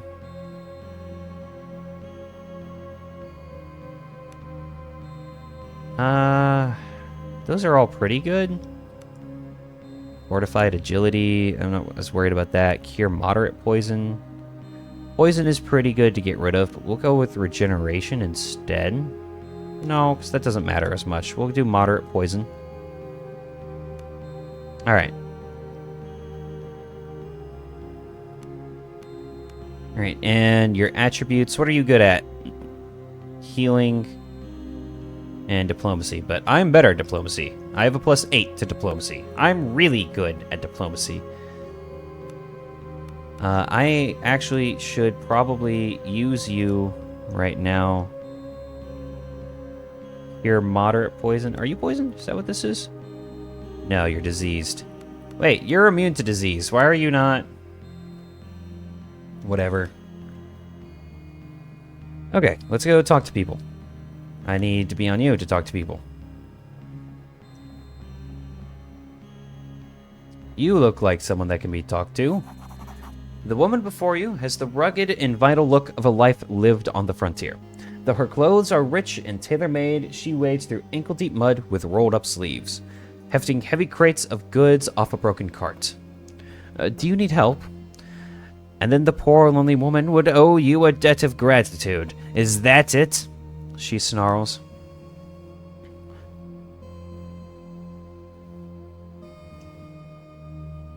The woman hefts the crates back onto the cart with a sigh.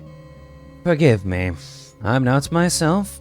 There's not been much rest for me amid the chaos.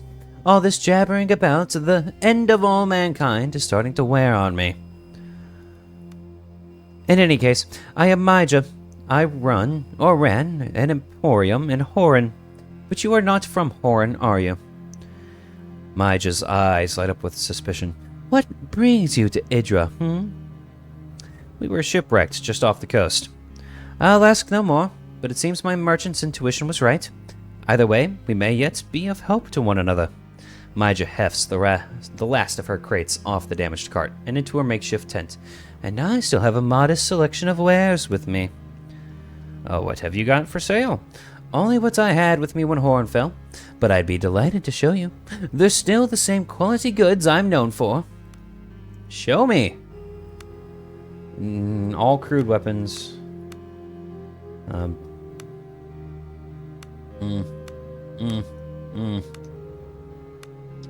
We'll just get this.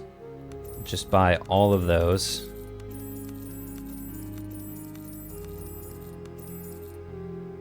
What are you? Traveler's gloves. That's pretty good, actually.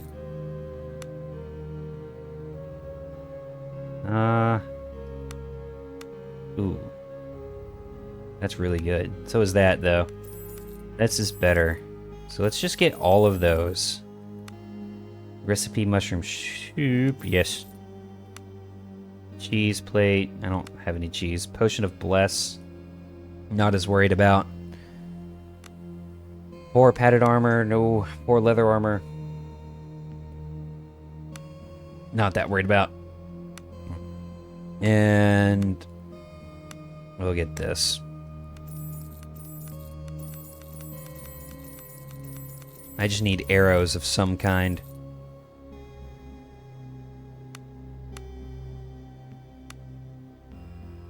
Alright, and I have stuff to sell. So, sell. Sell these. Yeah, let's sell all of those. Sell stock. Sell stack, rather. Potion of Cure Disease. I actually probably want to put that on someone. A dagger, sell. Short sword, sell. Hand axe, sell. Fine cutlass, we can sell that. Crude short bow, we can actually sell that. We can sell the chainmail. Let's see. A strange idol. I'm gonna keep that. Oh, well, I can't sell it anyway. Old shears, we can sell that. Fishing hook, sell. We can sell these. Scrimshaw. Yeah, we'll sell it. Amethyst, I can sell that.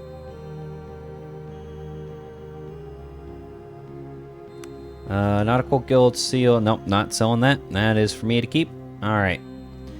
And we want to come down here, and we actually want to just buy all of these.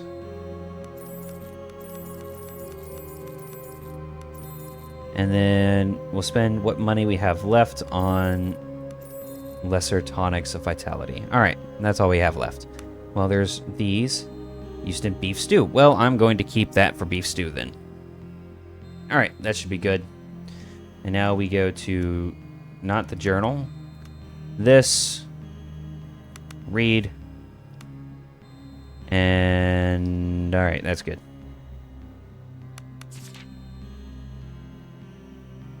Cool, we go back to you. I can't say I remember seeing her. Doesn't mean I didn't. My emporium was always busy. Branso, the camp cook, used to own the main inn. You'll find him near the stables. If anyone saw her, it'd be him. Thank you, my lady. I want to sell you back this. Thank you. Exit. You look like another person I can actually talk to. I pet the dog. Doggo. Nope. You look like someone I can talk to. Nope. You look like someone I could talk to. A balding man with a hard, wrinkled face, the texture of old leather, stands leaning against the wall of the farmhouse. He's thoughtfully chewing a straw as he dejectedly surveys the muddy chaos that was once his well-kept farm. The man mutters something under his breath and spits as a group of refugees pass. As he notices you lingering, he fixes you with a bitter frown. What do you want? More leeches come to bleed me. Is this your farm? He scoffs. If you can still call it that. It's ruined. All my crops are trampled and my goats are gone. We're going to starve next year thanks to this catastrophe. I'm sorry to hear that. He scoffs and turns his back to it. Wait, I have some questions. The man's eyes narrow, and you can see his jaw almost was tensing. How do you feel about the camp? Bloody wretches. You could have gone anywhere, but my farms were closest, and now they've picked me clean and trampled my fields. We're ruined. I see. I'm gonna leave. You seem like a joy. Ooh, another person. Okay. I'ma go in here. Ooh, why hello there. The Chamberlain. The man before you has the look of a high-ranking imperial bureaucrat. However, there's little pomp left in him now. His robes are ragged, his cheeks hollowed, his spectacles cracked. He mumbles to himself as he despondently pores over stacks of papers and maps. Clear your throat.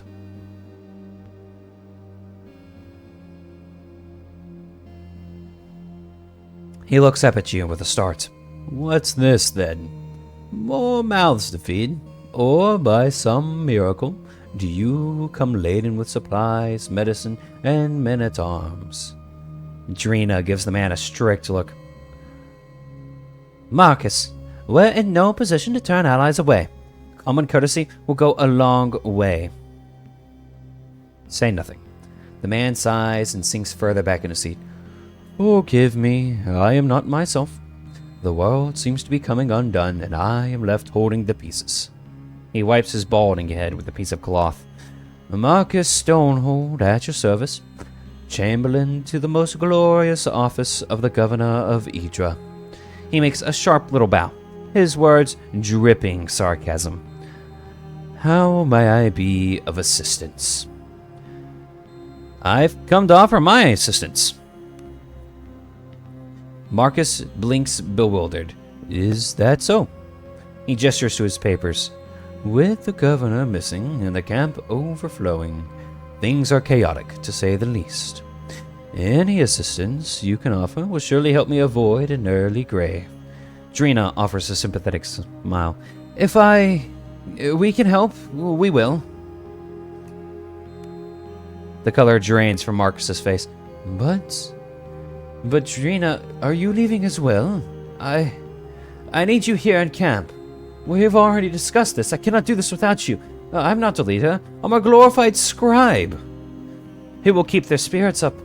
What am I going to do when people start dying from the outbreak? All the blood and shit and... You will find your strength, my old friend. The Golden Dead will guide you. Besides, we both know that nothing will be solved by me waiting here in camp. We must try to seize the initiative in whatever way we can. Drina puts her hand on his shoulder. Marcus lets out a deep sigh before looking up. You were right, Drina. As always. Clear your throat. Drina motions toward you. Gallian the Great was the first emperor and founder of the Empire more than 3 millennia ago. Gallian's origin and much of his life shrouded in mystery and apocrypha, but it is written he came from the south and brought the laws of men and magics to the savage warlords of the Heartlands.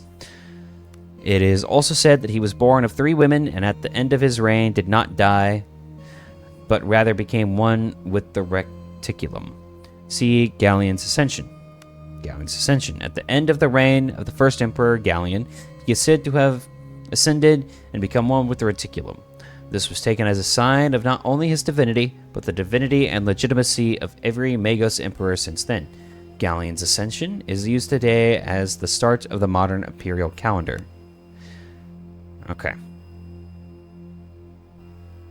Gallian himself may have provided for us.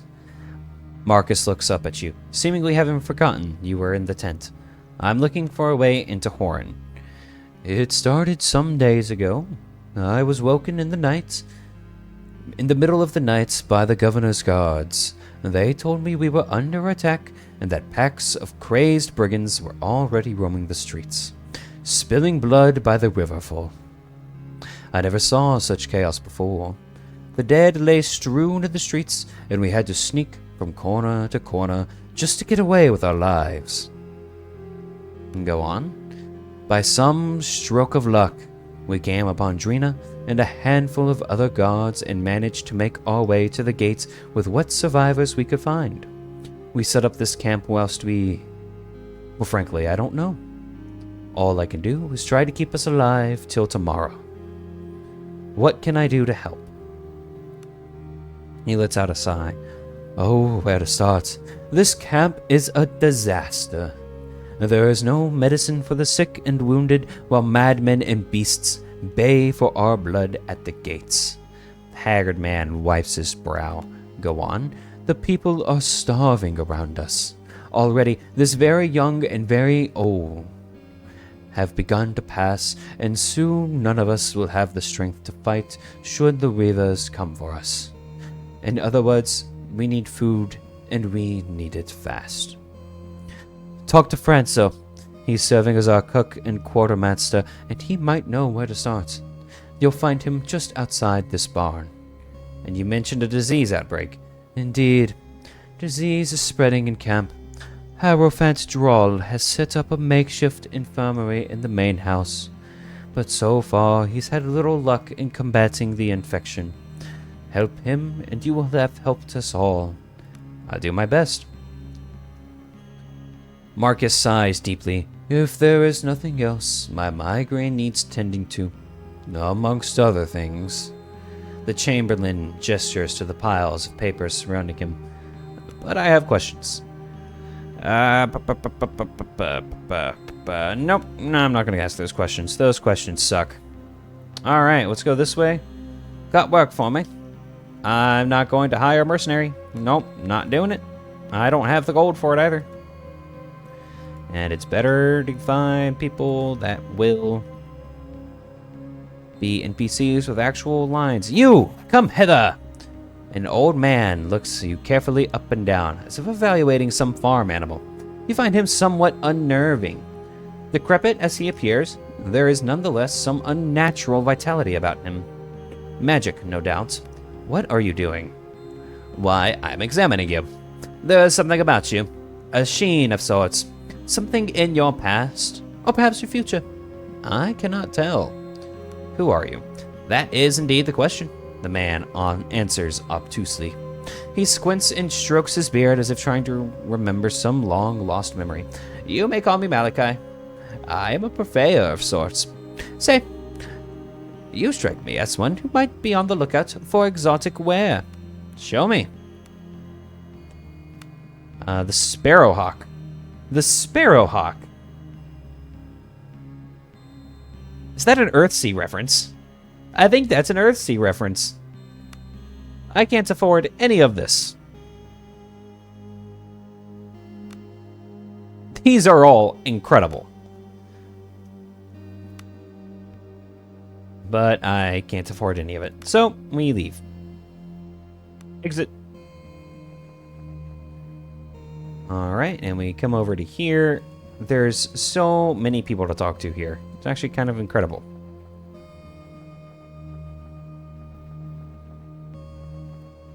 Alright, we come over here.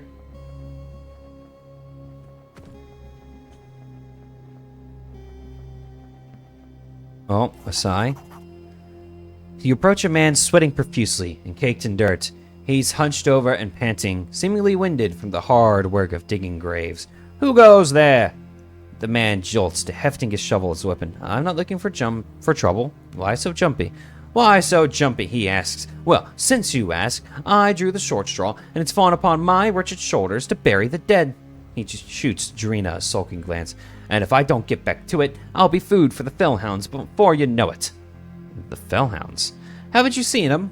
Bloody monsters roam the hills in packs. I ain't never seen hounds like these before. Hulking and diseased looking. Come at night, they do. Dig up the graves I dig, and eat the dead right out of their very graves. Drina whispers a few words under her breath. The dead. Drina looks at the man with a sad smile. The dead must be put in the ground, lest disease run rampant. But take comfort, tending to the dead is holy work. You'll have earned the grace of the golden tomb. The man looks down in shame. It's just that it doesn't feel like it is at all. You mentioned hounds? Oh yeah, that's right. In the distance, a howl sounds, and the man straightens up like some prey animal, sensing a predator. He briefly squints into the perpetual twilight that covers the island before grabbing his shovel and redoubling his efforts towards finishing his work. Run back to the camp. I'll finish the job. The man looks at you with slight confusion, then pushes his shovel into your hands. He thanks you profusely and runs back to camp. Drina nods in approval. That was a good deed. Get to work. There are 2 corpses wrapped in linen before you. Their graves have been dug, but they still need to be filled in. Examine the corpses. The corpses are a man and a woman. Perhaps they were once man and wife. They look well fed, and there is no apparent cause of death. Drina looks stoically at the pair. They are with the Emperors now, though I wonder what killed them. Healing versus 10. Roll dice. Hey, let's go. As you look the corpses over, you notice that their abdomens seem distended beyond that of simple corpse gasp. You apprehensively poke at the swelling, and to your horror, the mass begins to squirm and shift. But open the corpses. With trembling hands, you cut into the pallid flesh and expose the entrails of the corpse. Drina leans in over your shoulder. Those entrails don't look... Her words are cut short as the entrails whip out of the wound in a mass of squirming, eyeless worms. Panicked, you frantically scuttle away from the tiny snapping orifices when Roland charges past you with the shovel raised. The shovel makes short work of the tiny terrors until both the corpse and the monster is reduced to a pulpy mass. Ashen-faced from horror, you push the broken corpses into their graves and quickly begin piling dirt onto them. As you work, Drina begins chanting. Your words offer comfort. Drina smiles slightly. So many have died the last days without ever proper burial or receiving their rites of sepulchration. This offers me some small peace of mind. You finish the work in silence. You wipe the grime from your face as you finish the grim task. Sadly, you suspect these are far from the last graves that will be made for the poor refugees of Horin before this is over. The darkness of night is pressing in around you, and as you prepare to leave, you notice movement just past the edge of the darkness. Before you manage to call out, slavering is the word, not slavering. I was like, that doesn't seem right. Slavering horse charge at you. Blood will flow. You go here. You go here. You are going to go here for now. We'll start the combat like this.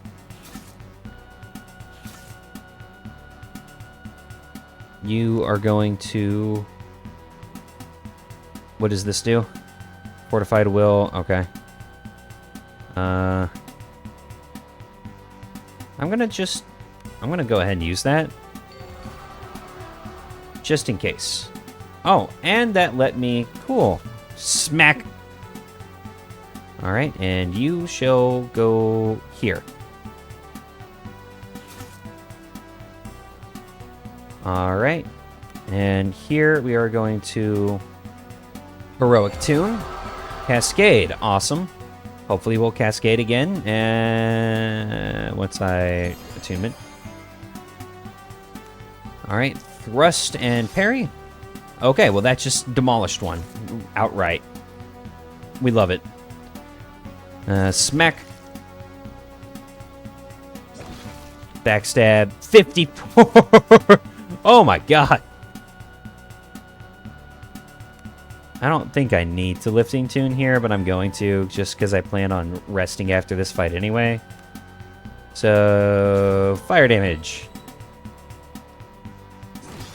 Bop. Oh.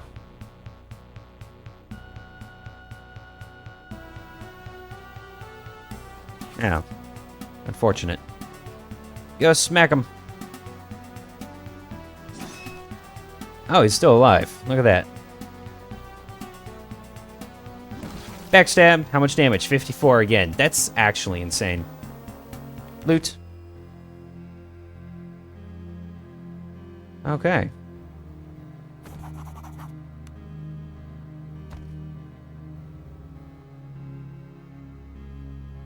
What are you? Sorrow Eaters. Okay. There's a lot in this area, huh? Pumpkin. Pumpkin. Potatoes. Ooh, lots of potatoes. I wonder if there's going to be the other stuff for vegetable soup here. I imagine there is. I've already been here? I think I might have. Yeah, I definitely have. Let's go up here then. Okay, well, we don't want to leave this area. There's still more people to talk to. A lot more people, actually. But let's go down. Ooh, there's a thing here. Bite. You here, you here, you here. Begin combat. Let's go smack. Let's actually have him run up. Probably should have had this happen already. Have you run over to here. Oh. And he's dead.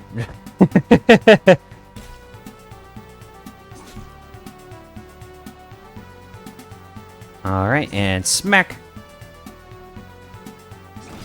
And he's dead. Okay.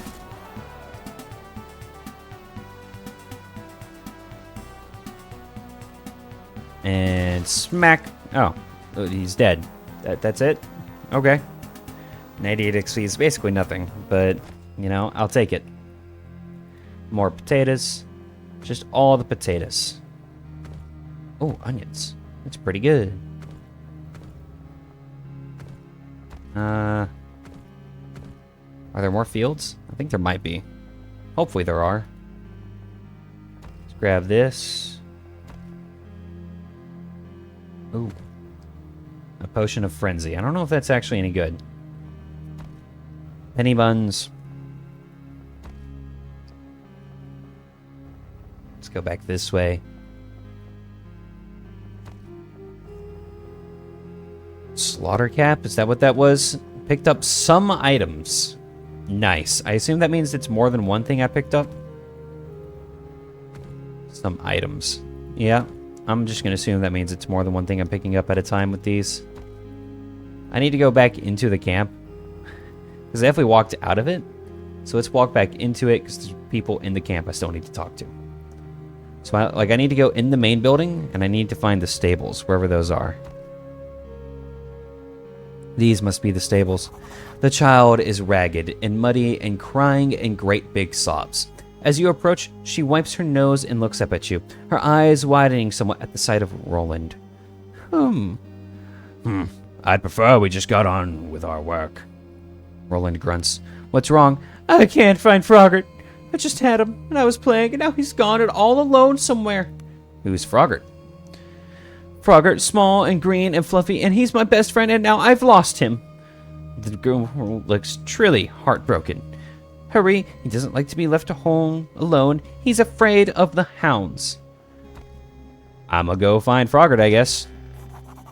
The stench of disease and moans of the dying lie thick in the air of the makeshift infirmary. An aging cleric shuffles back and forth as he tries as best he can to tend to the patients. He exchanges a worried glance with Drina.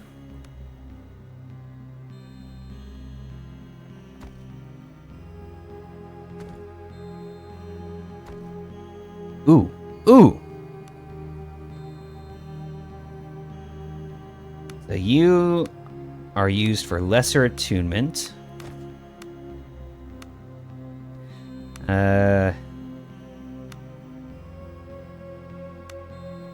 Let's see. Lesser attunement. No.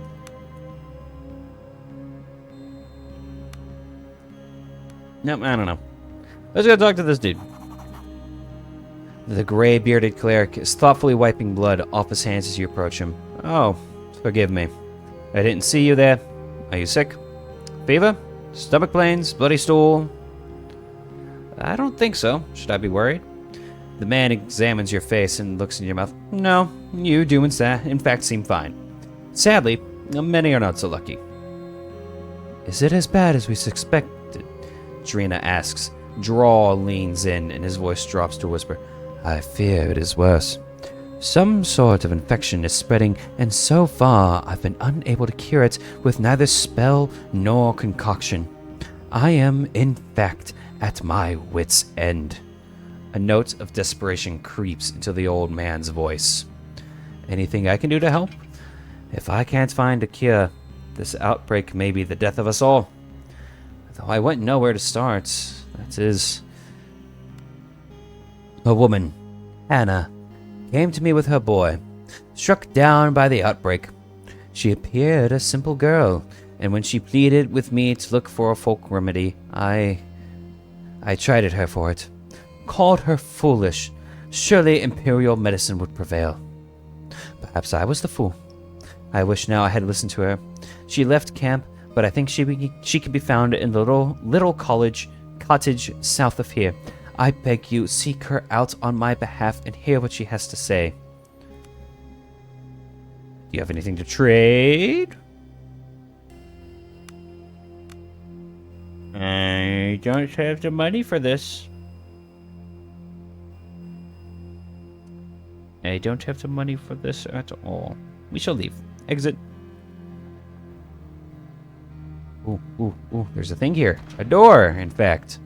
Ooh, a chest. Force. Success. Unlocked. Okay. And you.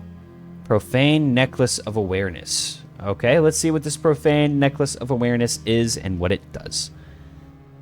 An exquisitely crafted +1 to awareness. Sure, we'll take awareness. Actually, who has the best awareness? Awareness 2 for... Yeah, okay, it was him. Cool. She has too much on her mind right now. Ooh, recipe baked mushrooms and meat skewers. Well, don't mind if I read those real quick. Cool. And we come over here. Farmer's omelet. Craft. Cool. Baked potato.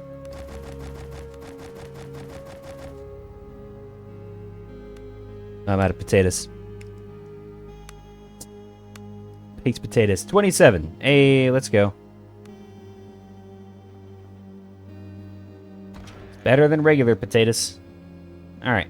And let's go find these people. There's still someone else to talk to somewhere. Apparently there's a stable. We need to find someone to talk to there. No, I want to go there. I don't want to pet the doggo. Though I do want to pet the doggo also. Hang on, let me... Am I stuck?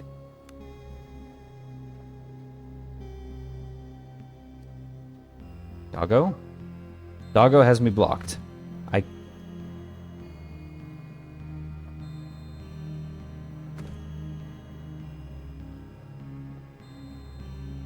I can go now.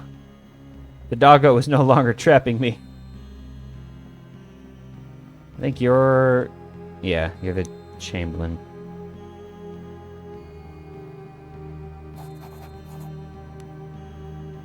Oh, he has good news. Oh, no, no, no, no. No, I've not done anything for you yet. Sorry. Journal.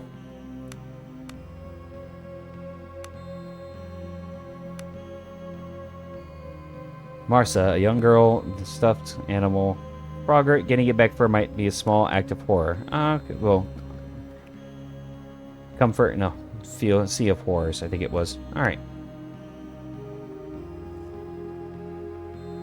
Well, let's keep wandering. Apparently there's a cottage to the south. In here, mayhaps? Ooh.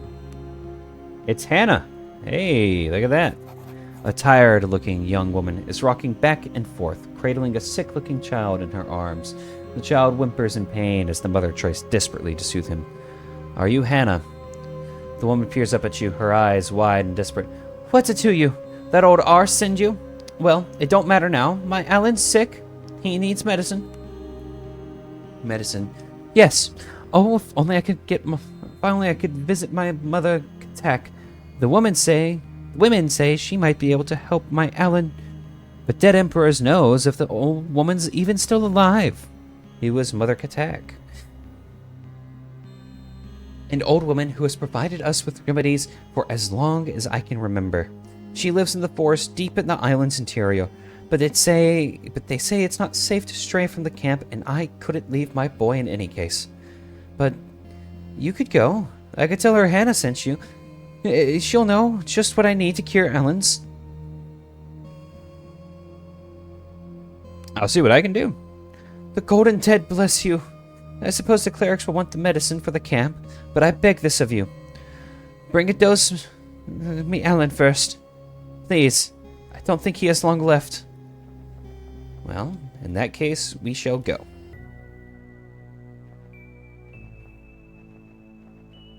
To the north we go, to the forest. There are snakes in the grass. Parley! You cannot parley with this foe. Sneak away. No. Oh well. Guess we fight the snakes. I'm not particularly worried about snakes. So, begin combat. I should have rested, but it's okay. It'll be fine. That said, attunement tonic. We will heroic tune, cascade, lifting tune, and we smack someone. Alright, with you, we thrust and parry, we kill one. With you, we shall Imperial Litany and smack that one. Alright, and now with you, we hamstring, smack.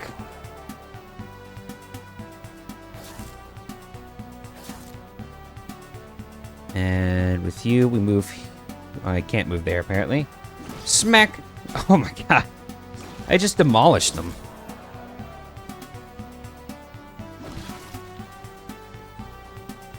Alright, and come up here and smack. Smack. Another dead.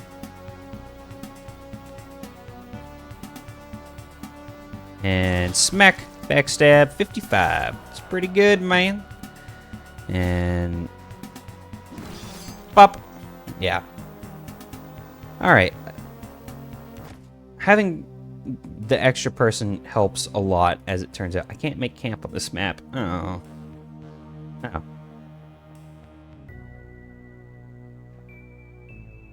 Uh-huh. I think this is it. The Shrine of Presence. And let's go ahead and make camp. Just in case. Farmer's Omelet. And then 4 carrots. And we begin rest. Camp activities begin. A cat with a ration. Let's go.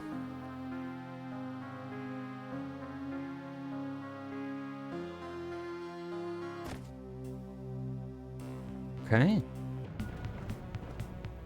Oh. Oh, there's a bunch of people here. Okay. Put you here. You here. We'll put you here. And you here. And we'll begin combat. Oh, I forgot to equip arrows. Oh, come on. Whatever. Heroic tune. Nope. No. Not heroic tune. Oh, yeah. Heroic tune. Yeah. Cascade. Lifting tune. Another cascade. Boy. And fire damage. Thrust and parry. Smack. Unfortunate. For this, we will say Imperial Litany and smack. We will hamstring you.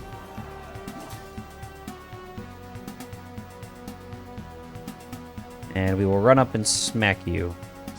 Up. Ooh. Yeah, she's kind of getting wrecked, huh?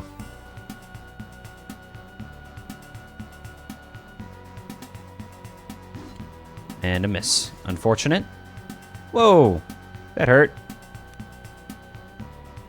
We shall fire on that one. And thrust and parry. Smack. Injured and down. Okay. Unfortunate, but is what it is. Can I lay on hands you? Nope. Okay. In that case, we will smack that person. Hey, pretty good damage, actually. Oh. Oh, he just went down. Outright.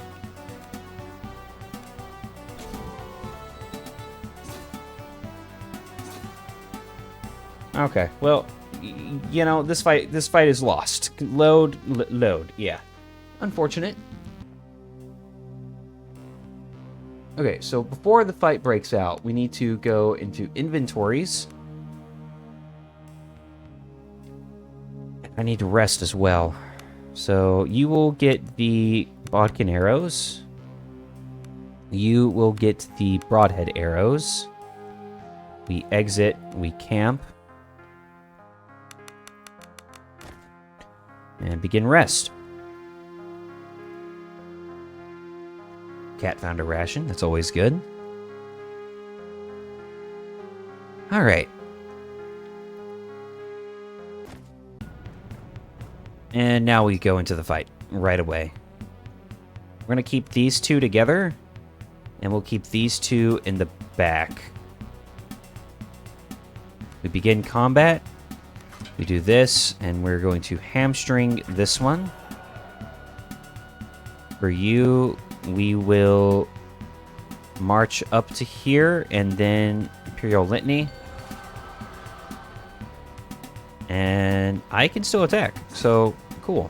Charge +1, awesome. For you, we will start with Heroic Tune. Alright, no Cascade, but that's okay. We run up here, thrust and parry onto that one. 17 damage is pretty good. 17 damage is pretty good. Alright, and for you, we just shoot that one. Smack you. And for this, we do Lifting Tune, inspire everyone. And kill him. Alright, and with you, we are going to hamstring this dude. We don't want you getting close. You hurt pretty bad last time. And we will minor lay on hands on him. We get a cascade, so we will smack that one. For you, we will fire spirit on this dude. It's not much damage, but it's something. 15 slashing is pretty good.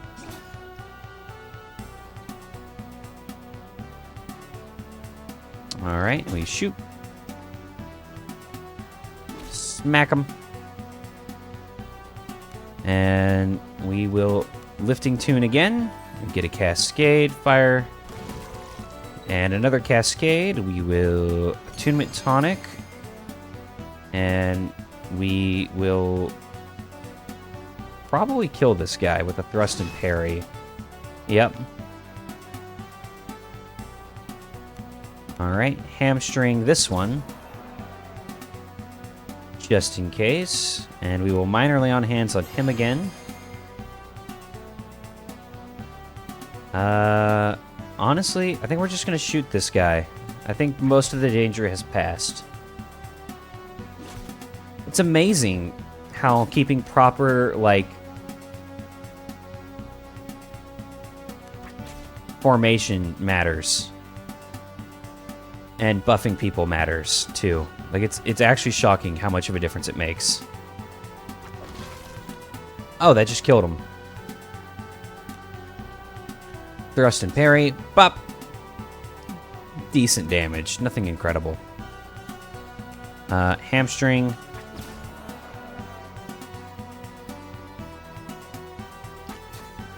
Kill him. And smack. Yeah, we're just gonna keep shooting this dude. That was not what I wanted, but it's okay. Honestly, I'm not worried about it. You're just gonna walk over here, and we will thrust and parry, kill them. Oh. Well, they survived. Interesting. Just keep on going. 10 damage. I've never seen them do that much. Well, it's okay, because Roland is a Chad. A tanky Chad. Loot all of that. And we go over here. An ancient, weathered Imperial Way shrine stands before you. Despite its remote location, you suspect it still sees occasional use. I don't think I have anyone with enough lore for this. Drina, what is this? A pilgrim shrine, Drina answers as she thoughtfully strokes the ancient masonry. There are a number of these spread throughout the outer isles. Pilgrims would come from throughout the Empire to pray at them. It is said to bring good luck and clarity. But you have not visited them. No, I'm a sepulchite. My order is not required to do pilgrimages, and I've had little time to wander in my time here. That being said, it would give me great joy to be able to visit all the shrines one day. Say, pilgrims traveling to the shrines pass through Horin. We might still find some there. Perhaps they could teach us the proper prayers and rituals to perform at these sites. Yeah, let's keep an eye out for them. Alright. I'm still looking for the one chick. By monstrously overgrown crabs. Sneak away. An 8 or higher on 2d6. That's not going to be easy. Hey, but we succeed. And we're just going to walk away.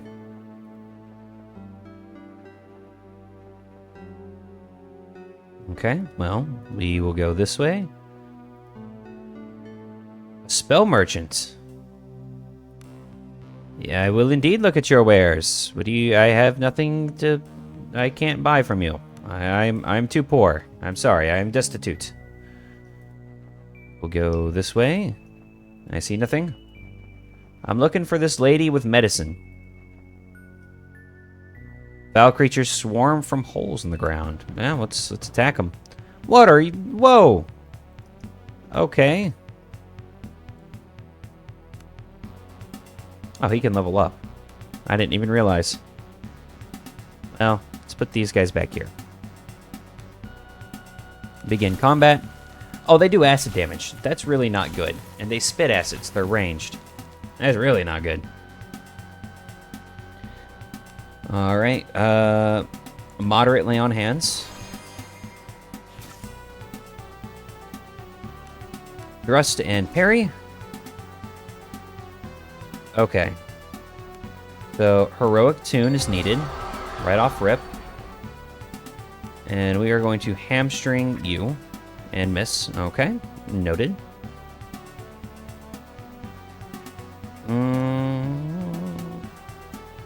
Moderately on hands. Mac. Alright. Killed one, but he flanked himself. It's okay. Lifting tune. Cascade. Alright, we will Lesser Attunement Tonic. And we will hamstring this one. Out of ammo. Okay, well. Instead, she shall walk over here. Oh, she had backstab there. Well, it's okay.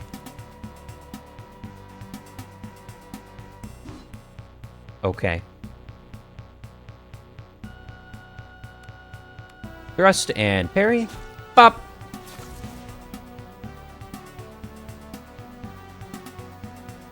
We will Fire Sprite onto this one.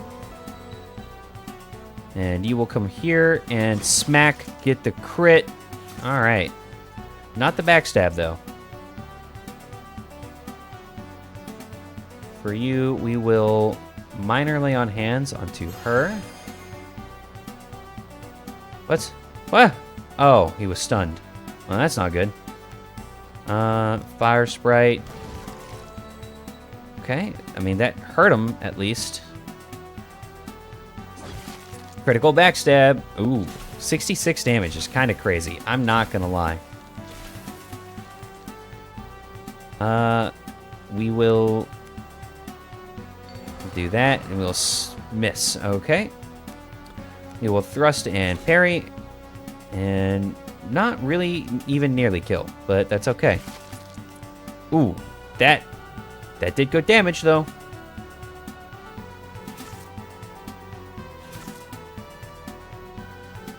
Alright, and you will come here. And moderately on hands. And smack. Doesn't quite kill. Swap to this for you. And we'll start fighting. Come here, backstab.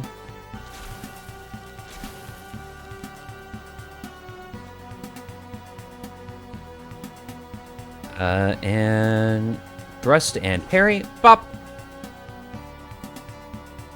And then keep fighting. Alright, yeah, I don't think I need to use any more resources here. I think I can just use... Yeah. Oh, I didn't even realize I killed that one. Loot. And I got a couple people to level up, actually. Level 6. There we go. Alright. Let's see. Diplomacy. Oh, multi-attack. Hang on. Hang on.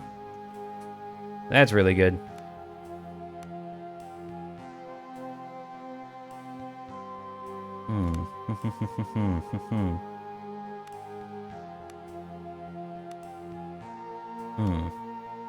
I think we will indeed do diplomacy, and we will increase lore, because lore comes up so much, and I don't have anyone else to do it.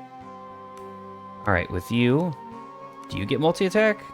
Yeah, but what rank do you have to be? Oh, at least one rank in calloused hands. Okay. And vicious? Well, we're just gonna bum rush multi-attack here. For Roland.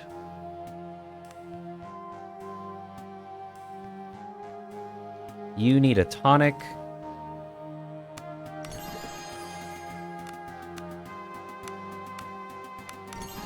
Alright, and that'll do for now.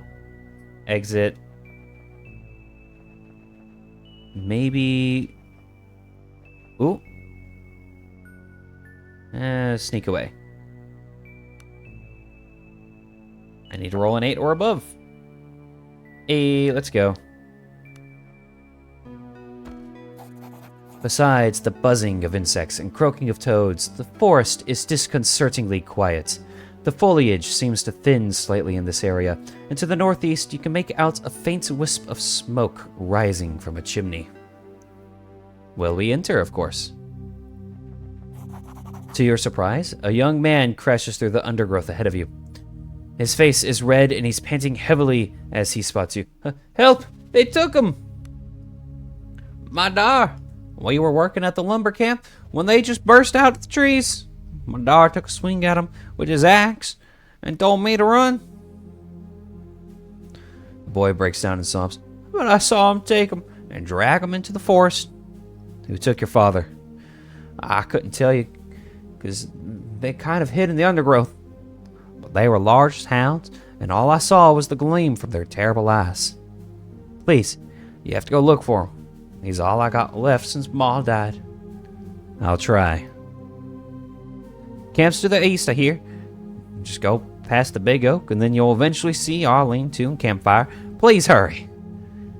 Anything else of note in the area? Old Mother's cottage lies to the northeast. Has a great big tree growing through it, so you can't miss it. Old lady a bit strange, but she knows things. Potions and herbs and such. Might even have some to sell you. Anything else? There's a bit of marshland north of the Big O. I'd stay out of there. There's lizards and such, and they say even a single bite is enough to kill you on account of the disease they carry in their mouths. Thanks. I'll get going then. Tombs bless you. When you find my dad, whatever, tell him I'll be waiting for him at home. Okay. Well, we go find him. All right. Where was it? Timber. Son did not get away from the kid asked for looks as far apparently can be found east of the Big Oak. Okay, so the Big Oak, of course, being where Katak is. So we just follow the road to the Big Oak, I assume. Oh. What are these things? Put you here. Put you here. Put you here and begin. Heroic tune. And we'll actually pass. Let them come to us first. Thrust and parry. Smack! How tanky are these guys? That's the real question. Well, we'll find out, I guess. Imperial Litany. Smack. Well, miss. We will, I think I already heroic tuned, so lifting tune. We run over to there. Smack! Okay, well, they're not that tough. 2 attacks from Roland is enough to down them. Truthfully,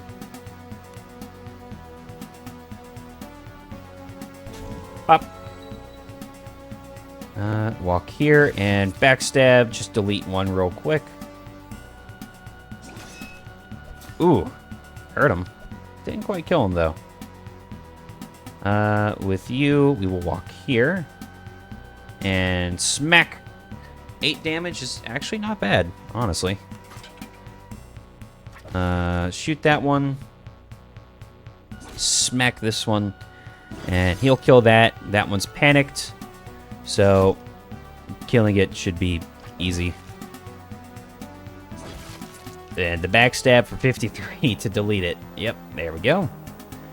Alright. Loot.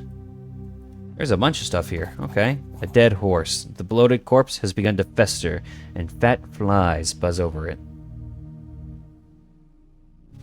What are you? Okay.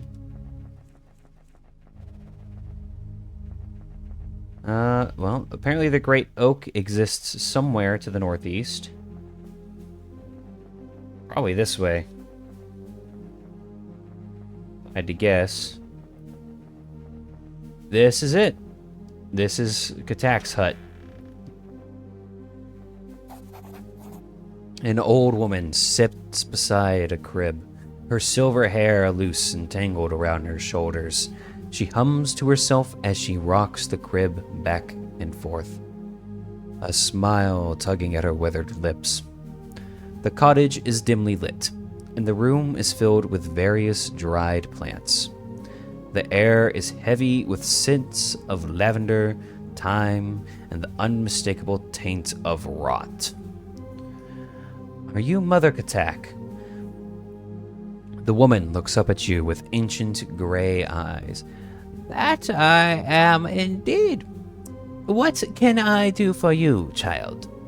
A strange coo escapes the crib. It sounds off. You try to peer inside, but the old woman shifts, obscuring your view. Explain the outbreak in the camp. As you explain the situation, the woman absent-mindedly rocks the cradle by her side. She chuckles softly. So the fine folk of Horan have a bit of a bellyache, and they thought, who better to save us than the kindly old Katak? It was Hannah who sent me here. Her boy is sick as well. Little Lynn! He's such a lovely little boy, almost like my little piglet here. She pats the crib. The strange piping sound coming from it sounds nothing like a child.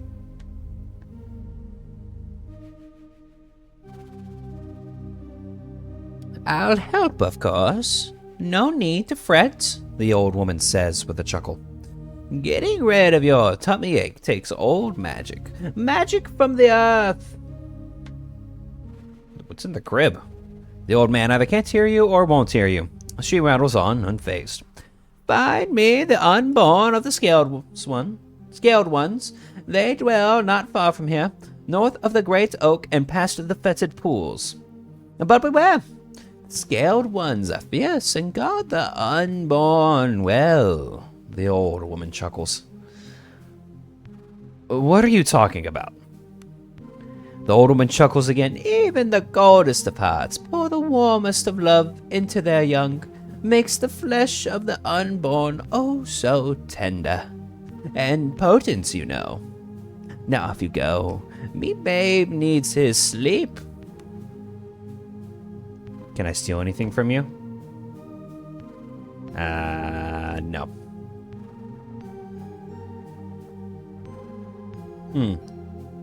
Well, east of the Great Oak. The Great Oak sits out in front of this place. So I'm going to assume it's down here. These are bugs. I'm going to go out on a limb and say that the bugs probably aren't that dangerous. Begin combat. Oh, right. I'm not going to run out more than that. Defend. Heroic tune, and that'll be it for the spellcasting I do in this combat, honestly. Bop! Critical hit only for 7. That's just sad, honestly. We run over here, and with you, we'll shoot this one. 3 damage, not terrible. We'll actually attack this one, because I'm about to just delete them with, Cat. Cat will just demolish. Watch.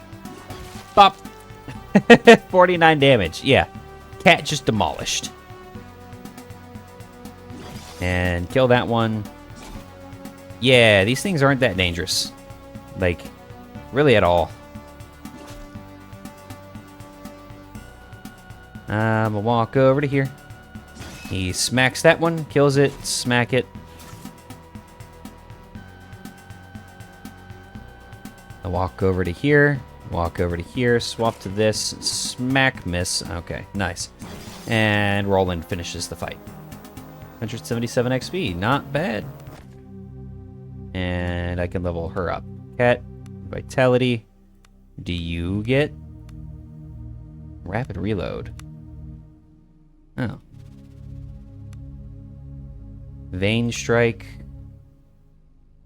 That might be useful. Evasive.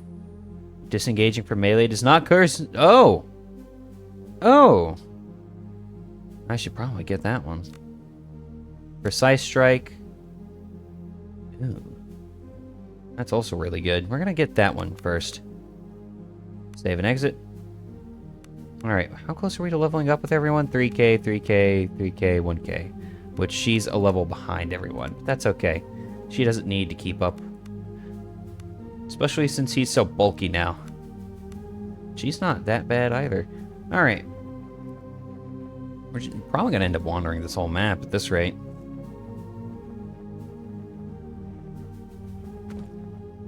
Hmm.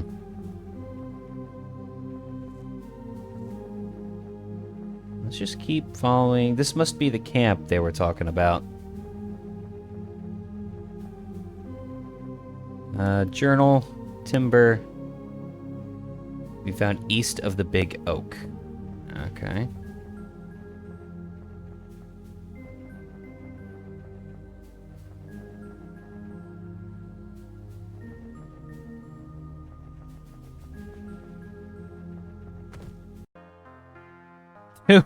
Do I want to camp? Not really. I don't have a need to. Not yet. Might be useful, but eh. Oh. Well, here's the caves I think I was looking for. Yeah, I'm going to assume that this is where I need to be. The web of some arachnid. Force. Success, okay. Oh. Oh, there's a bunch of things here. Well, let's put you here. You here. You back here. And you here. And begin combat. You go first, as per usual, and smack. You will walk here and thrust and parry. Lesser poison attack. Okay, well that's not good.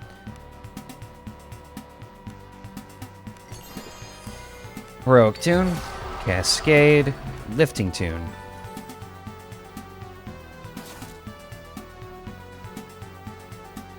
We will do this, walk over to here, and you will smack that, injure him, and we'll just start killing this dude. I probably should have gotten rid of... Nah, it's fine. It's fine. I'm not that worried about it. Because you will kill. Yep. And then that kills. And... Okay, yeah, it doesn't really matter what the others do, because he's just gonna demolish, and we will moderate lay on hands onto him. Give him 20 vitality back, and... Oh! Okay. I guess they miss. Well, it'll be fine. It will be fine. Because precise strike, you won't miss this one. Yeah, there we go. Surprised they did get the backstab. How does the backstab work? Whatever. Loot. Cocoon. Loot. Force. And unlocked.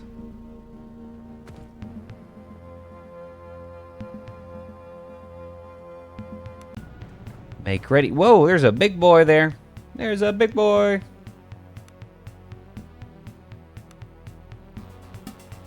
Begin combat.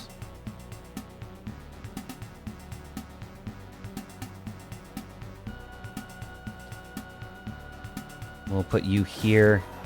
Okay, well. Nice. Have you shoot this one. You will walk here. Oh, right, disengaging. Unfortunate. We will have you Imperial Litany. Just because, like, that one matters, right? Like, realistically, it does. A crit? 19. Okay, I mean, it's better than nothing. He'll shoot that one. That's pretty good damage, I'm not gonna lie.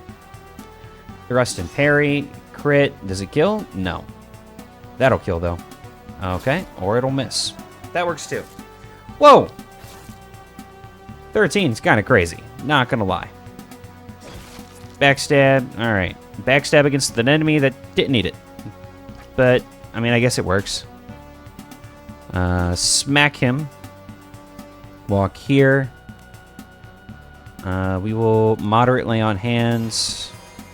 Cascade, I don't need, but, you know, we'll walk there. For you, we will precise strike. Kill him. Yeah, it did indeed kill him. Flop. to weapons. And with you, we will thrust and parry. And we'll just smack with you. I don't want to use any more resources for this fight, I don't think.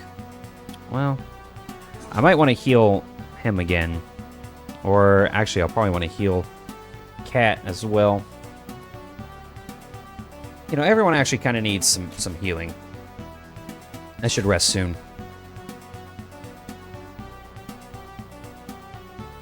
We'll disengage. Which I know ends turn, but I need healing. And you will walk over here and will fail to smack. You will thrust and parry onto him. And then you will moderate lay on hands onto Roland, who is getting just beaten and battered here. Yeah. You know, the buffs Bard give are really good.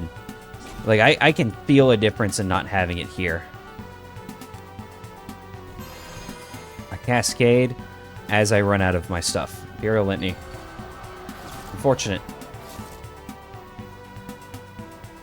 Oh, man. They are just demolishing him. Hey, a crit for 22. Not today. All right. Thrust and parry. 10 slashing. It's still pretty good. You're gonna walk over here. He is getting just killed, though. Oh! Oh! Alright. Oh. Well.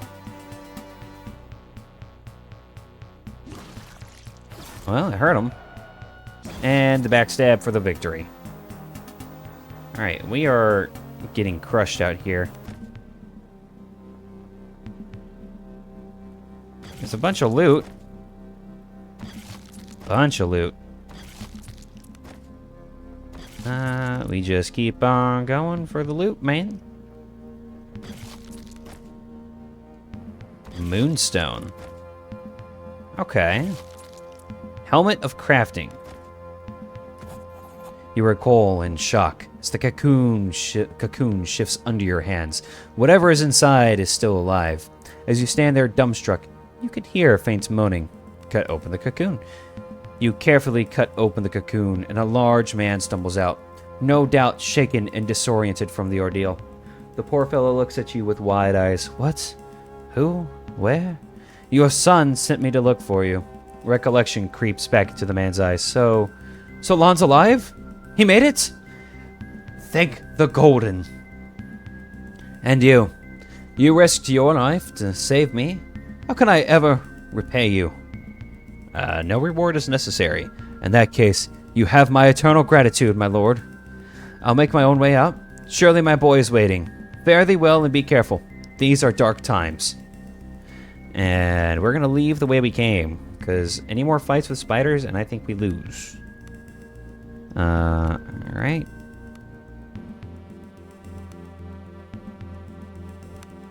Defend ally. I don't think I want that one. Increased presence. No.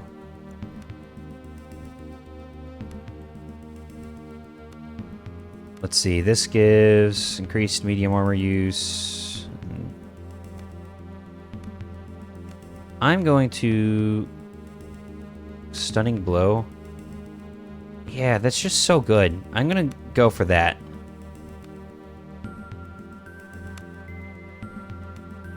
Yeah, that's what we'll do.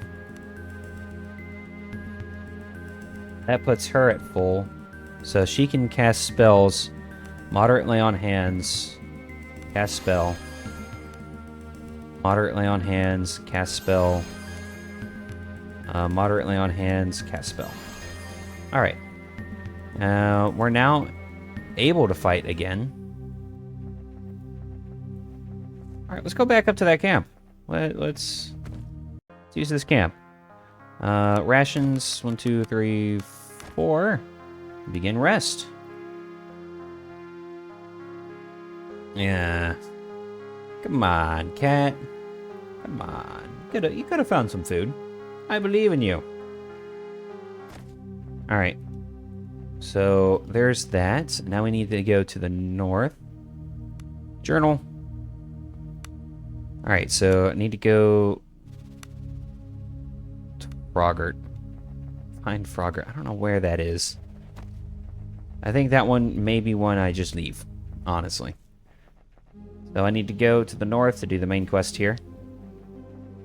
And that I shall do. Because there's apparently a marsh up here.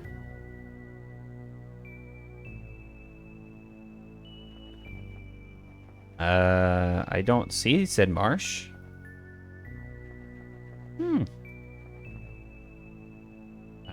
Sneak away.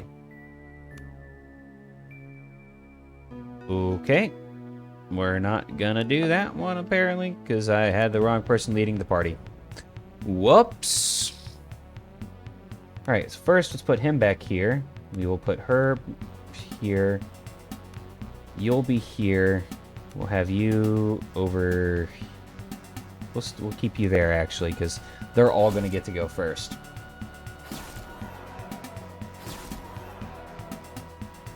Alright. So for you, we are first going to Imperial Litany. And then we are going to Bear Strength onto him. And just oh my... Jesus. They are scary. Heroic Tune. And you can't get there. Unfortunate.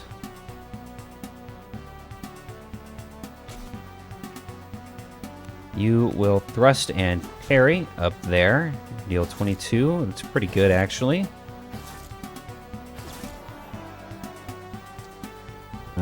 Moderately on hands on yourself. Cascade. Amazing. Smack. Alright, you are going to Lifting Tune. Smack him. And kill that one.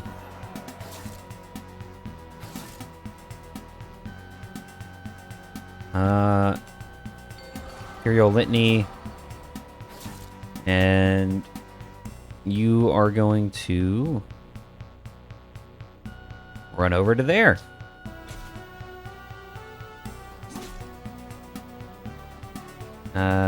We will thrust and parry onto him. Hopefully deal some damage. Okay, after that first turn, none of them, like, did a crazy amount of damage. It seems. It's just the number of attacks is a lot. The backstab, get the kill. Turn around, kill him. She will moderately on hands on herself again. Walk over to here. Just around that. Oh. Well, that's unfortunate. It wasn't enough to kill outright. It's okay. Miss. Unfortunate. And the critical hit, get the kill. Awesome. Bop! Okay, that one was a little more challenging. Well, maybe not challenging. That's probably the wrong word, but... You know. Okay. So, she said... The Unborn... North of the Great Oak and past the Fetid Pools. Okay. So the Great Oak was towards the center, right? If I remember correctly. It's kind of this way, I think. Yeah, here it is. Oh. I'm going to assume that these are it. I'm going to put Roland up there. We'll put you up here as well. Have her charge in. Deal a little bit of extra damage. Wow, it would have done 0 damage if not for that. Amazing. Heroic Tune. Oh, we can't. I put her in the wrong spot.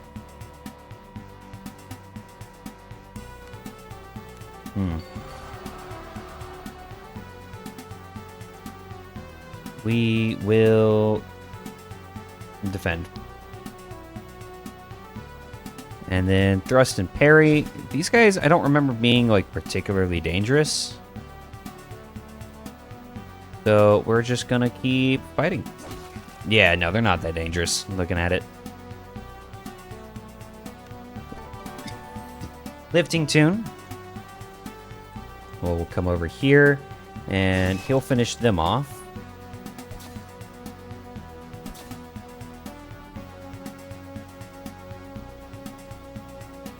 For this, we want Precise Strike.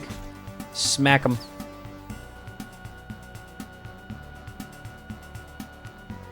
We want Fire Spirit. We just want to support as best we can here. Alright, and Thrust and Parry. Alright, that injured them. Hopefully they'll be able to walk over after killing that one. One can hope. I'm about to start taking wounds. Well, he'll just have to run. That didn't kill.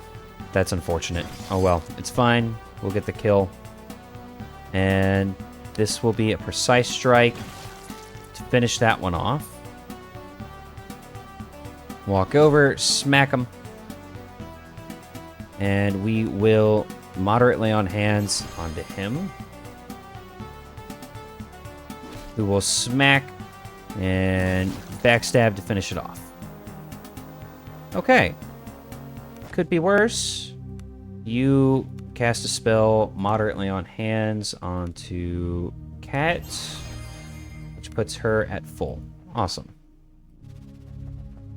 Alright, up here is where we go.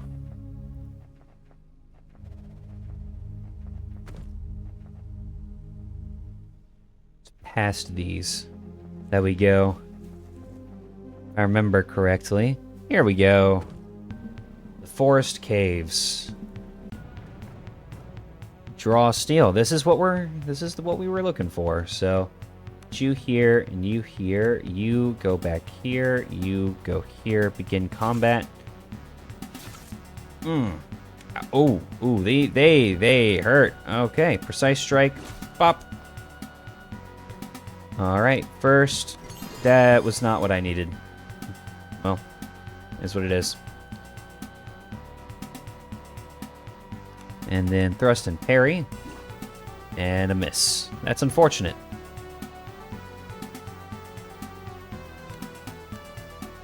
Imperial Litany and smack.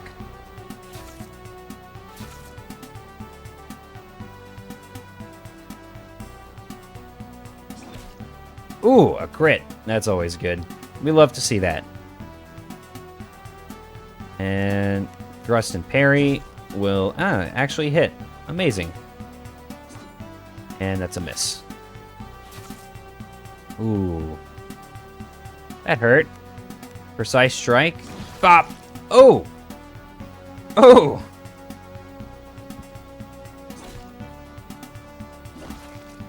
Alright, it's dead. It's dead. Yeah. Bop. Loot.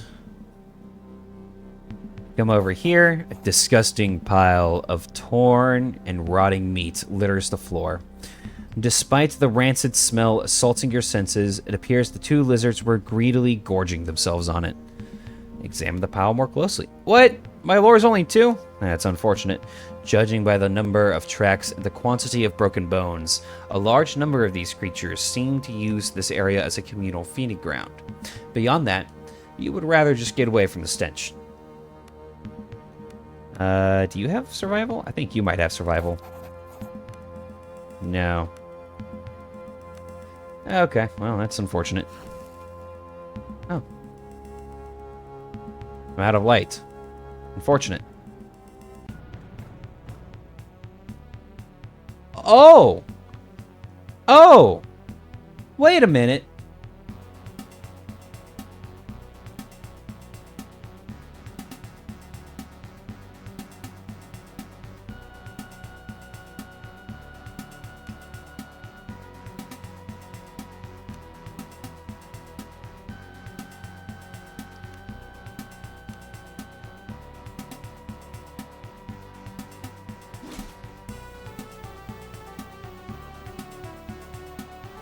Well, this is not good.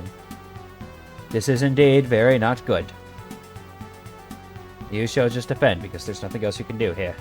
You will walk here and backstab them. You will walk here. You're going to cast Minor Lay on Hands onto her.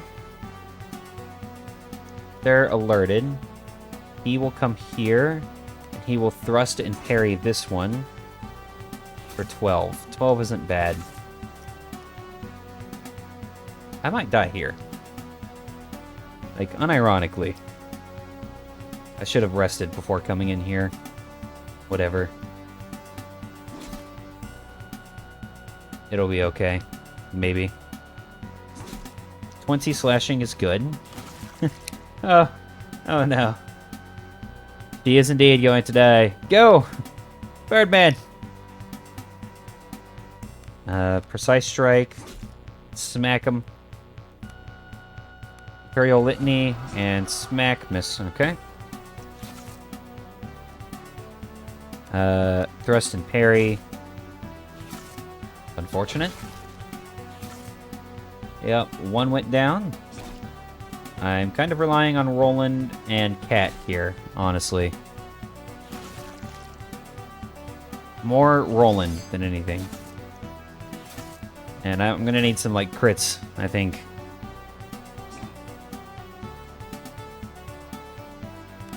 Precise strike. Oh, that didn't kill. That killed. Alright.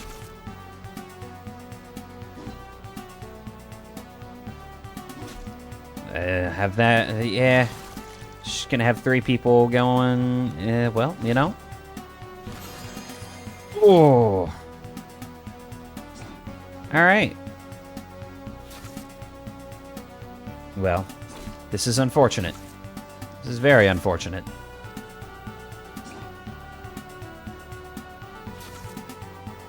Birdman is surprisingly holding up well, I will admit. Lesser Tonic of Vitality. Let's just start swinging like this. And he went down. Okay.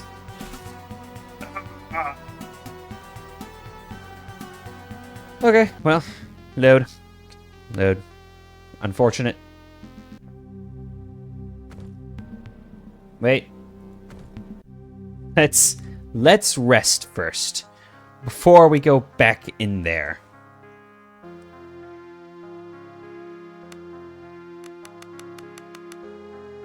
All right, begin rest. The rest will indeed matter. Hey, Cat found a ration.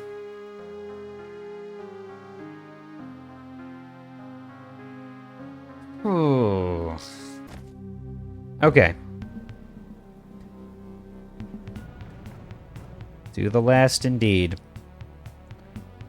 There's 2 of them, so let's just put 2 to a person.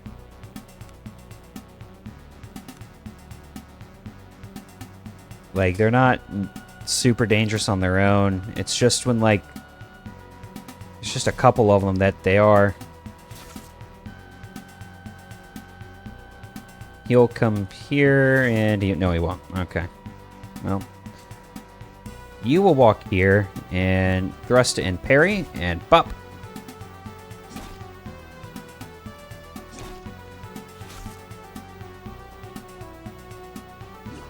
And a miss. Alright, that's fine. 14 slashing, pretty good. And the backstab kills. And... oh, well, that's unfortunate. It's fine. What? What? Please.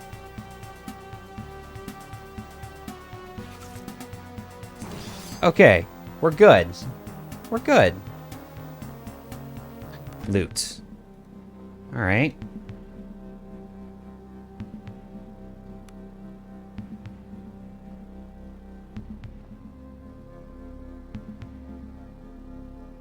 Hide. And now we will come back here and we will do this. Alright, so Roland needs to be in the front. So we will put Roland in the front. Roland here. You here.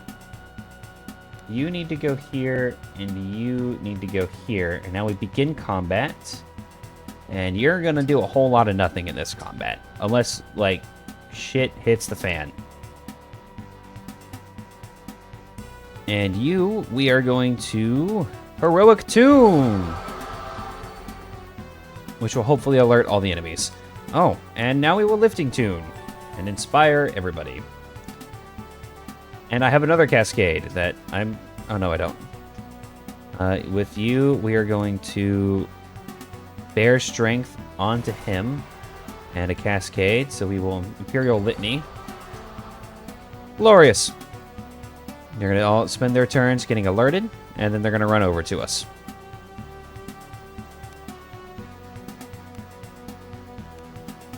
As we do a lot of nothing. I did a Lifting Tune at the wrong time.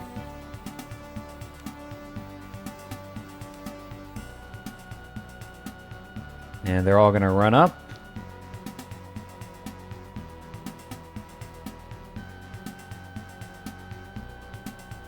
You do nothing this combat.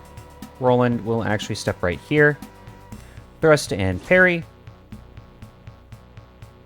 Alright, you, we are going to Fire Sprite.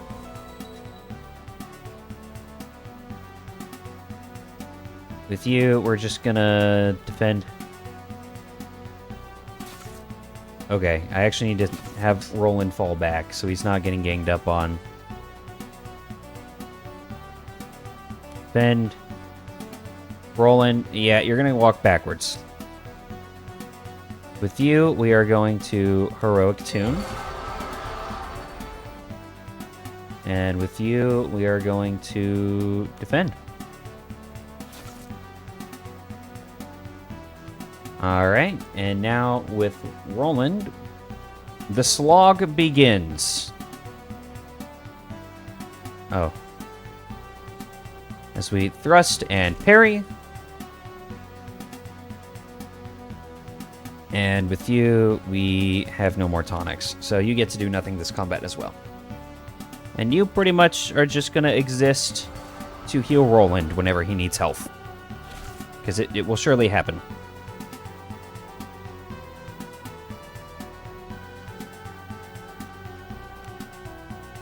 Oh, defend. Smack! Oh, a crit. Did 40 damage. That's insane. Defend. Defend. Low to moderate damage here. That's not bad. Defend. Roland, we have fall back, so he's not getting destroyed. And with you, we cast moderately on hands onto Roland.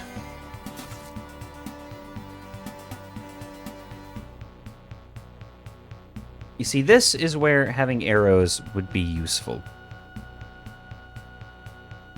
You go through arrows so fast, and you don't get a lot back. I'm not gonna lie, this is working supremely well.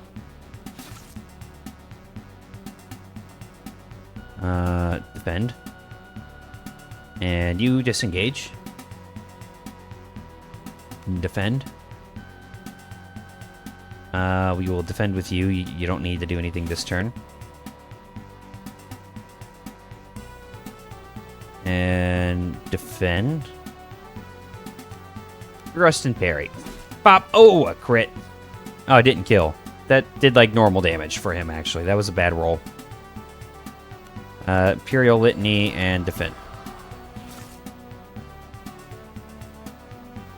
Well, at least I know I'm probably going to kill them with this next turn. No, I'm going to miss. That's unfortunate. It's very unfortunate, actually. Because Roland do be taking some damage whenever he misses. Doesn't he also have like a +8? Like, isn't his 2-hit actually kind of crazy? Defend. Defend.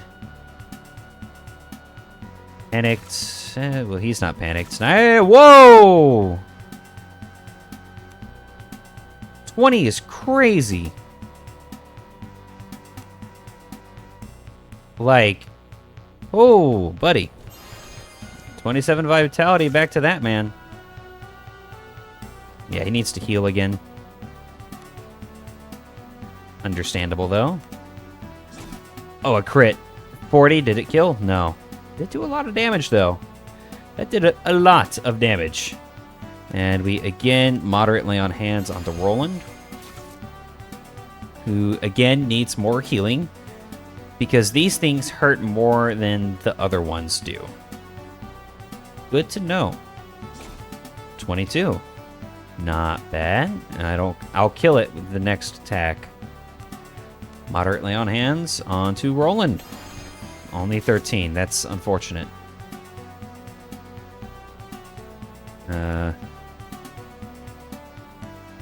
Thrust and parry, get the crit, kills. That one is panicked. Cool. In which case, I will begin to march forward. Imperial Litany, and... Alright, let's get him back to full.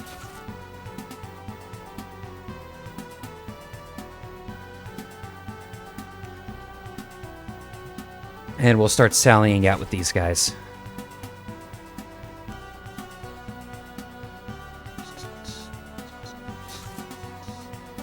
Oh no. Oh no. Well, it is what it is. Thrust and parry. 14 is not great. It's not bad either. Imperial Litany. Defend. This is round 18 of this combat. That's kind of crazy, I'm not gonna lie. 16 is not bad.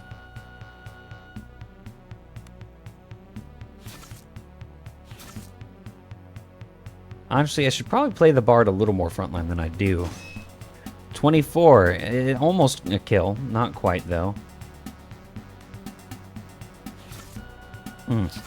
Yeah, he is soaking up that damage, though. Roland, basically 1v however many there are here. What a Chad. I think it was like 1v8 or something. 1v6. Something like that.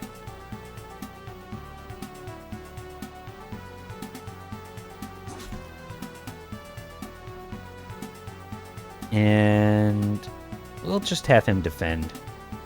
We'll let Roland get the glory. 26.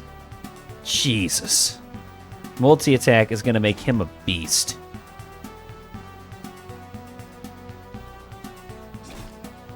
$16. Alright. Have these guys sally out. Okay, injure it.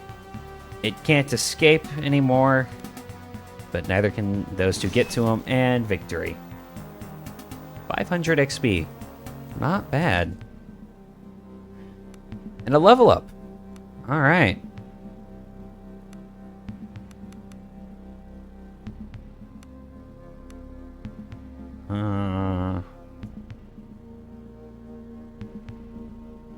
Smothering Blanket, Eye Shrine, Fireworks, Lambent Dance, Song of Soothing. Oh. Oh, you must be level 10. Yeah, okay. In that case, we shall snag some blade accuracy. Save and exit.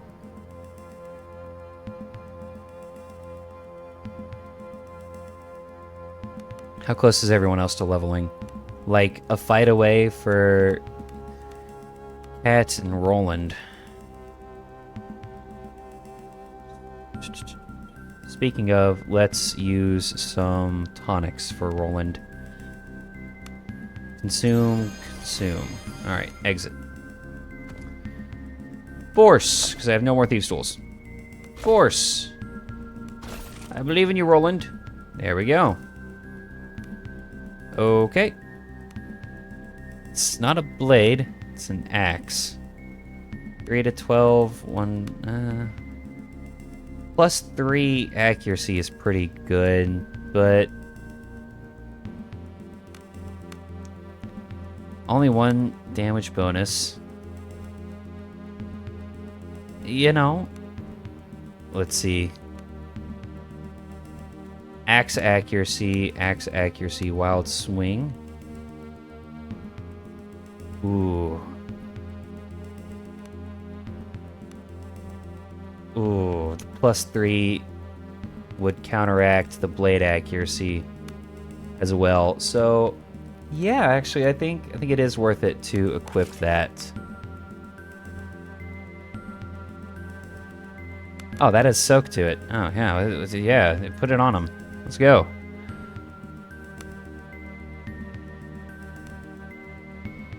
Okay.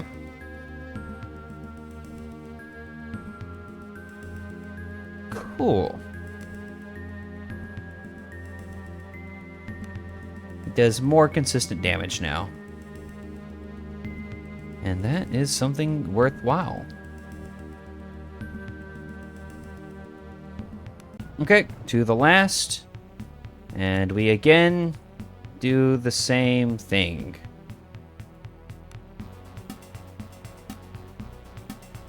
Begin combat. With you, we are going to Heroic Tune. And then pass. Everyone will pass.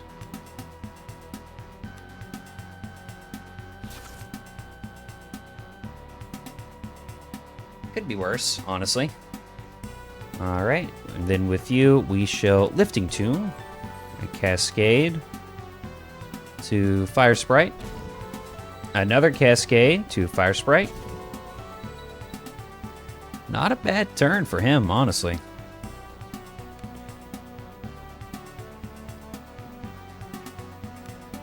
Oh, Thrust and Parry has to have a sword. Okay. Thrust and Parry's really good. Especially for a combat like this, where I need the extra defenses. Okay.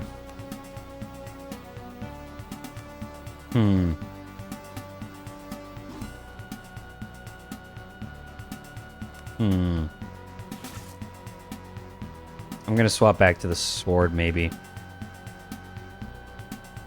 Because he does enough damage even without the, like, extra 2 consistency. And the 2 hit. Yeah, this was a mistake. I don't know if I can win this.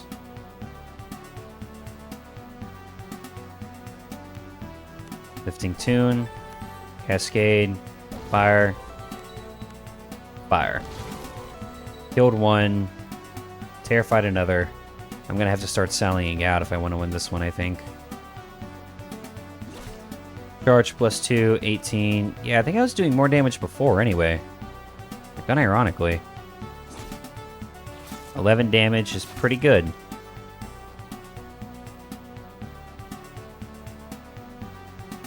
Alright, he's not gonna be able to do anything for the rest of this combat. We'll have you run down to here. Smack. Alright. I put everything into swords, and I'm trying to get multi-attack. Yeah, it's better to just go with the sword, get the balanced attack strat going. Oh my god. Missing everywhere.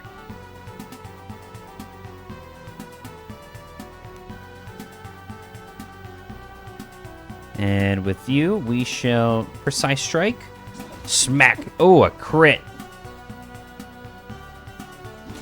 18 slashing. You know, all these misses are kind of sad, but could be worse. Ooh. Who's gonna get the kill? Alright, well, now we know who gets the kill. Critical backstab, 74. Jesus. Loot. Alright, let's grab this and go here.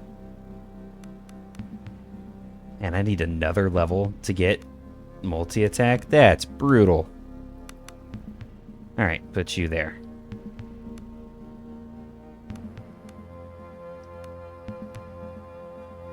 Could be worse.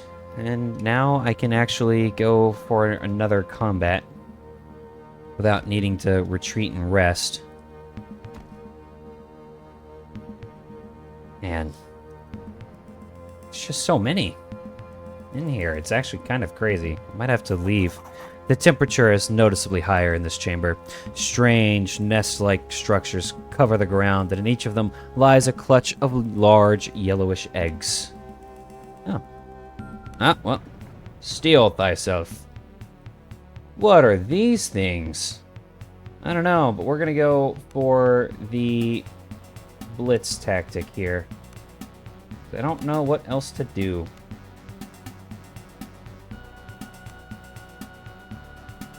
Because I am out of the ability to cast spells. Backstab, deal 53 damage, yeah! Smack! I didn't kill. It did do good damage, though. Ooh, that's a nice crit. This is a good first turn, I'm not gonna lie. The crit didn't kill, but did do good damage. And we'll turn around and we'll hopefully kill, not quite kill.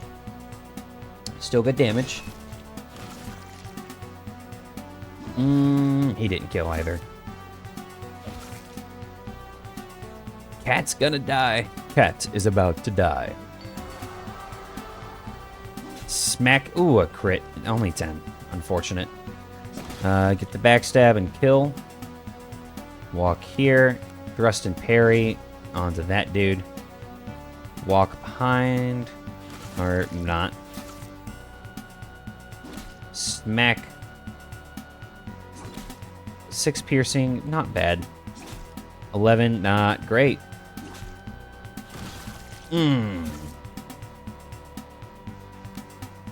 Precise strike. Bop. Thrust and parry. The crit. 30. It's still alive. But it's injured now. The backstab. Oh, yeah. And smack.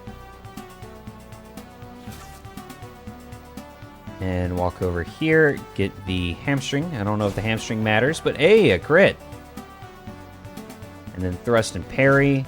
Another crit. Alright, 3 crits in a row? No. Okay, well.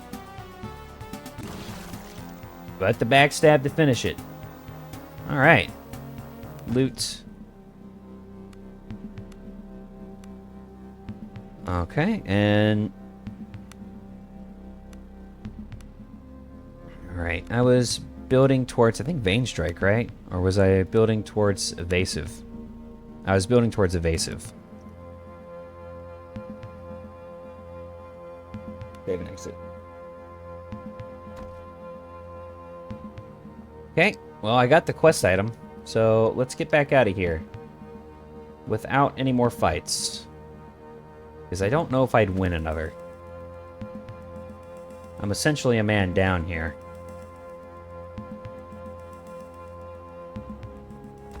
And yeah, we walk out. And let's go find the hut we were looking for.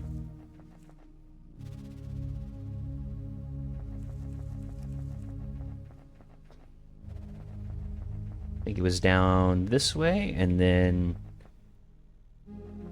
go over this way. And the road should take us to where we need to go. Yep, and now we go north. Awesome. Oh my god. I'm not gonna lie, that cave was kind of brutal. Those lizard things were super tanky. They hit as hard as Roland did. Funneling, though, was just about the only strategy that worked. The crone hums to herself as she gently rocks the crib back and forth. I have the eggs. Oh, look at these beautiful eggs. They will do fine. My concoction is nearly ready. She cracks the large eggs open and dumps the squirming contents into her cauldron. Steam begins to rise and the mixture changes color to a deep crimson. The old woman decants the mixture into a glass bottle. This will do. Soak bread in a thimble of this, and it will purge your guts of any foulness. She hands you the bottle before slumping heavily down in her chair. Suddenly, the previously animated woman looks exhausted. The crib rocks slightly as a low growl escapes it. What's in the crib?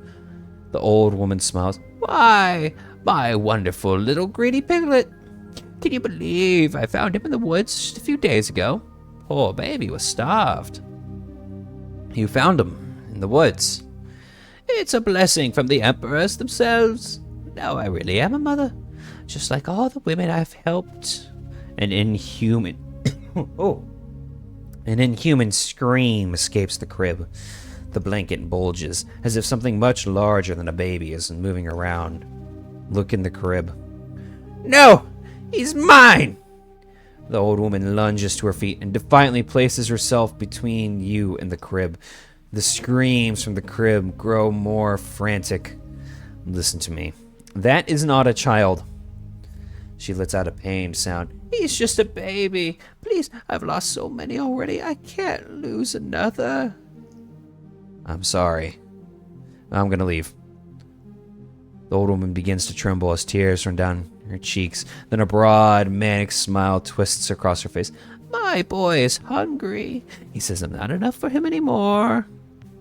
The old woman pulls her robe slightly down, revealing her torso. It is marred by a half-dozen obscene, round wounds. A hearty meal will do him good. The woman smiles serenely as a horrid chirp escapes the crib. The blanket in the crib ripples as something much larger than a child rises from it. An inhuman, squirming mass of teeth, eyes, and what appears to be tentacles. The eyes stare at you without blinking, and then the creature howls. This is madness indeed. The horror lunges at you with inhuman speed. You thrash around the cottage as it snaps at your face until finally you manage to smash it into the wall. The screams of the abomination mix with those of the old woman as it rapidly scuttles off up the chimney and into the woods. Look at what you've done! The old woman falls to her knees and buries her face in her hands. Roland stares at the scene, mouth agape. This is insanity! Take the medicine and leave. Yeah, I concur, Roland. That is insanity. And is there anything here with 4? Well, we'll do 1 baked potato and 1 of those, and begin rest. Camp activities begin. Ooh. I'm not gonna lie. That is an unnerving thing to have happened. I kind of want to know what it was.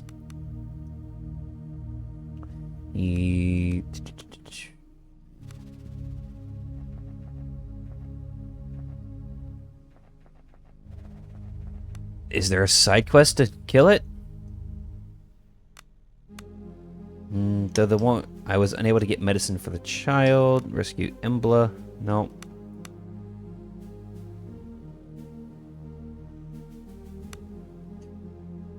Yeah, she is indeed insane. So let's walk to the north here, because I think this was the closest place to get out.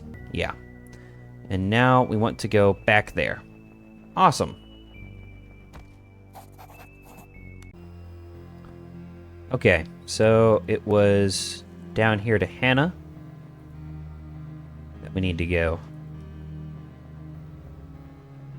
And hopefully the kid won't be dead. One can hope. Alright, Hannah, here you go for your kid. You've returned. Did you find the medicine? Bless the holy tombs. Tomes. I think it's tomes. Bless the holy tomes. You don't know how much this means to me and little Ellen. Hannah gingerly feeds her child a piece of bread dipped in the foul brew. The child offers a slight grimace at the taste, but seems no worse for wear. Stay safe. Who needs a reward when you're doing the work of honest folk? You know, this is not the rogue I came in expecting to play. I'm doing all the morally good things, because that's what I want to do to feel good about myself. Even if it's not, like, what I would do in character. It's fine. Alright, now we come to you. Ah, Birdman. Blessing of the dead upon you. So, what news? Is Akira in sight? About that? Yes, have you found anything? I have the medicine. Draw suspiciously accepts the potion. He grimaces as he examines the murky liquid against the light. These are dark days indeed, but the most holy order of sepulchites must resort to folk cures and lay medicine. Then again, I feel we're left with little choice at this point. With Drina's help, the two clerics go from patient to patient, administering? I think it's administering, not administering the foul brew. There are some grammatical errors, I've noticed, but the game itself is solid. The effect does not take long to manifest, and within hours the patients seem to be back on their feet. Drawl appears both relieved and pensive. You cured them.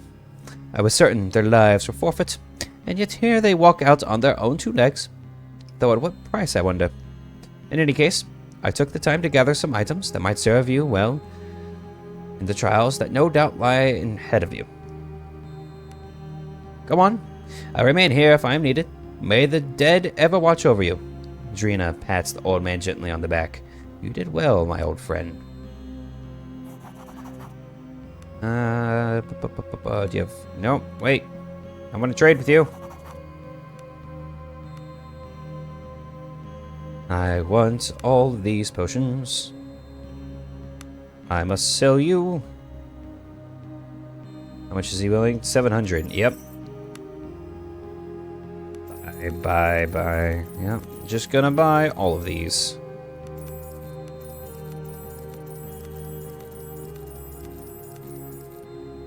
Alright, and I still have 280 gold after that. That's pretty good, I'm not gonna lie. Nope. Nope. Alright. Is there anything here worth selling? Sell.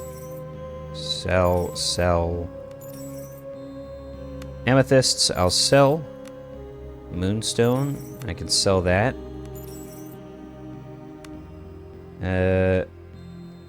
Sell. Alright. Exit. Alright, now we go back out.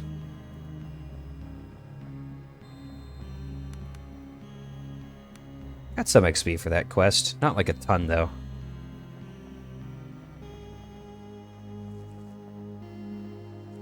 Oof.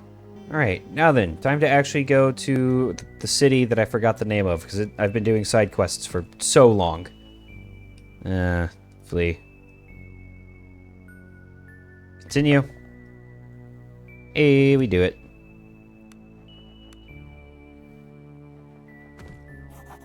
The Walls of Horin. At the end of the rugged peninsula lies the small, walled fishing village of Horin.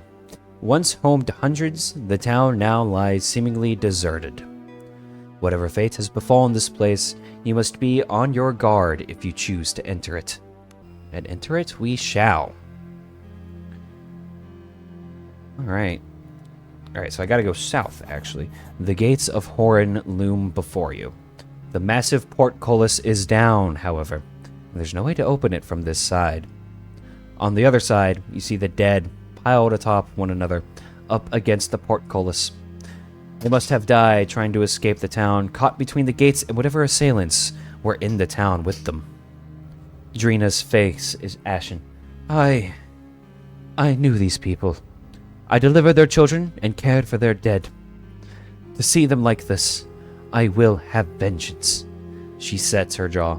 There is another way. The Fisherman's Gate. We follow the walls east and then south. Let's go.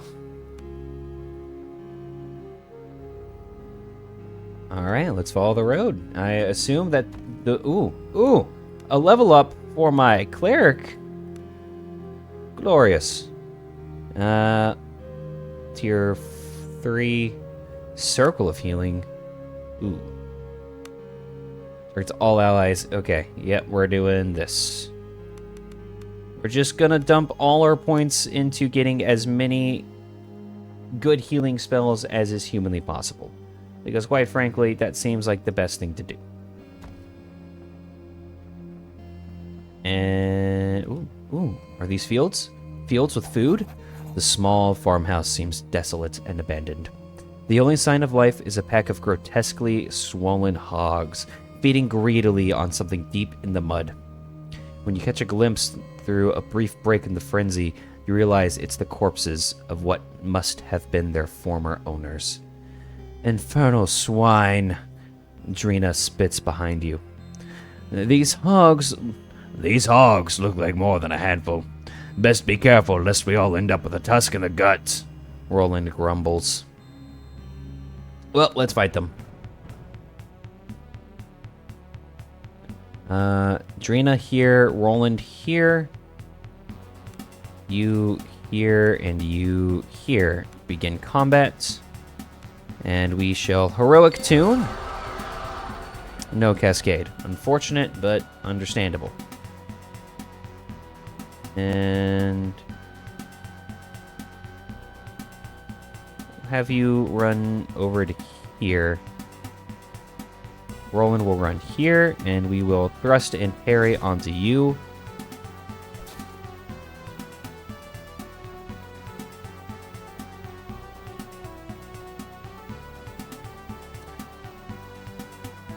And we'll run up here. We show Imperial Litany and smack. 11 blunt damage. Pretty good. Are they all gonna alert? Cool. That works for me. And we will lifting tune here.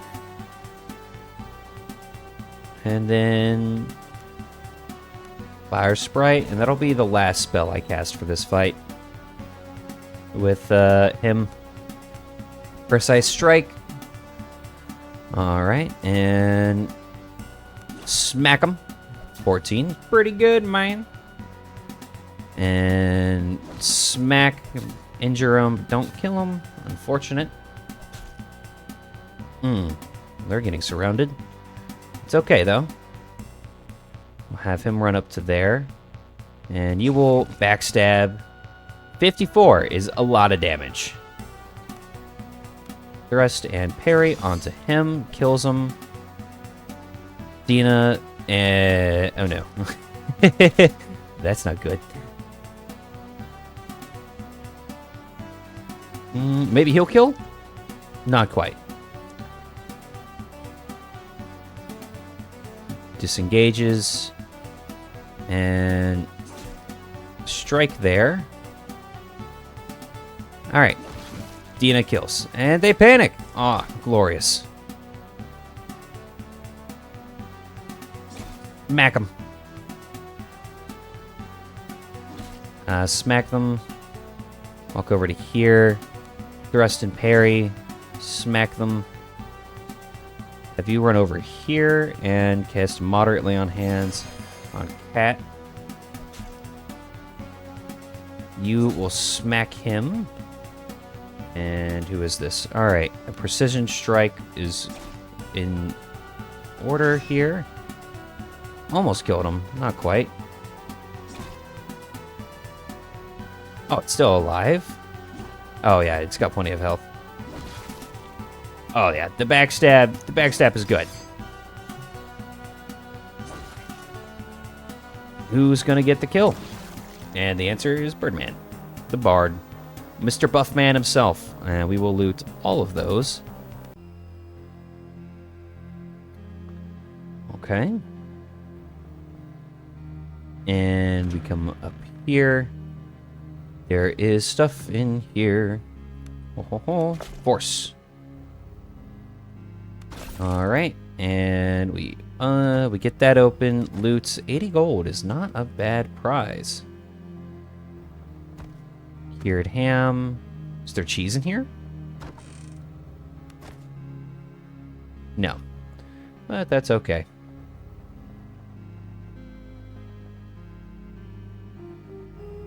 There's a field here, though, with a bunch of food. Onions. These leeks? Potatoes. Alright, I like potatoes. Potatoes are good to have. Alright, well, we got that. There is a place to cook up there, but I have enough food, honestly. And let's just keep following the road unless we find more things like this. This seems like a good place. Is it just one crab? I think it is.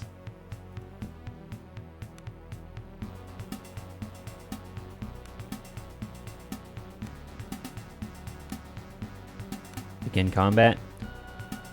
You can't actually reach them, so we'll just defend. Oh. Yeah, this is fine. I'm not even gonna worry, man. I think I'm just gonna let Roland do his thing. Oh, he just one-shot him. Okay. 79 XP. Yeah, that seems about right. Minor lay on hands onto Cat, just to heal her. Alright, picked up some items. Was that the ole? That might have been the ole I was looking for. Can't actually get inside of here. Unfortunate. Alright, and down here mayhaps? Okay, yeah, it's just flavor buildings. They don't actually exist, apparently. Fish. I will gladly take fish. Oh, there's a ton of fish here. Ooh, rations. The game is really setting you up, huh? To, like, get all the stuff. Ooh, ooh, ooh. We'll go pick this up. I wonder how far along I am at this point. Because I feel like I've gotten a decent bit of the game done. I also haven't actually made it into Orin yet, so I might not be. Ooh. Dark bread. I mean, bread is bread. A large, worn steel gate bars this entrance. You shake it and find it securely locked with no visible way of forcing it open. Looking around, you take in the battlements of the walled city. For a city this size, they are impressive. As if reading your mind, Roland offers laconically. These walls were built to keep people out. They seem to be doing a good job. Drina lets out an uncharacteristic scream of rage as she kicks the door heavily before slumping down against the wall. As in response to her anger, somewhere deep inside the beleaguered city, a manic laughter cackles briefly. What do we do now? For the refugees in the camp, hunger and disease is the greatest danger for now. Until we find a way to enter the city, we must do what we can to deal with the problems at hand, finding food and medicine. Yeah, well, we found medicine.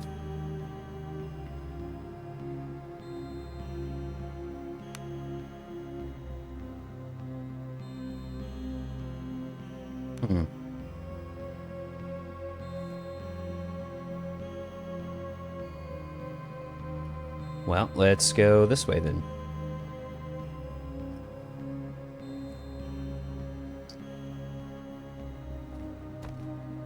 Ooh, what's this? Gold, spices, salt. I mean, I'll just take them, I guess. Let's go up here.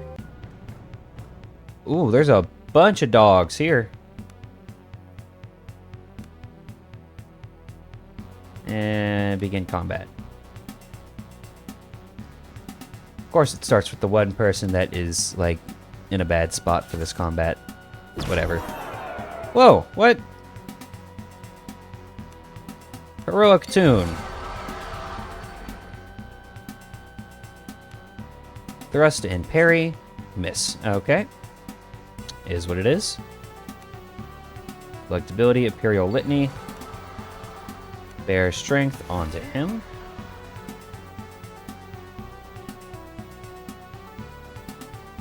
And we will Lesser Attunement Tonic. Oh, this was the wrong person to use that on. I thought... Okay, it's fine. We will Lifting Tune. Oh, Cascade. Glorious. Fire Sprite. Thrust and parry. Smack 'em. It doesn't quite kill, but it does good damage. And minor lay on hands onto Roland.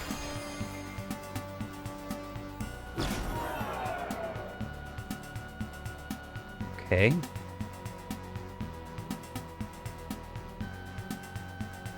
I can't actually reach them, and I don't have any arrows. I need the lesser attunement. Alright, and Fire Sprite. With you, we will smack the big dude. 14 is pretty good, not gonna lie. I'm pretty happy with that damage. And we'll walk up here and smack 11. Okay.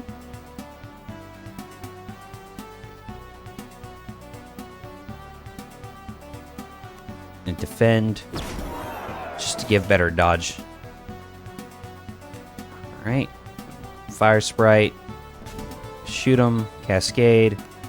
Lesser Attunement. Thrust and Parry. Decent damage. Not great damage. Imperial Litany. And Smack.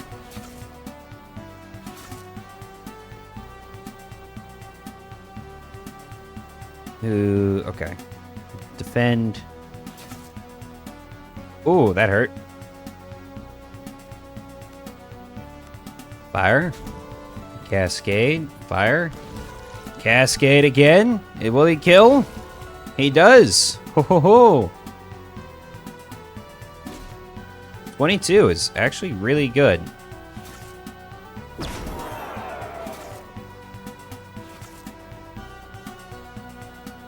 Alright, and Precise Strike, smack him.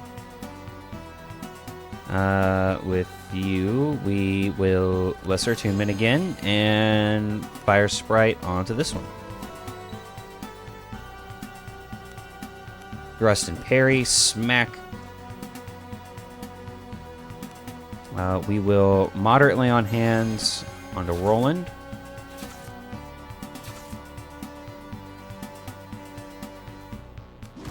And it doesn't... Oh, it did kill. Perfect. Alright, no point in getting too carried away with resource use then. We'll just smack people.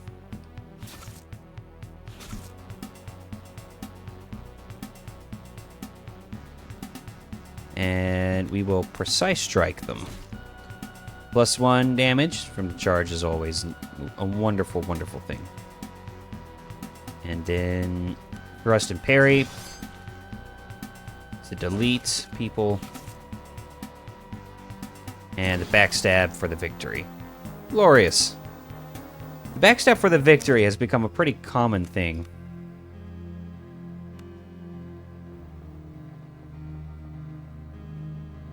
Alright.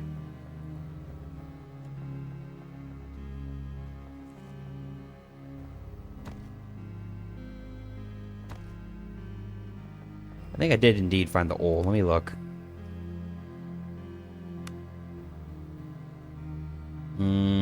Maybe not. I guess not. Is what it is. Okay. Let's go over here. Sorrow Eaters. Not bad. There's gotta be a way up. Is that a big fish? No. I can't take that big fish, unfortunately.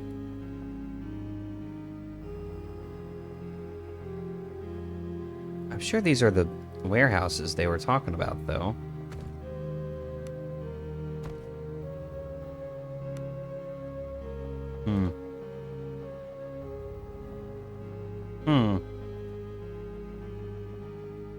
Oh well. Let's just go back up, and it looks like there's a field out over this way. I must have already cleared it out. Yeah, this is the farm.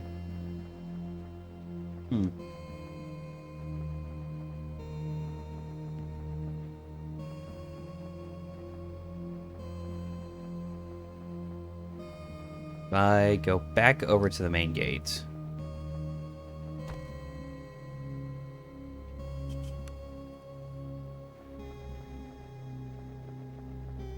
Maybe there's a way along the western side. No, there is not. So we're just going to go back to the lighthouse. No, actually we're not, because I don't have the oil for that. So instead, we're going to go to the chaplain. All right, chaplain. Marcus sits where you left him, grimly poring over lists, manifests, and maps. Pushing his broken spectacles up his nose, he peers up at you. You're back. I hope for good news. We'll see. Let's talk a bit. Is there no way of getting into Horn? I'd say no. Ivan the Ranger is keeping the city under watch, and he reports that the Reavers have sealed its gates. We found no other way of entering it. But what you expect to find in there of a gruesome death is beyond me. But what do you intend to do then? Sit here and wait for death? Certainly not. But with the state this camp is in, it's all we can do to keep death from our throats. If we are ever to hold out until reinforcements arrive, much less retake the town, then we must do what we can to gather our strength. For now, that means move food and medicine. Regarding that, I already did the disease. Okay, where's Franco? A man with leather-like skin, covered in sailor's tattoos, approaches you. Greetings, my lord. My name's Donovan. Dono for short, and I'm here looking for someone a lot like you. For what? Well, begging your pardon, but you look less covered in shit than the rest of this lot, and able to carry a blade, my lord. I serve on the vessel Weather Maiden, and I'm here on orders of my first mate, Zara. I'll see what I can do. Better you talk to her yourself. We're holed up in a large sea cave west of here, while the Maiden is undergoing repairs. Zara will be waiting for you there. Here, I'll show you on your map. 66 by 91 on your map of the Outer Isles. I must ask that you do not delay. Dono offers a clumsy bow before making his way out of camp, heading northwest. That's how we're gonna get in the city. So we're gonna sail in. You approach a haggard-looking man with a threadbare cook's apron. I don't know what you had, but there's no food here for you. Or anyone, he growls. Complain to the Chamberlain if you want. Just leave me alone. The Chamberlain said you needed help. The cook's eyes meet yours for the first time. Honestly, the situation is beyond dire. People are starving by the day, and we have no supplies. The old, the sick, and the young. They'll all be dying off at this rate. Got any ideas? Well, none of us have the strength or courage left to venture out of sight of the camp to hunt and forage. The cook looks you up and down. But you look capable enough. You could go beyond the walls and look for something more than substantial. These people can't live on vegetable broth alone. They need meat and fat, especially if there's fighting to be had. Any idea where I should look? I do indeed. Franco leans in. Old Jacob owns this farm. It might not seem like much to a mainlander, but here on Idra, this farm here is large enough. You see, Jacob and his family had a large flock of goats when the calamity started. Right over there, the enclosure behind us. Go on. Now, the old man told the Chamberlain that the beast bolted when the calamity started. That it drove them all insane, and they scattered into the hills. Well, may rightly so, but I have my suspicions. You're saying he hid the animals away. Look, I can't say I blame the man. Us refugees have made a mess of his farm, and if we find hands on those animals, we'll surely fall upon them like locusts. It would ruin him, and surely it would be a shame if the man lost his livelihood. But better that than having to see children starve. Now, you best get going. I see people have started eyeing the rats. I'll see what I can do.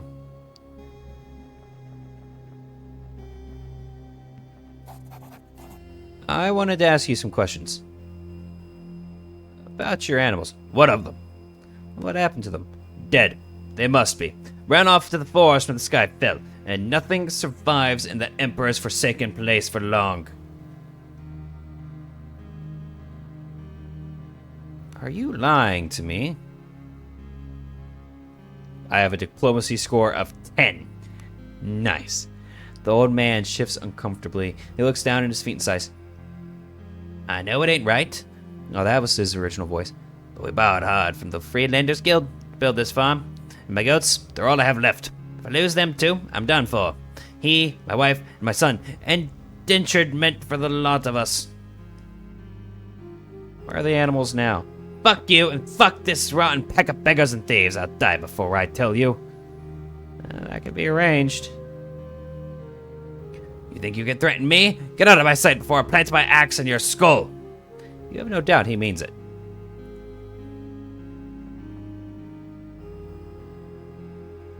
I'm gonna go talk to the wife.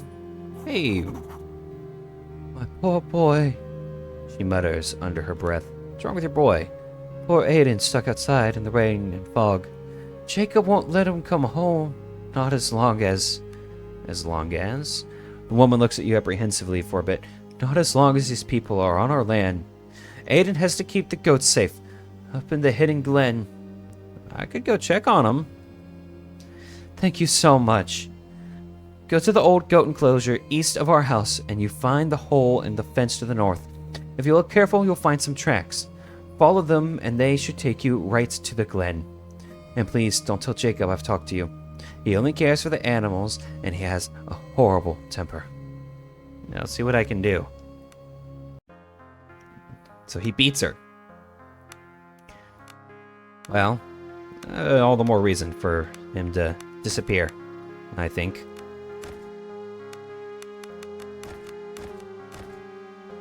Begin rest.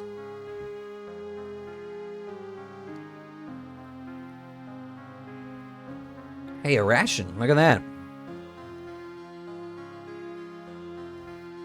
Oh, alright. To the east. I imagine he means these, right?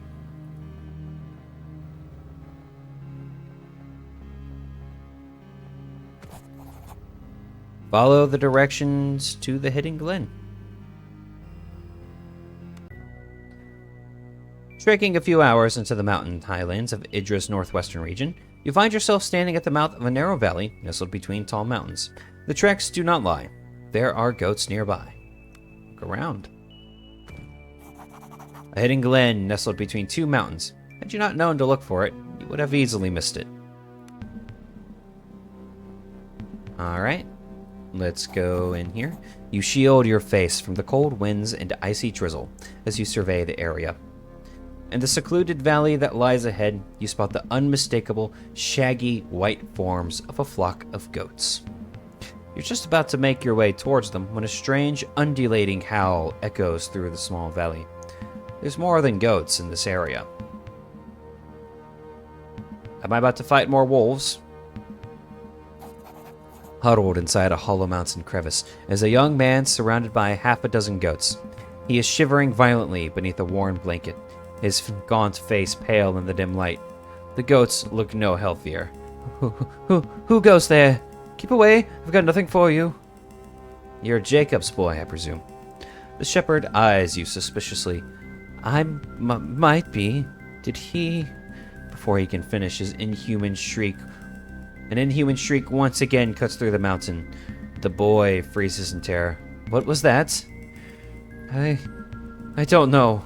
Nothing on Idra should be able to make a sound like that. Whatever it is, it ain't human. I never see him. Every night the mist rolls in, and then shapes appear just outside the circle of my fire, and then I can feel them. The boy starts to sob. I know they're there, but no matter how terrified I am, I can't stay awake. I always fall asleep, and when I wake up the next morning... The boy drops his head into his trembling hands. I never see him doing. But every morning there are fresh marks on my goats, on me. They're feeding on us. I know they are. The goats suddenly get to their feet, bleating nervously. Their gazes are fixed on something beyond the gray sea mist that constantly blanks Idra. What now? Why haven't you just left? My dog would kill me. He sent me up here to keep the goats safe, and I'm not leaving until he permits it. The lad's eyes water up. What now? About the animals. Pale-faced youth looks at you with desperation. What about them? The goats are going to the camp. Now. No! Wait! Aiden looks suddenly terrified.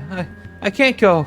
My dad told me if I bring the goats back to the farm, the Chamberlain will slaughter them for food. It'll be the end of her ma and da. It makes no difference. I'm taking these goats to camp. I'm not going to let you do that. The scrawny teen struggles to his feet, brandishing his shepherd's staff. If I lose these animals, my dad will kill me. Don't do anything stupid now. Crap. Boy lets out a pathetic yelp as he swings the staff at you. Before you can step aside, Roland's fist shatters the boy's jaw. He tumbles to the ground, and with a sickening crack, his skull smashes open against a large rock. Oh. Working as fast as you can, you get the ragged flock moving and set off towards the camp. Oh.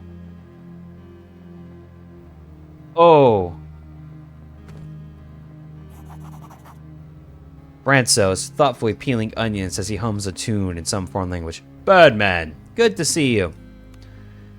So, what news? Did you find anything I can put in folks' bellies? I found supplies. By the maidens, tell me it is so. Don't wave food in front of me. Don't wave food in front of the starving. Where did you find it? We found Jacob's goats. Where are they? They are waiting in the enclosure behind you. I knew it. I bloody knew it. And you led them right to us, I see. By the maidens, this will do these poor people good. Though I fear for old Jacob, if these people find out he was hoarding his livestock whilst others were dying. In any case, we have food now to last us a while, and it is all thanks to you. I had some questions first. Ask about Embla. The name rings a bell. Yes, I remember the girl. She arrived at my inn a few weeks ago. Booked a room for 2 weeks and paid up front. She was polite, kept to herself mostly. As far as I could tell, she was making trips towards the northern coastline. She never gave up any hints as to why, though. The room was still in her name when the doom came, but I remember thinking I hadn't seen her for days beforehand. I wager she was either already dead, or safely on one of her excursions the night everything ended. If you're looking for her and have a death wish, she was staying in the Sunset Suites on the 2nd floor. My inn, the Haven, was just off the main square. Thank you. Well, what's eating you? Alright. Well, ooh, I get to level up. Roland reaches level 8. And we finally get leave. I don't want that. I instead want multi-attack, and I now have 2 points to put into something. Blade damage it is. And we will go towards blade accuracy. And we will eventually get to blade finesse.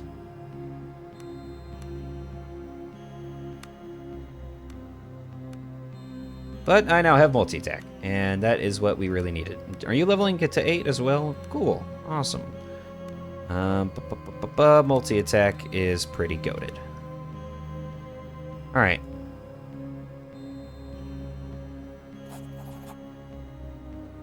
The smell of cooking food fills the camp and mixes with the sounds of cheers and blessings coming from the ragged lots of starving refugees. You enter the makeshift office of Marcus to tell him the good news and find him agitatedly pacing back and forth. Birdman, I heard the good news. That is amazing. You've given us a fighting chance. And in the Emperor's time, it seems. Ivan here has returned from scouting the city, and he comes bearing curious news. Ivan, tell Birdman what you just told me. The recent excitement has evidently taken more than expected out of the plump man, and Marcus slumps heavily into his chair. He gestures absent-mindedly to an unlit corner of the room as he catches his breath. For the first time, you notice the green-clad man lingering there. He steps into the light as he takes a long drag from his pipe. Get some food, Marcus. You're no good to any of us if you starve yourself to death. Soon enough, old friend. Birdman, this is Ivan. He is a most useful individual and served the governor well before the calamities befell us. Ivan's eyes sparkle as he puffs a ring of smoke. A smile plays across his face. It is good to see I'm not the only useful individual to be found in these times. Ivan takes another pull on his pipe as he studies you. The man's skin is a texture of well-worn leather, and his dark eyes have the keenness of a predator. More than anything, this man reminds you of some well-made tool, or perhaps a weapon. So, what did you learn in Horan? That the situation is dire but not helpless. By choice or design, the Fisherman's Gate to the southeast has been opened. My party and I were able to make it all the way to the square before we encountered Reavers. I lost men, but we cut their band down before we retreated. If we move fast, we may yet be able to take advantage of the gate. What do you have in mind? As long as the Reavers hold the city and port, they will eventually starve us out. They were able to take it because they had surprise on their side, and now they ruled by terror. So long as we sit here, fearful and hungry, they will eventually fall upon us. I say we shit on that. I have a way into Horan. Let us venture forth and attempt to free her from these savages. Yeah, how? We have men and women here, willing and able to bear arms if called upon. A small band of strong swords could slip in using the Fisherman's Gate, sow chaos among the rates of the Reavers, and open the main gate from inside. If this was done, I am certain we stand a chance at retaking the city. How would we sow chaos?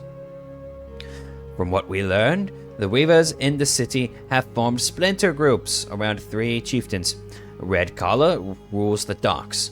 Oleg the Grey is holed up in the old Fisherman's Lodge, and someone they call the Butcher holds his court on the steps of the temple. What do you suggest? While those 3 madmen still draw breath, the Reavers are still a danger. We must put an end to them. Either by force of arms or subterfuge, I am certain a way may be found to pit the fools against each other.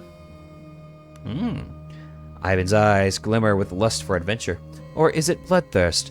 So what say ye? Shall we make a tale worthy of the Skalds? Let's do it. Ivan slaps Marcus on the back so briskly that his hat flies off. Then woe to those who stand against us. As Marcus recovers, he begins nervously poring over papers. I need to begin the mustering. They'll also need supplies and arms for the civilians, and we need to prepare to receive more wounded. I best get to it. Marcus dips his quill in ink and starts scribbling. Let's go. Now pay close attention. Ivan leans in intently. You'll enter Horan by the Fisherman's Gate to the southeast. Once inside, you must seek out each of the 3 Reaver chieftains and put an end to them one way or another. We must be careful with a frontal assault, but I suspect there is little cohesion and much infighting among the Reavers. Perhaps that can be used to our advantage.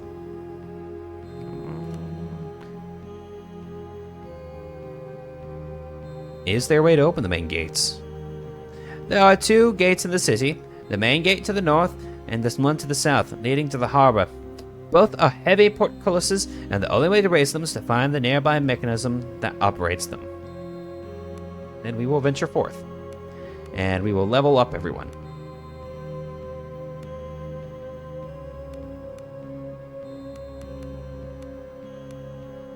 Increased initiative is pretty incredible, and we want increased movement for sure. And fancy footwork is also pretty incredible. Alright, before we go to Ivan, let's finish this. Glorious. And over here, increased toughness is just good. Alright, I want Circle of Healing and Greater Lay on Hands. Then we come over here to Ivan. He's a ranger, okay.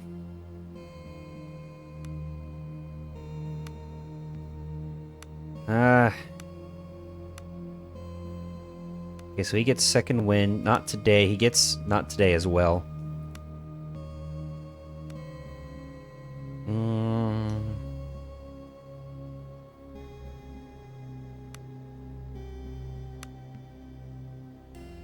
If the target gets marked condition, there's a -2 penalty for the rest of the encounter. Survival increase. Ranger Initiate seems good. We'll put a point into it. And we'll go all the way to second wind here. And we'll go all the way to not today here.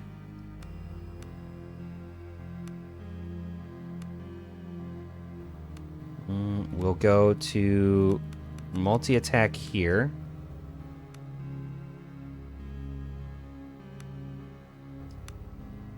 Melee accuracy.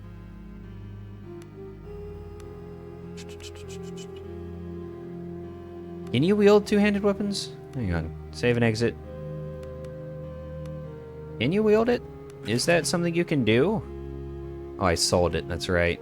Forgot about that. Well, that weapon is awful.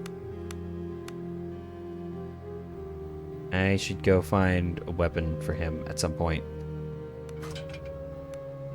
Actually,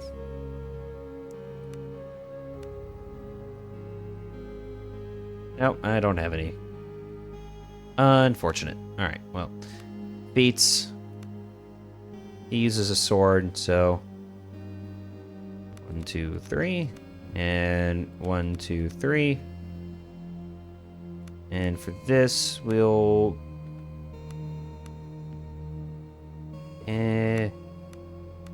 survival increase is just good.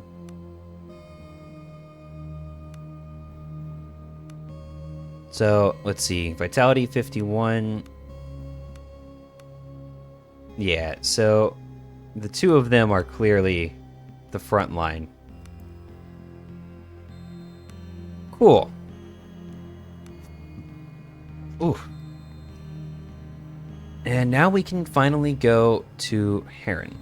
Corinne? Whatever the place is called. We're gonna go there.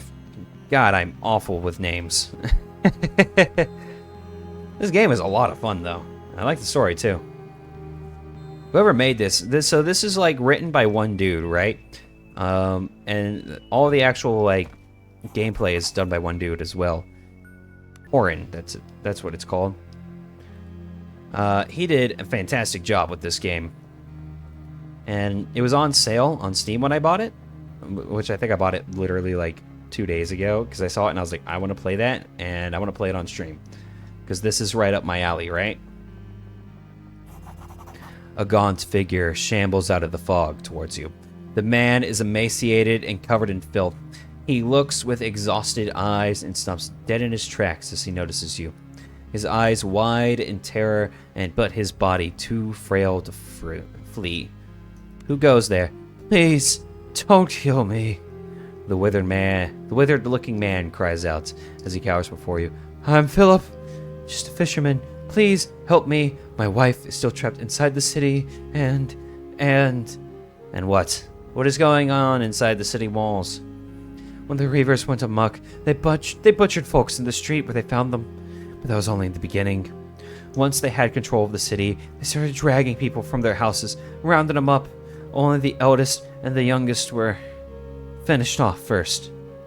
Go on. Those that are taken were dragged to the keep, and all the remains of them are screams. Such screams. My wife and I hid for days with no food or water. By this morning, we couldn't take it no more and made a run for it. They got us before we even got within sight of the gate.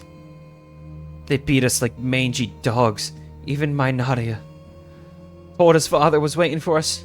Bloody, forsaken bastards. They'll be dragging her away as we speak. By the dead, you have to save her for me. She's beautiful. She's got long auburn hair. Please. But you got away. I can't get my head around it.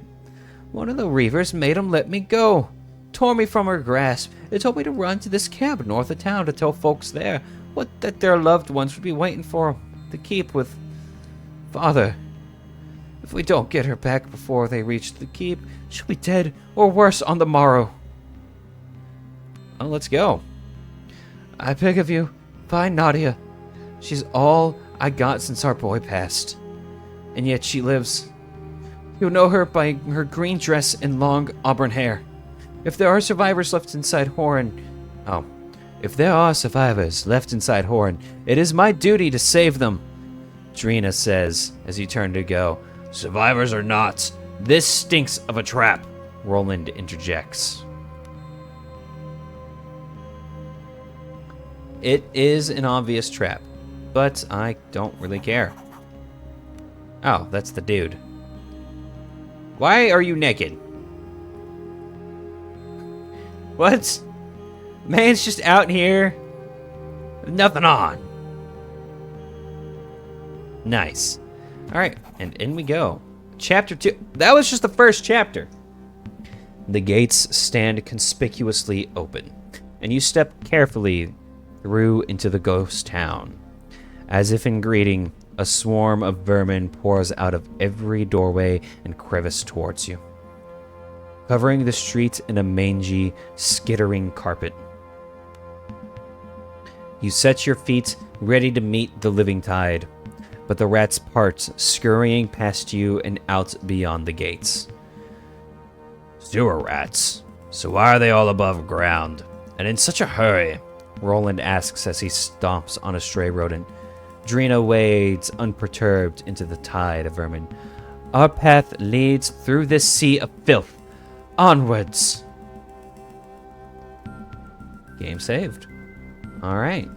Ooh, spotted something. I'll take bacon. Bacon is a wonderful thing. We can cook here. Baked mushrooms. Crab. I don't have that. Meat skewers. Craft. Vegetable soup. And then baked potatoes. Alright. Do I need to rest? No, I just rested. And everyone leveled up. Force.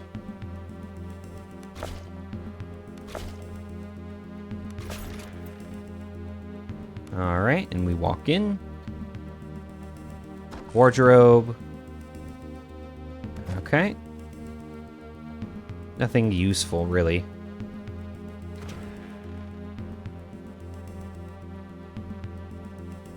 Well, there is this. More just loot. Okay, more gold. Essentially. Yeah, what is... Okay, well, they all have athletics 4. But Roland's so tanky anyway, it's fine. Umbarian wine. As you approach the city square, panicked cries of fear, pain, and despair echo across the plaza. You move closer and spy a large group of reavers, rounding up and binding villagers. Oh, that's her. The poor souls are bloodied and abused, and the reavers tie them in ranks as though they intend to march them away. Call to the reavers. The men whirl around at the sound, and elation spreads across their faces as they spot you. Dragging their captives along, the reavers fan out around you with moronic grins and weapons drawn. One of them makes a piercing whistle, and it's echoed by another behind you. A new group of 6 reavers file into the street, cutting off any chance you had at a retreat. A hulk of a man steps to the fore, dressed only in ragged trousers and a half hood. His swollen barrel chest is covered in sailor tattoos. He hefts a rusty, serrated dagger and drags a terrified woman behind him by her auburn hair. He smiles serenely as he approaches, revealing a few remaining yellow teeth. You have no idea how glad I am to see you here. There is no scorn or malice in his voice, only genuine joy. You're truly blessed to be a part of this. He slowly, almost tenderly places the knife against the woman's throat as he speaks. Are you the one they call father? The men roar with laughter. I am not, but he is waiting for you. He has so much to show you when you're ready. What do you mean? The man's voice rises, speaking as much to the other Reavers as to you. We stand at the dawn of a new age, of old masters reclaiming their rightful thrones. And you will all play your part in ushering it in. The hooded man smiles cruelly at Drina. What now? The man's breathing deepens in perverse delight as he pulls his hostage's head back on by her long auburn hair. We bring these children to Father's flock. You are free to roam and frolic with my brothers and sisters. I'm sure Oleg or Kala will welcome you with open arms. Let the villagers go. You cannot threaten me. All that can change now is just how many vessels Father will offer up to her by the day's end. Can't you see? This is your chance to be part of something so much bigger than yourself. Take the rest, but leave the Auburn woman. The brute stares at you for a moment, then smiles. He stabs his dagger into the woman's thigh, and she screams in shock and pain. Blood sprays uncontrollably from the wound as he pushes her roughly towards you. She stumbles into her arms, her face a mask of pleading and terror. The wound is deep, but she may yet be saved. 6 or above, let's go! Success! The wound has cut one of her large blood vessels in her thigh, and the situation is dire. Acting quickly, you loosen your belt and wrap it around her leg. Using a stick, you craft a tourniquet and manage to apply enough pressure to halt the bleeding. The woman's life has been saved. As you look around, the pack of Reavers have fled with their hostages, and the plaza now lies empty. You sit with the woman and catch your breath. Out of the fog, coming from the fisherman's gate, a thin wretch of a man leaps into view. Nadia! By the golden dead, you saved her! Philip rushes to her side with tears streaming down his face. No doubt the poor man followed you into the city to look for his wife. She needs a safe place to rest. Our old home is nearby. It will have to do. Philip picks up his wife and leads you a short way through the mist to a meager home. You follow Drina. As you follow, Drina places a hand on your shoulder and offers a soft smile. A small reprieve amongst all this suffering, no?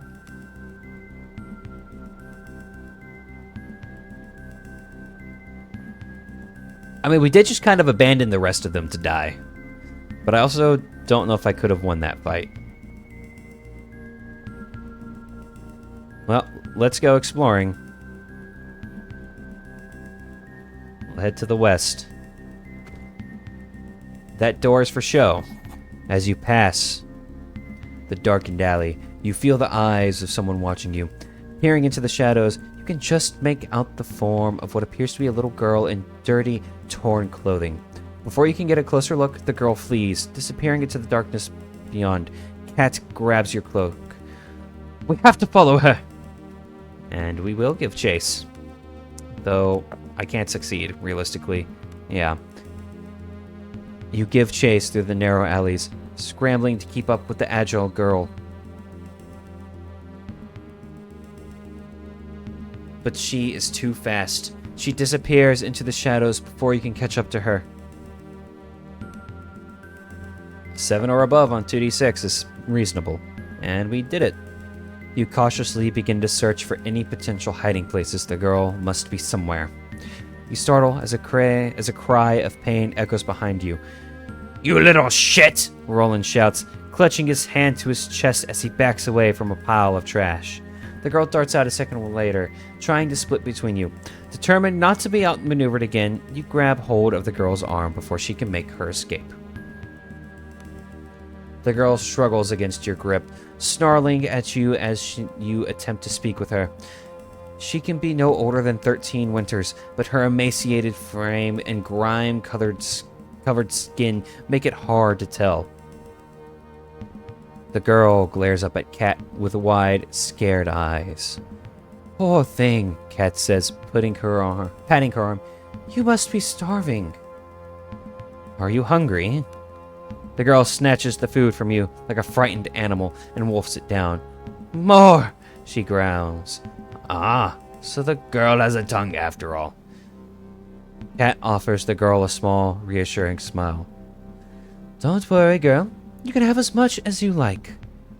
Are you ready to answer some questions? Yo, we're just straight, like, interrogating her now. The girl absent-mindedly fiddles with something, but her eyes are sharp and watchful. No doubt she knows a lot about the town, having survived here for so long.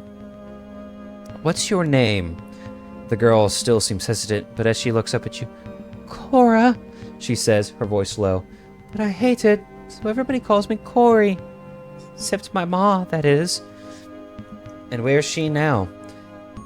As soon as the question leaves your lips, you realize the mistake. You don't push for the answer, and Cora does not offer one.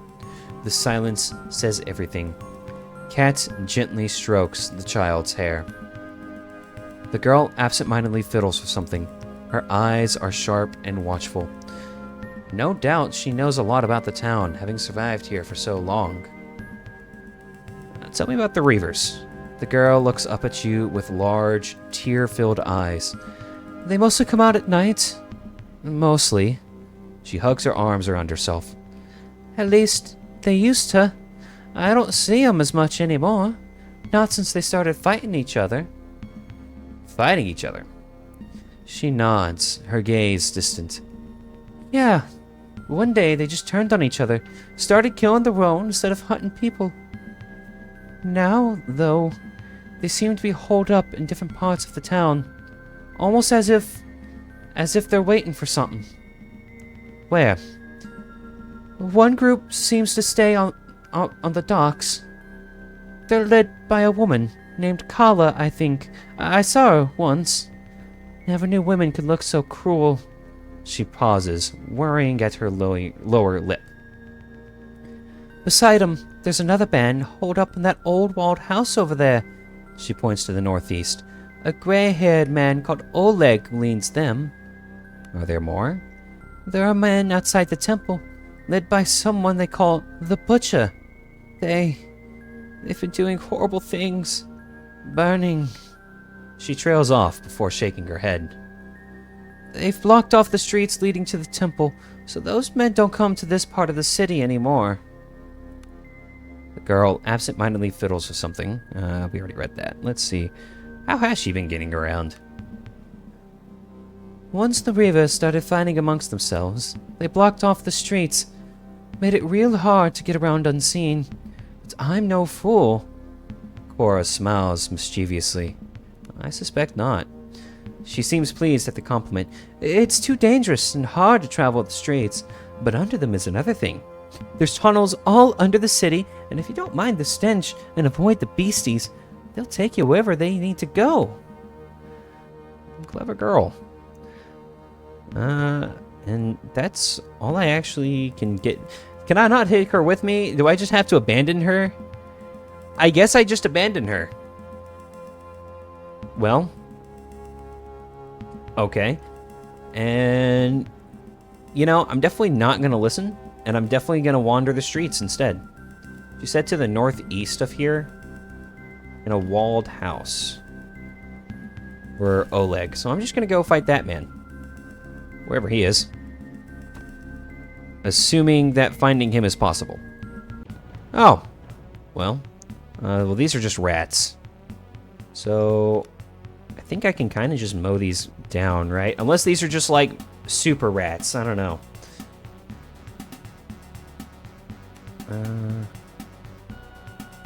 I'm going to assume that's not the case, though. Heroic Tune. And the Cascade. Glorious.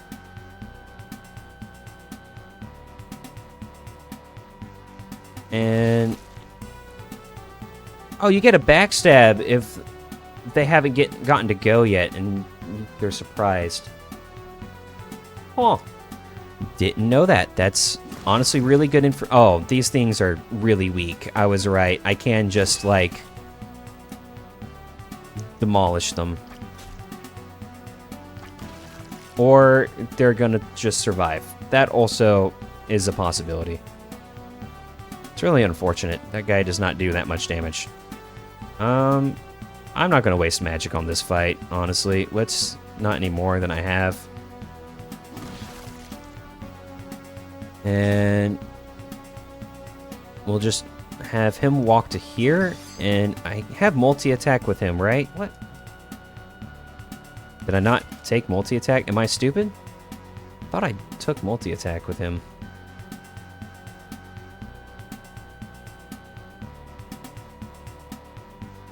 I might be dumb. I don't know why I got backstab on him. But I'm not going to question.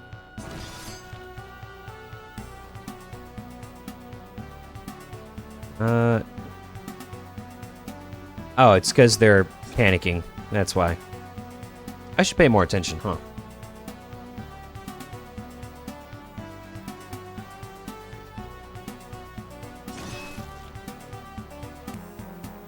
And victory. All right. Loot. Did I not take multi-attack? I did. I guess it has to be against the same enemy. Oh, is this the front gate? I think I just walked into the front gate. I did. Well, the main gate has been opened, so that's one thing to do. One thing that's done. Cool. This walled building is where she said Oleg was. You spot a pair of reavers, dressed in a bizarre assortment of ragged robes, hoods, and antlered masks, guarding the gate to what appears to be a decrepit villa. The pair notices you, and they grin cruelly as they heft their weapons before suddenly stopping. The antlered man leans in and whispered in the hooded one's ear. Their grins fade. Ivan looks tense and whispers out of the corner of his mouth, "We got lucky before. These madmen are not to be trifled with, and we will do well to employ some cunning in dealing with them."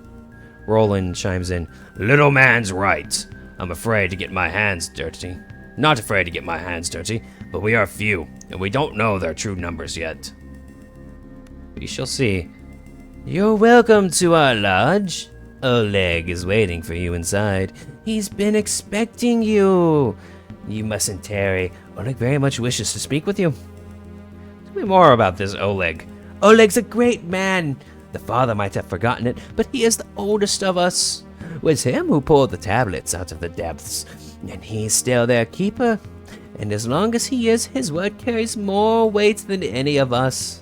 The father would do well not to forget that. Tablets. The whispering tablets, ones that came up in our nets.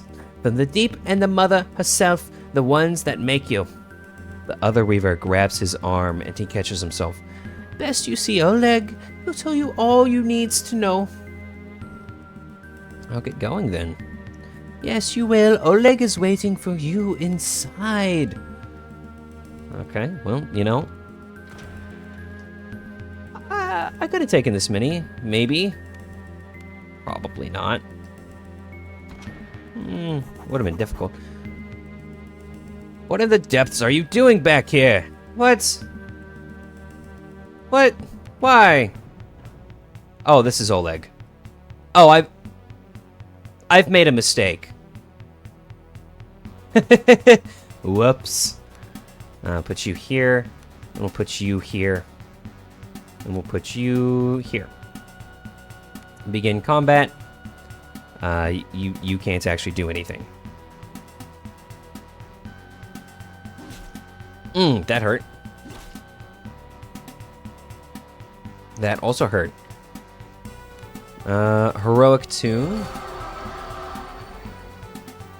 And then thrust and parry.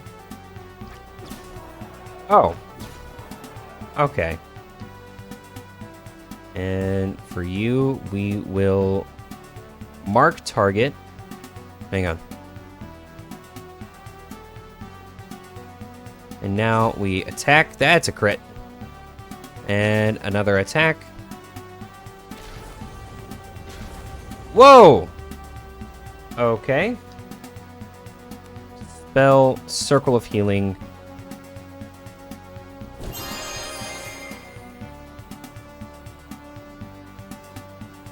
You also still can't do anything, really.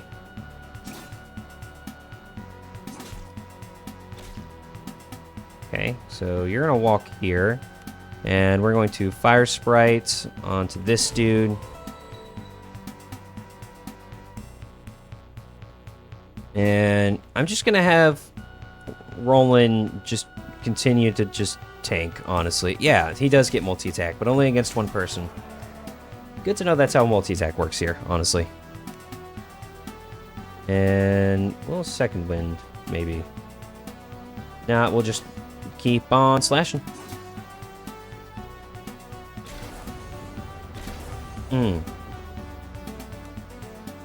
And Circle of Healing again. Defend. I've made a horrible mistake here. Okay. Already cast Heroic Tune. Let's... Lifting Tune. Cascade. Glorious. Cascade again! No. Okay. Thrust and parry. Killed him. Okay. And just keep on striking. Okay, he killed that guy.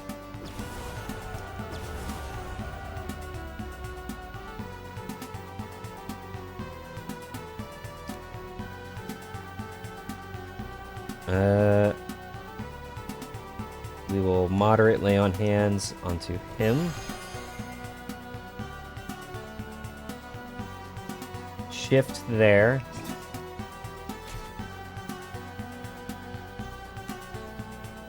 And we will lesser attunement. Just keep firing on this dude.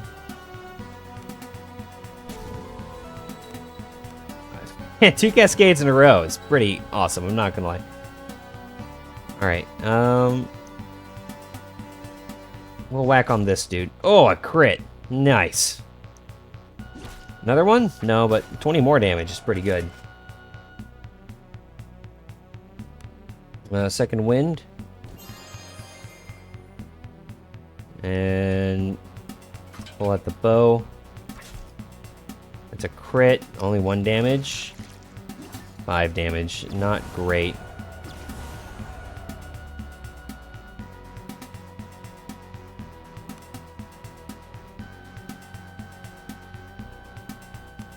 Circle of Healing. Shift. The cat's not doing anything useful anyway. Lesser attunement. Just keep on shooting that dude. Alright, and Greater Tonic of Vitality.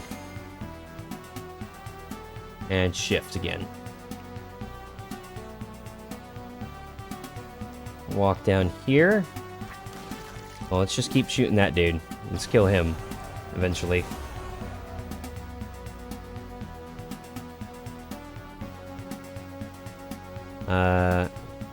Shift. Alright, and we will walk over here.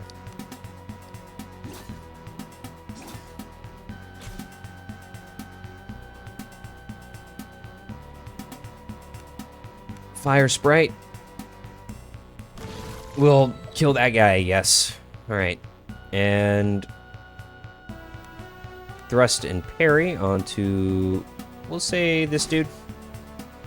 Since he's head on. We will mark that guy. And fire on him twice. Oh yeah. Nice. Ivan is indeed as useful as advertised.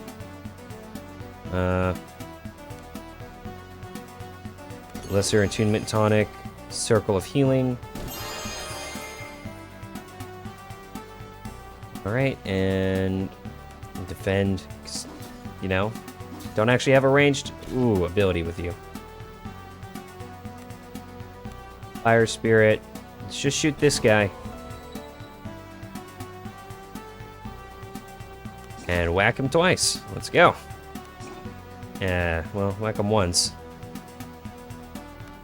Mark him. And then we fire twice. Oh, I mean, 10's better than nothing. Alright, and... oh, I'm out of tonics. Minor lay on hands. A cascade, that's not what I needed, but okay. Defend. And he just got wrecked. Okay.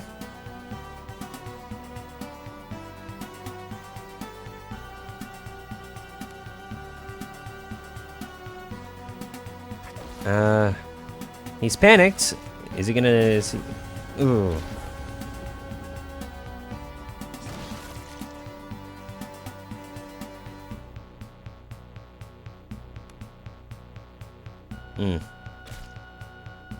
What? What did he take damage from? Oh, he's poisoned. Okay. I don't have a good way to deal with any of this. Mark this guy, and let's just start shooting the big boss man. Oh. Oh, he's got a lot of health, huh? Lesser tonic of vitality, and smack.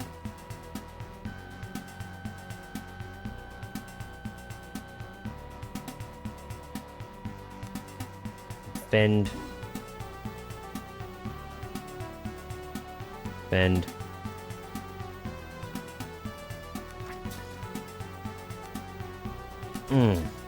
A crit for a whole 7 damage. Nice.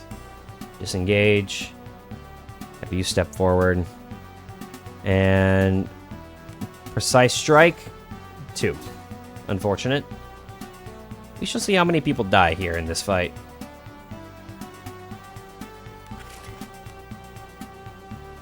Second wind. And defend. Walk here. And smack him. Smack him.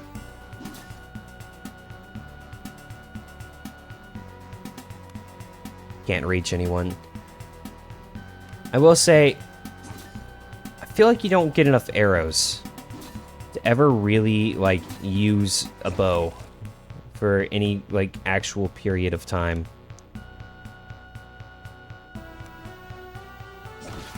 So you just end up going through them so fast. Who's next? You are. It doesn't really matter which one goes next, honestly.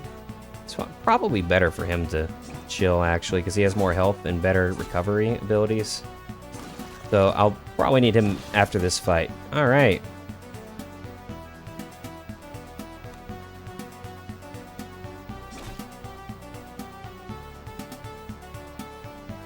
And miss. And... alright. Walk over to here. No, I didn't want to disengage. Oh well, it's fine. One smack, a miss.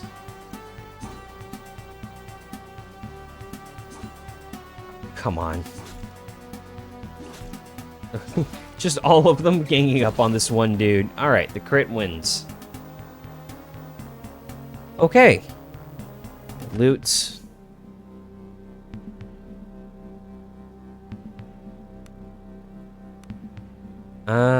600 XP to go. Unfortunate. Masterwork scale mail. Encumbrance only -1. Alright. And you don't have armor on. I didn't realize he didn't have armor on. That would have made a difference, you know? Well, it's okay, I guess. Loot.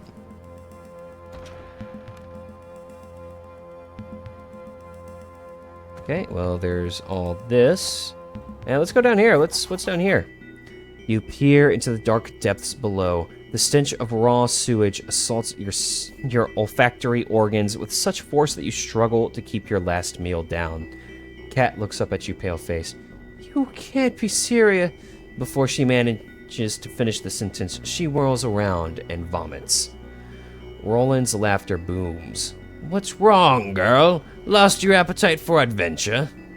You clamber down the grimy ladder and emerge into a series of vaulted tunnels. A thick, bubbling, greenish-brown stew lazily floats by you. A river of filth expertly channeled away by the city-spanning sewer system. I wonder if the craftsmen of today still possess the knowledge to build tunnels such as these, Ivan muses. The Gallian Empire has become an empire of caretakers, a custodial empire who no longer builds, only frantically tries to fight off that great conqueror, decay, no? No. Sup, dudes? Don't mind me. What? What? Where? What? You're kidding me.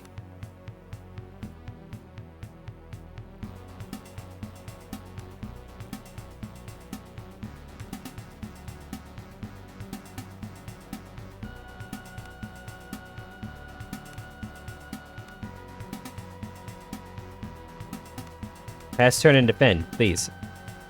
What's... Why can I not do that? Okay, that one worked. Alright, and then... If I hit 5... I can't pass turn and defend. Interesting.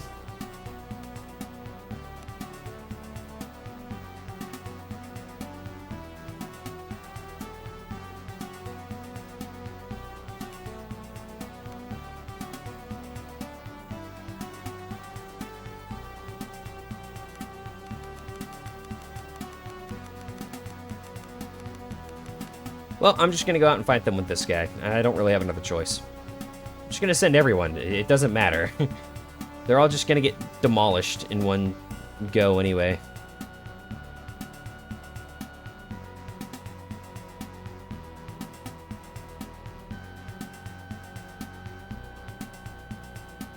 And they will all shift around. I think there's 3 of them out here. I don't think I can actually win.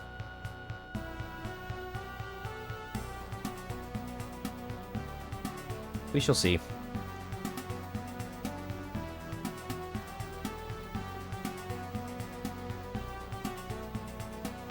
Oh, there's no enemies.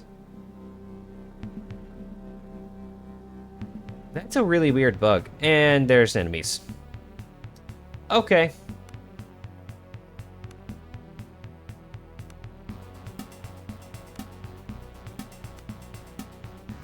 Begin combat.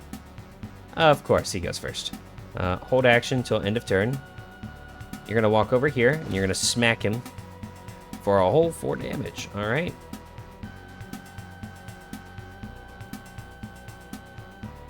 You're gonna hold. You're gonna step up, and you're gonna first mark target.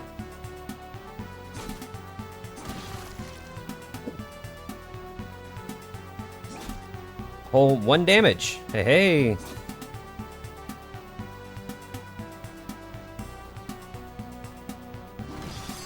Oh, I just straight killed him. Okay.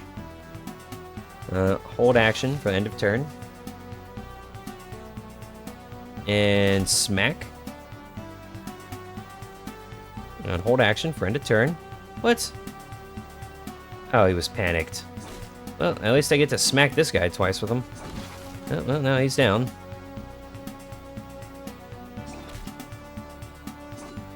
Miss. Miss. Nice. Okay, mark target. Step over here. And critical hit. Victory. Cool. Now everyone stands back up again. Loot.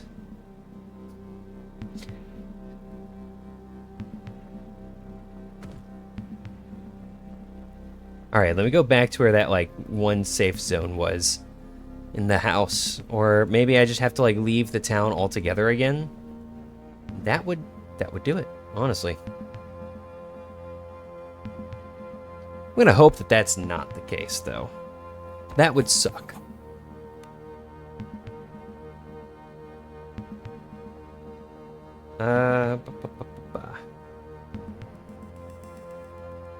Hopefully this one house at the end counts as a place I can rest. It does.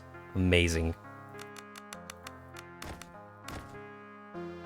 Begin rest. Everyone is too heavily wounded to work. No one can work here. As unfortunate as that is.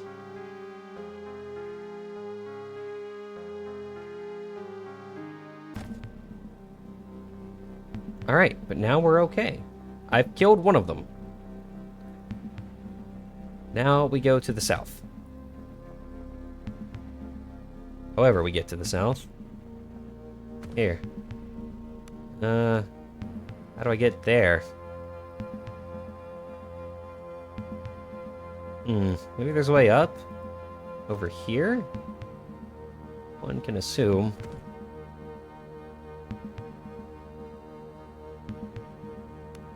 Okay.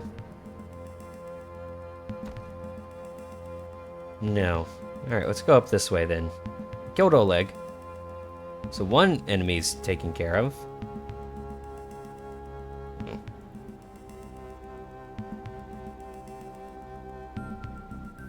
Telling me I need to go to the sewers? It might be. Alright, we walk in.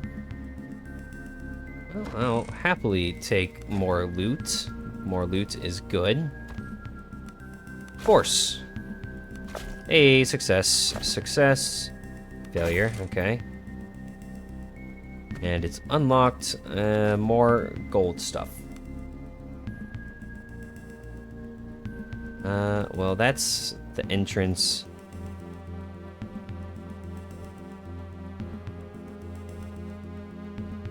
If I come over here, no. Nothing. Oh, oh, oh! There's a way over there. Look at that. The pathfinding found it for me. Nope. No, there's not a way over there. Actually, can confirm. Alright, in that case, let's go over here to Oleg again. And we shall go down into the sewers. Because they weren't overtly aggressive towards me there before. Sup? Can I pass?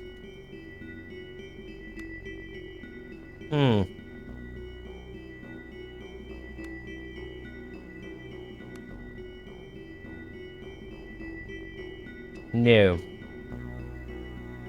It appears I cannot. Well, let's leave this place and let's just find another way down, I guess.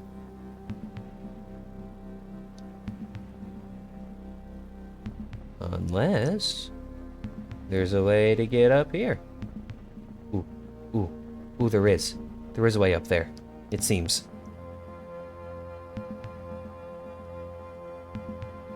Maybe. Oh, there is. Glorious. I don't know if this does anything for me, but I'm up on the wall now.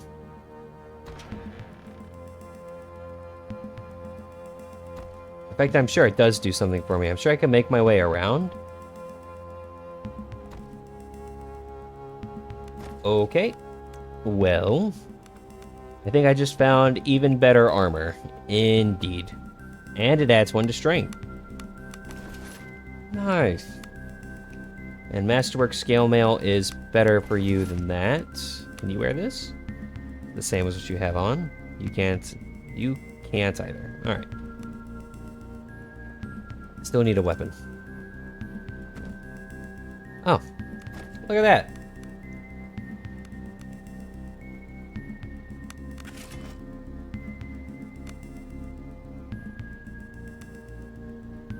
A small amount of extra fire damage. It's fine then. Also, it's magic. with a 2-hit bonus. That is positive and not negative. And honestly, I value the positive hit bonus more than anything else. I've also been playing this game with 3 characters diseased the whole time. And I don't think that is how you're supposed to. But it's the way I'm doing it.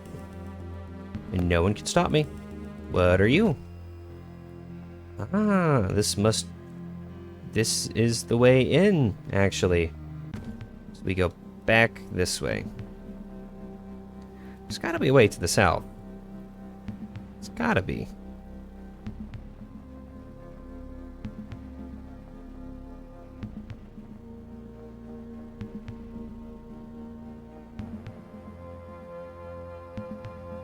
Ooh, ooh. I can't get up there from here, apparently. Okay.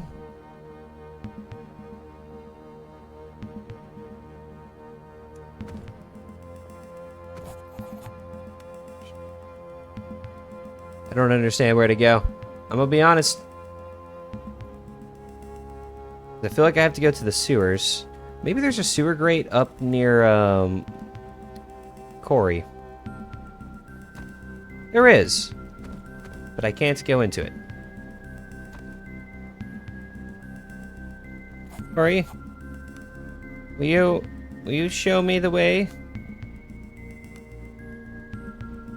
No.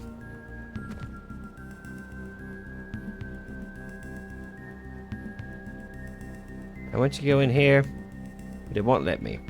Okay. Well, I need to go to the south.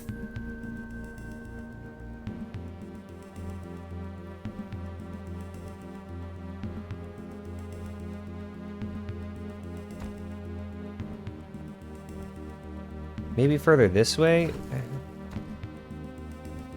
No.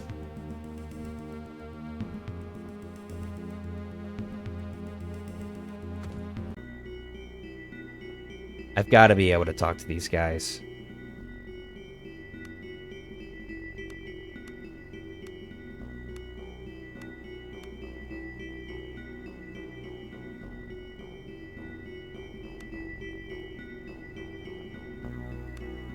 I can't fight them. They're just walling me off. I don't understand. It appears that, well, the enemies of this land have not bested me. The confusing architecture and nonsensical sewer layouts with grates everywhere that I cannot enter has bested me.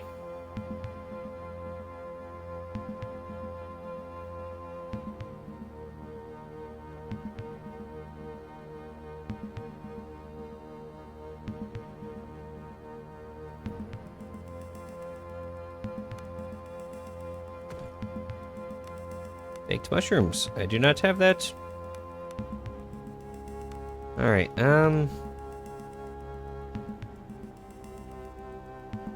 like, there's definitely a way to get down there. Definitely a way to get up there. Somewhere.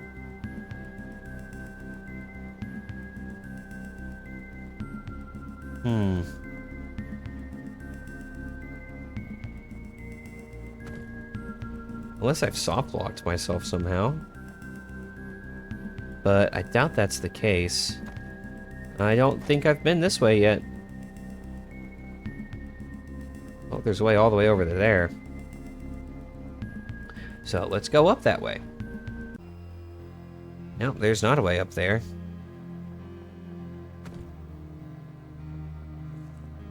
Okay. Well.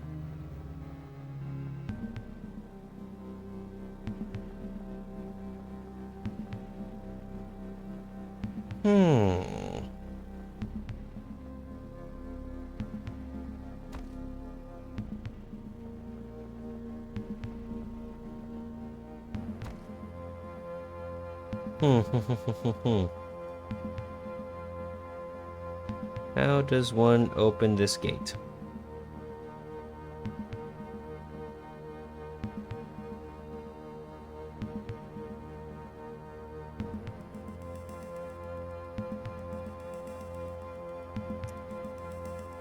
Maybe there's something up here I missed? I kind of doubt it, but it's kind of my only hope at this point. Well, I also finally got some arrows, so that's nice. No, there was nothing over here but that. Oh, unfortunate.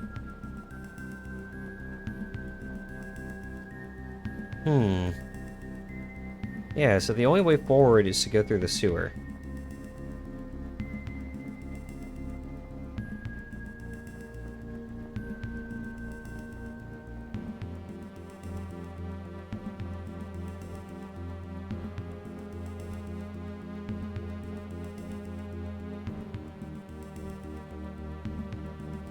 Or, what's this? A crate. Okay. Not what I needed. There's also loot, so I'm gonna go get the loot.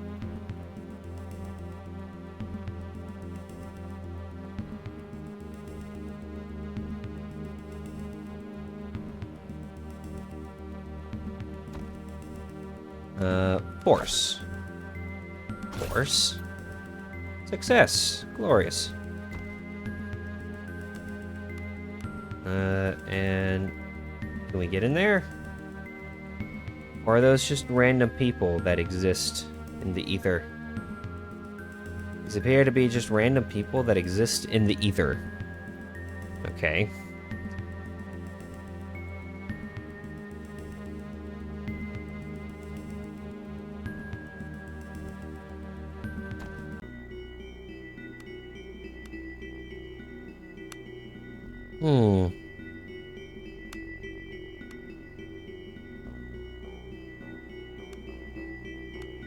How does one initiate combat when there's no other way to initiate combat?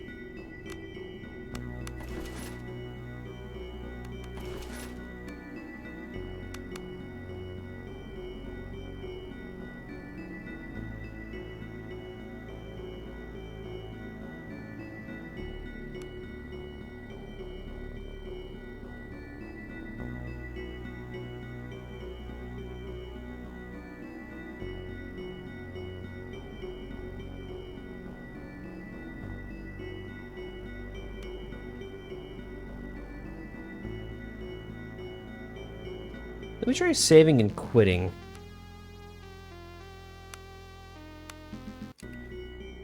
Save, load, load.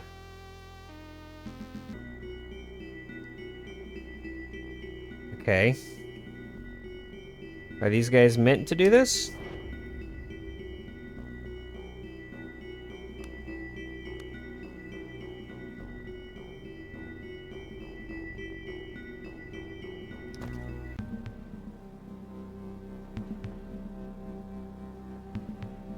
Fail to understand.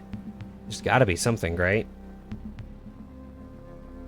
Unless you're not meant to win a fight against them all. Like, maybe I soft-locked myself?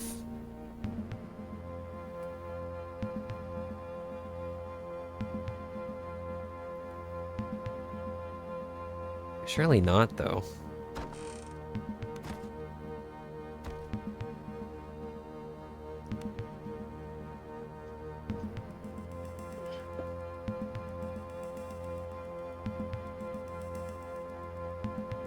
I refuse to believe that.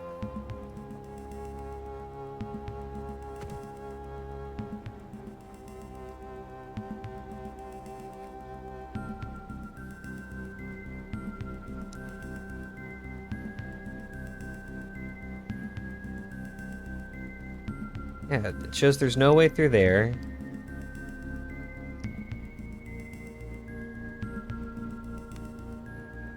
Maybe it's this? Maybe there's a way in here?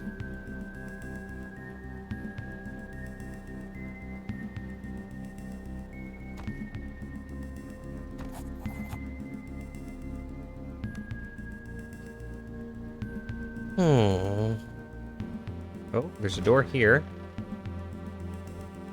Oh.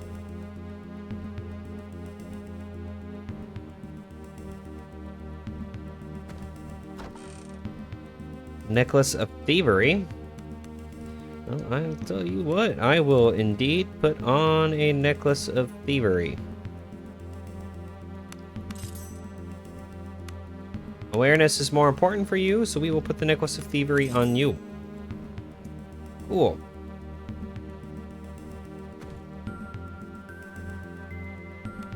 Don't need any of that. So let's go over here.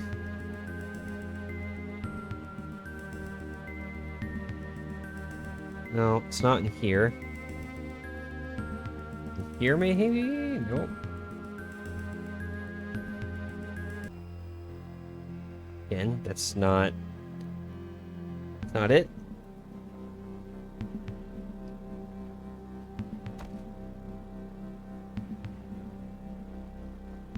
Oh. No. Wait a minute.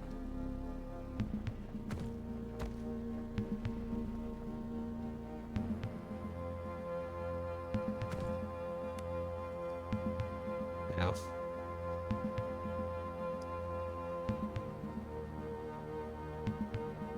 The door doesn't exist.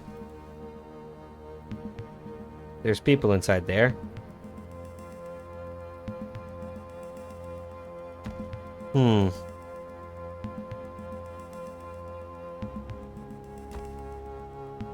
Let me look it up real quick. Maybe I'm just being an idiot and then I'm like walking past something or misread a line of dialogue.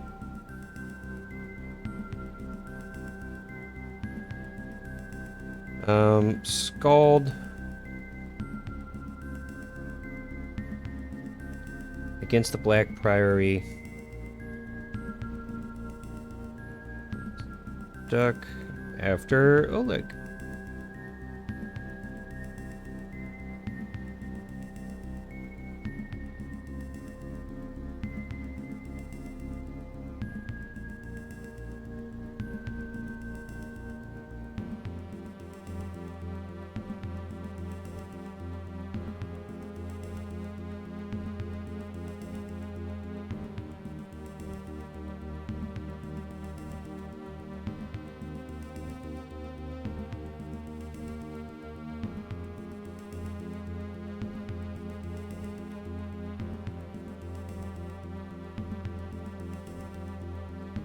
Hmm.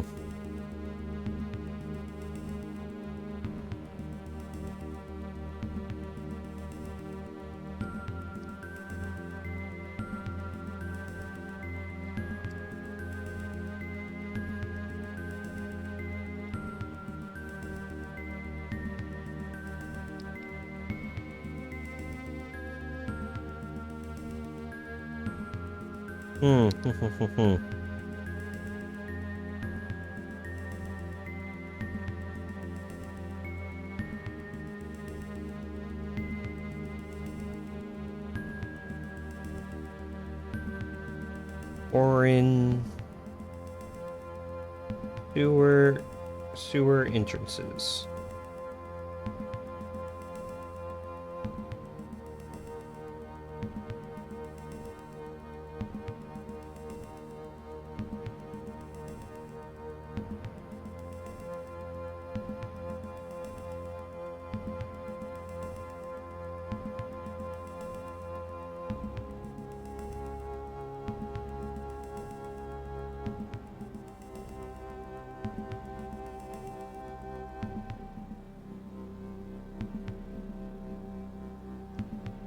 Location.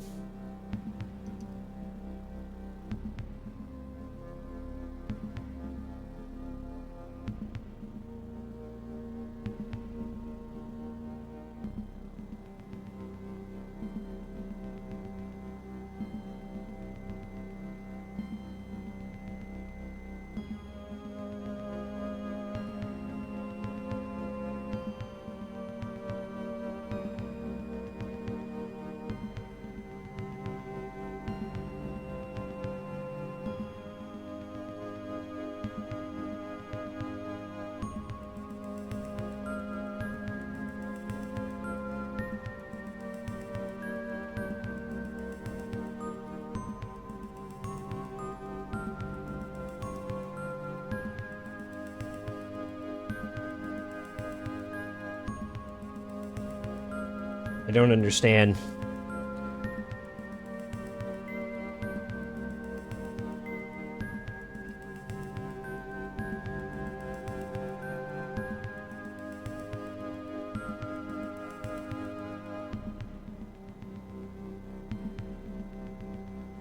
Hmm.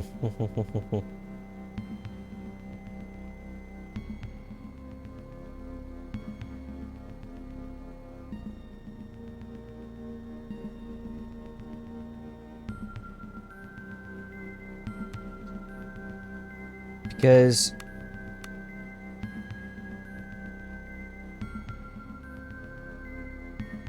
Queen Kala is to the south through these gates, right? But like Southern Portcullis.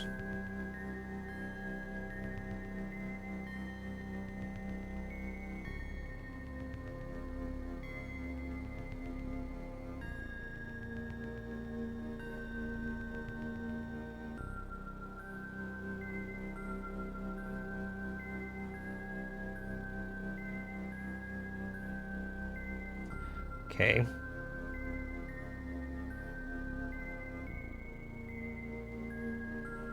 I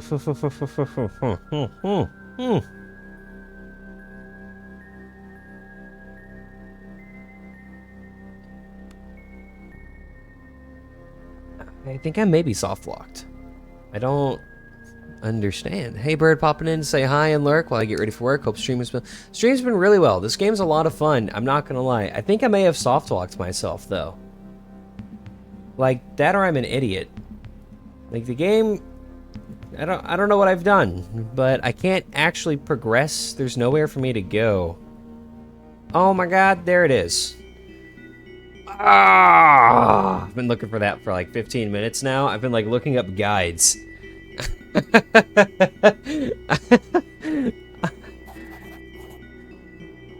Don't you come closer now, the man cautioned as he brandished a mace. He's covered with grime from the top of his head to the tip of his toes and looks oddly at home in the muck and filth of the sewers. The man squints as he raises his lantern to get a better look at you. Though you're certainly not one of those madmen. Begging your pardon, my lord, but one can't be careful enough these days. I'm glad you can tell the difference. Spend too much time down here, your mind begins playing tricks on you. Such is the life of a sewer jack, I suppose. Not that I'm much of one. Having lost my badge of office and all. Badge of office? Aye, a brass badge that us sewer jack wear. 'Tis a badge of our authority, you know. The man puffs out his chest in the slightest. But as I said, mine's lost. Must have dropped it when I scuffled with that pack of vermin near those side tunnels to the east of here. The man half turns and shows you a large bloody gash torn across his back. I'll keep an eye out, but do you mind answering some questions first? What, are any reavers down here? Aye, they do come down here from time to time. It seems they've barricaded the city above off into sections, and it seems using the sewers might be the easiest way to move between areas. Anything else? A small group of them came through here a few days ago. I shadowed them for a bit, but then they rounded a corner, and before I could catch up to them, they were gone. Just like that. For the life of me, I don't understand where they could have gone. I lost their trail northeast of here, in the bend where the fungus patches grow. Thank you. Yeah, I'm gonna go. I'm gonna go south. That's where I'm gonna go. 'Cause that's where I need to go.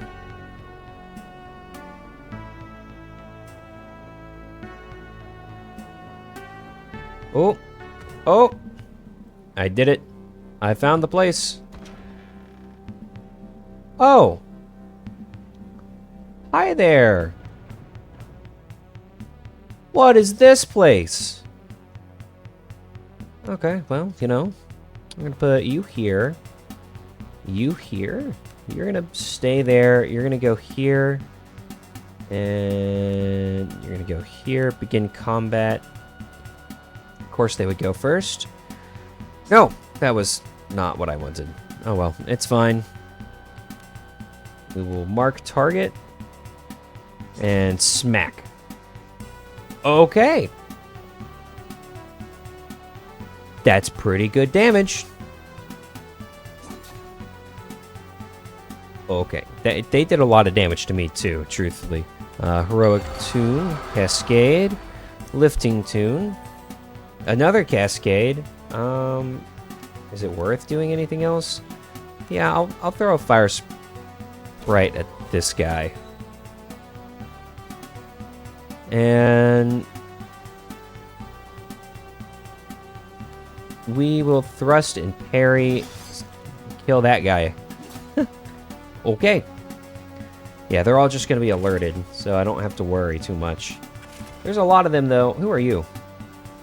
Reaver, Berserker. Okay, so these guys are... Backstab, 53, still alive. That's kind of shocking. Mark target, and smack, smack. 16 for both is actually pretty goated, I'm not going to lie. Okay, well, that guy's panicked. And for you, we will Lifting Tune again. Another Cascade. I don't need it, so we'll just pass. I don't need to worry about him. Let's see. You're Red Kala. I better let these guys funnel to me. So we'll run to here and then hold action till end of turn. Oh, they can't once they've begun. In that case, he'll just defend. Yeah. 16 is pretty brutal for that. 25 is even more brutal. Okay. So they hurt.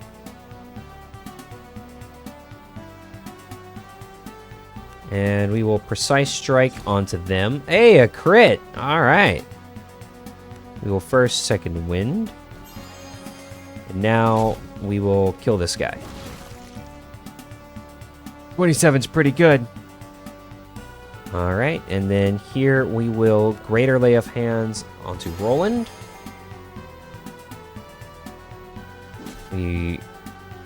Okay. Well. Thrust and parry. Let's just delete that guy real quick.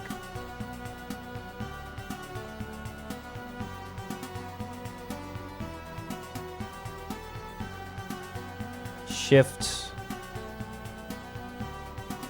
Hang on. Inventory. Equip arrows. And we will... Hang on.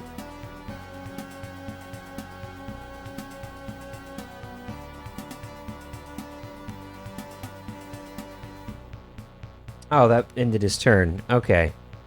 Circle of Healing. Yeah, we'll do Circle of Healing this time. Alright, for you, we will, again, Lifting Tune. Cascade is actually welcome here. And we'll smack this guy. Oh, it's Red Kala. Okay. Oh, I got another one?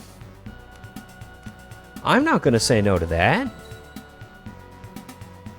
Alright, and 21 and 24. Awesome.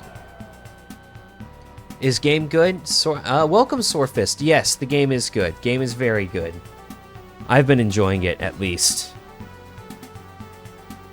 And now he can actually shoot. And we will mark this guy. And it's you. Honestly, we'll send you to go heal Ivan. And for you, we'll just do another Lifting Tune.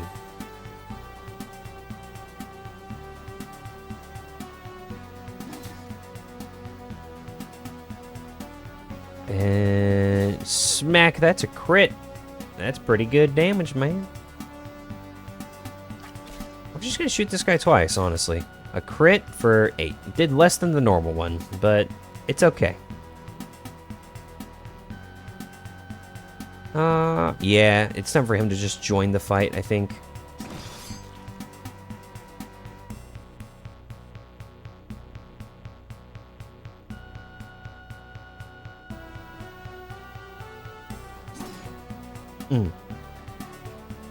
We'll have them start running down towards this guy.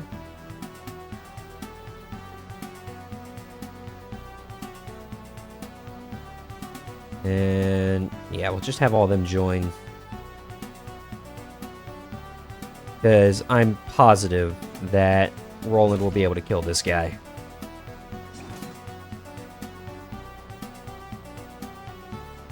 If he doesn't, I will be shocked.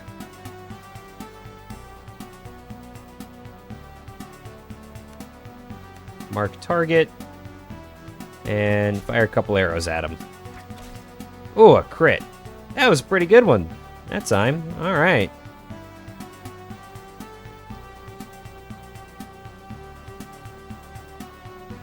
Alright, and smack. Smack. I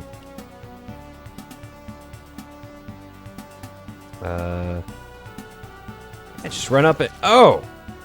Oh! Okay. Honestly, I don't think anyone else needs to even do anything.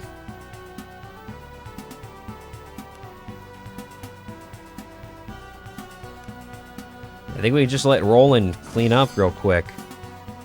Oh, there's another one up here. Hey, friend.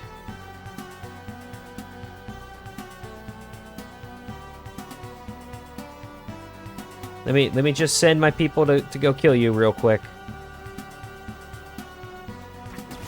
Roland is encumbered heavily by all the stuff he's wearing. But boy, is he tanky.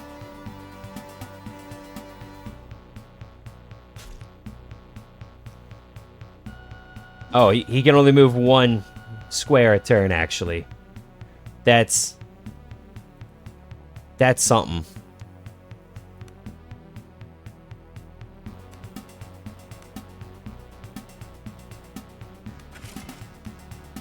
Mark target, and we'll swing on him twice. He's almost dead. Not quite, though.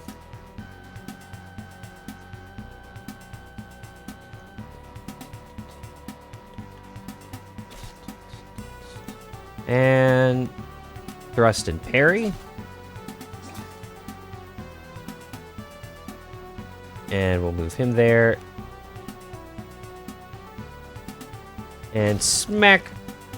Smack. Victory. Glorious. 3 people get to level up, too. A horned helmet. Alright. Masterwork hand axe. Alright. Bard reaches level 9. Okay. Still haven't done any of this.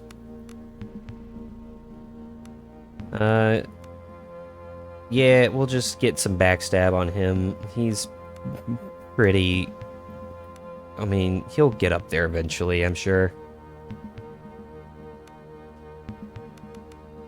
And let's just keep building towards fancy footwork. And Roland, alright. Blade accuracy. And... let's...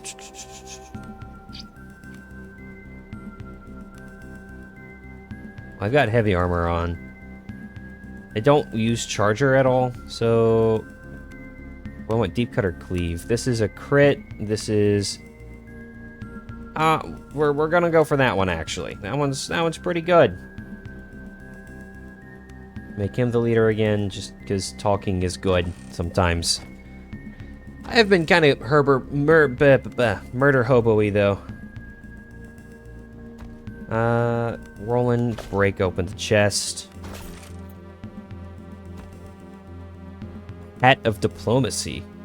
A hat of diplomacy, you say? Does that give me more diplomacy? It does. Does indeed. Oh, that reminds me. Do you have a helm? You do. That gives you +2. That gives you +2, but it's -1 encumbrance, so that's better, even though stealth does nothing for you. And we'll give you a horned helm. And you will get that one. Cool, so just everyone has more armor now. Because I forgot helms are a thing, and I have, like, a few of them.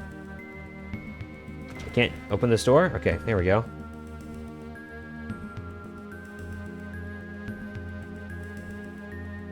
Cool. Hello there. As you enter the chamber, a pale young man in ill-fitting armor belonging to the Horan City Guard staggers backwards. He holds his weapon before him in trembling hands. Don't come any closer. I know how to use this. Do you now, boy? Roland grumbles as he stalks into the room next to you. Take it easy. I'm not gonna hurt you. You're not? Then what are you doing here? Just want to talk a bit. About what? What are you doing here? What are you doing here? The boy's weapon lowers slightly. I'm guarding the Eastern Harbor Tower. So don't you get any ideas? This is Imperial property. Yeah, you too, man. Wish me luck as you work outside in 80... Yeah, no. Holy crap, why is it so warm for you then? Jesus. Hopefully it's not too bad for you, man. And stay hydrated.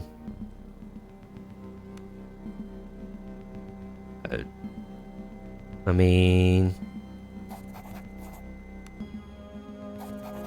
Talk to you about what? What are you doing here? What are you doing here? Okay, well, whatever. It's fine, I guess.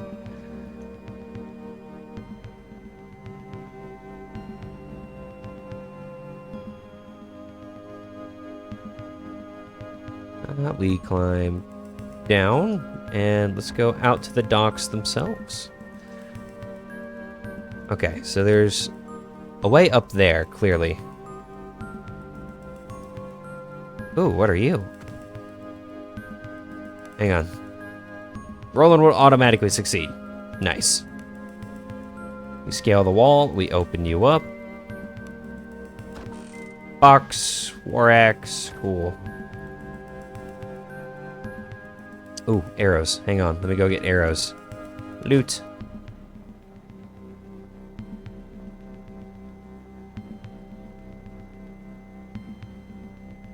Hi there.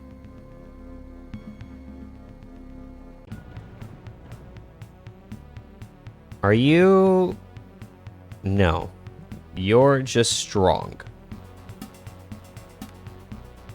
You in the back. You here. You back here. You here. Begin combat. Oh. Well, they got to go first. How unfortunate. Hold turn.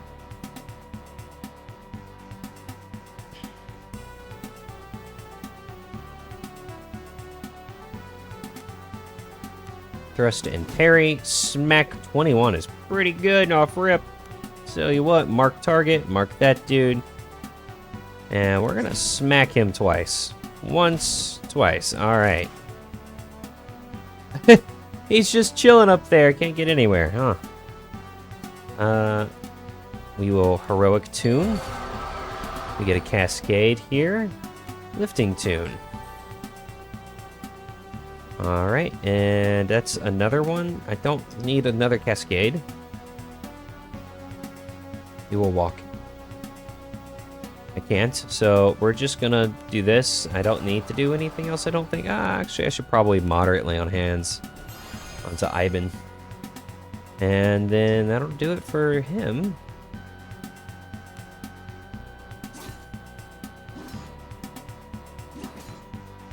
Ow. Smack. Smack. And with you, that's 1, 2 big blows. Alright, we will lifting tune again. I don't need the cascade, but I'll take the free defending. And yeah, we'll just defend with you. I will say, the one thing that feels bad about the game is the lack of ranged options.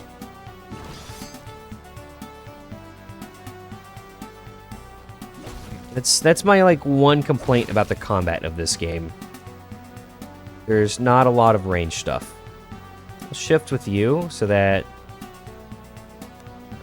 he can just defend, and you can run up here and then stab, get the backstab. 54 damage is pretty incredible. And he's panicked. Alright, so we'll swap to the bow. That's 1. That's 2. Glorious. And I don't need to. I don't need to do anything with these guys. I'll just let my front line go mop up real quick. Yeah, 23 damage is pretty incredible. And fire, fire. Alright. You bastard. Come back here.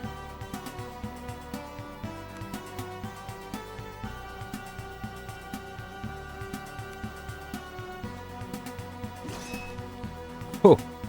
Oh, oh. And now he's dead. Alright. I should give a decent bit of XP. 500. Yeah, that is pretty good XP, actually. Alright, there's a chest here, and force. Difficulty 15 is actually, like, pretty tough. Well, we got it anyway. Gold and a fine rapier. I don't need any of that, really. Okay, let's go. Let's open this. Masterwork short sword. I don't need at all. He's barricaded from the other side. Okay. You're not barricaded from the other side. There are a bunch of enemies down over there. Interesting. Accurate masterwork mace. Okay, well, I've got a weapon for you. It's +2 to hit. Look at that. Flower, okay.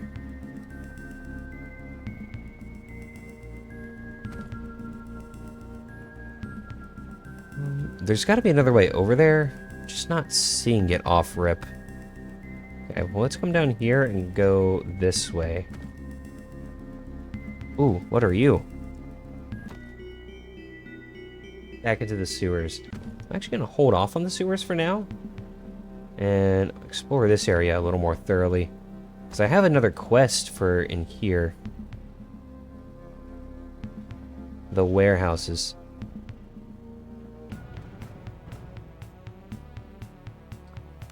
Put you here, you here, and you here. Begin combat. You will walk forward and stab. We'll swap to this. We'll walk forward to mark this dude, and a crit. That's pretty good damage. Good damage right there. All right, heroic 2. And we'll run here. And Circle of Healing. That was probably the most effective Circle of Healing I've had yet. And 8 piercing, not bad. Well, he's injured, so this guy's probably going to be the one to kill him. Lifting Tune, Cascade. Let's actually Fire Spirit that guy, see if we can't kill him. Okay, another Cascade. We'll just save it, I guess. I'm actually out of magic on both casters. That's not good. 18 and 20. I'll need to find a place to rest soon. Maybe. I don't know. These enemies aren't really dangerous for me anymore.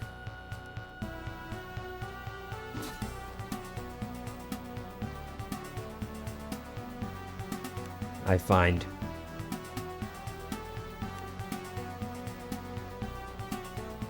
And thrust and parry. And stab him.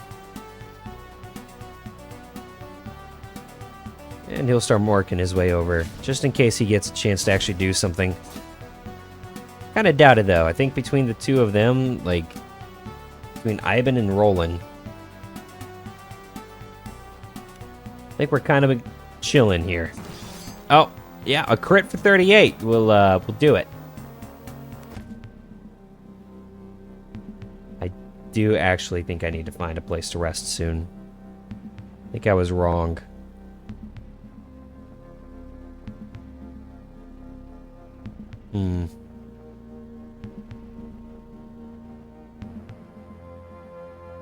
Well, I know where a place is relatively nearby, so let's go do it. Oh, it's like right here, actually. I can just go rest real quick. That's fine. We go and we sleep. And Ivan will forage, Drina will forage, all these people will just forage, because that will be just better for me, I think, generally speaking.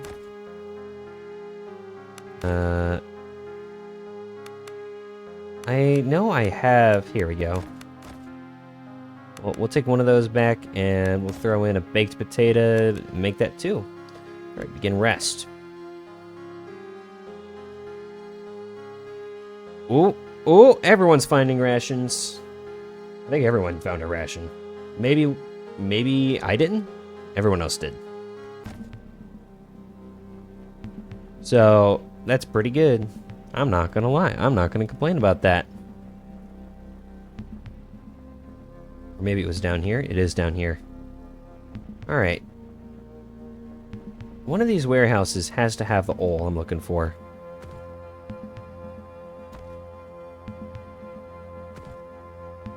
Has to. Surely. Up there has to be it.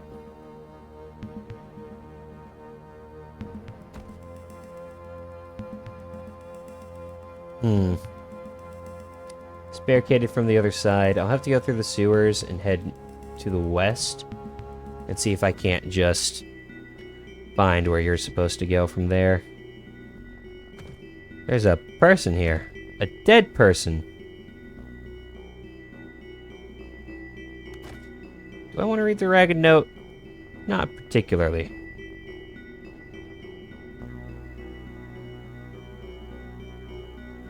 Just keep on going west. There's a door here. And some stairs up. Heal mind, loot. And we go through here. I don't know where I am. But we'll find out. Oh, there's dead people here. Well, you here, you here. We go here. All right, nice little There's so many of them. Hold.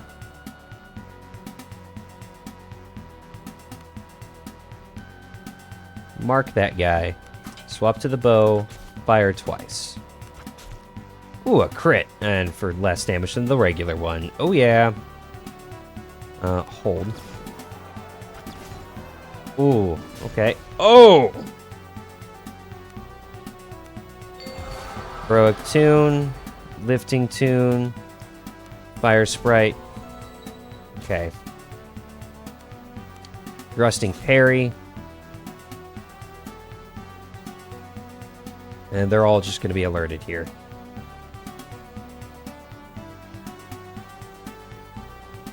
And we want... I can't reach them, so we're going to have to circle with Healing. Wow, that didn't do near enough.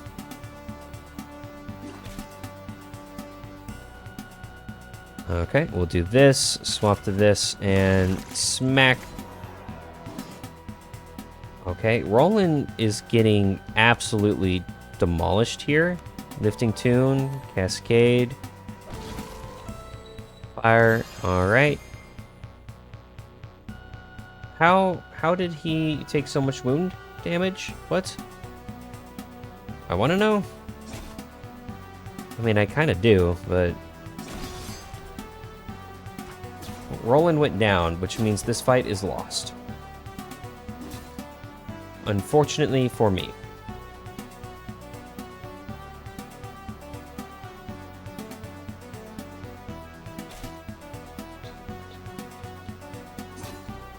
Backstab. We run over here and we smack. Right, we're gonna run here.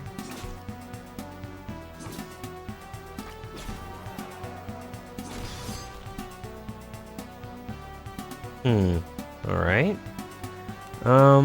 Circle of Healing. We will mark this guy. Go up to our sword and swing once, swing twice.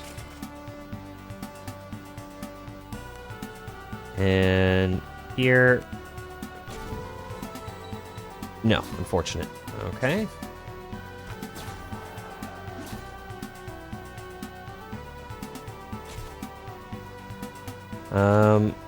Lesser Tonic of Vitality.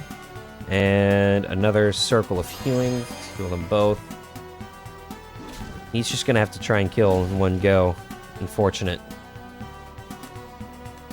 Fire. Cascade. Awesome. Lifting Tune. Another Cascade. Defend.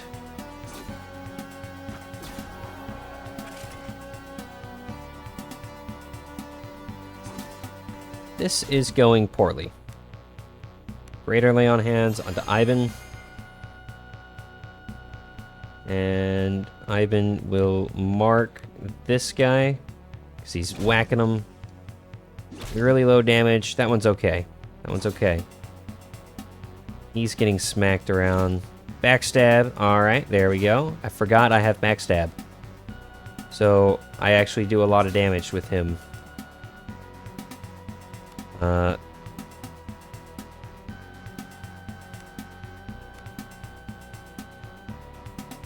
Okay.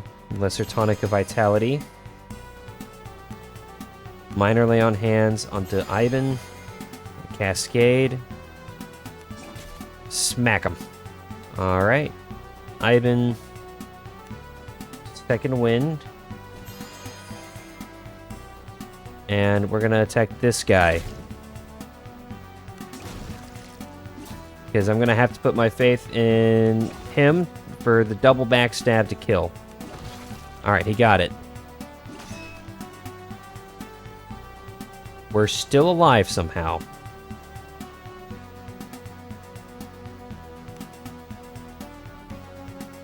Lesser Tonic of Vitality and smack.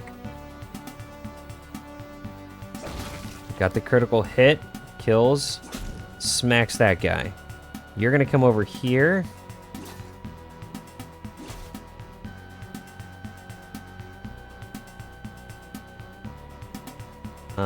Another healing tonic and a miss. Okay. Lesser healing tonic. You're gonna come right here. You're gonna disengage and walk over there. I have to rely on backstabs and good fortune. Healing tonic. 8 blunt damage. You come here, smack this dude once, and you backstab. Backstab. 15 and 15 is pretty good. It's not incredible, but it's pretty good. It's workable. Okay. Lesser Tonic Vitality. A crit to kill. Perfect. That was what I needed. Backstab. Doesn't kill. Backstab kills. Okay.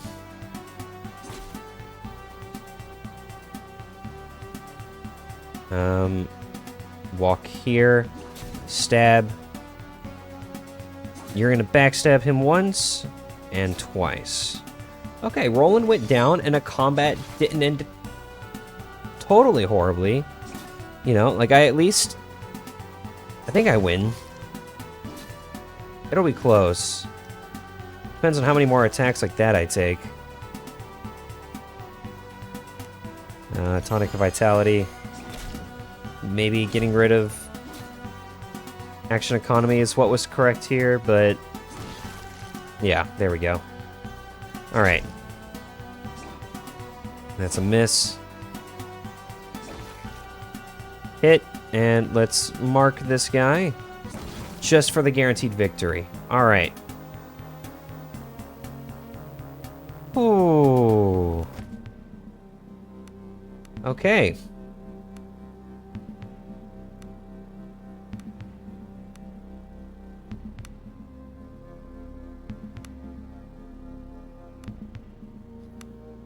Let's activate spellcasting and save and exit.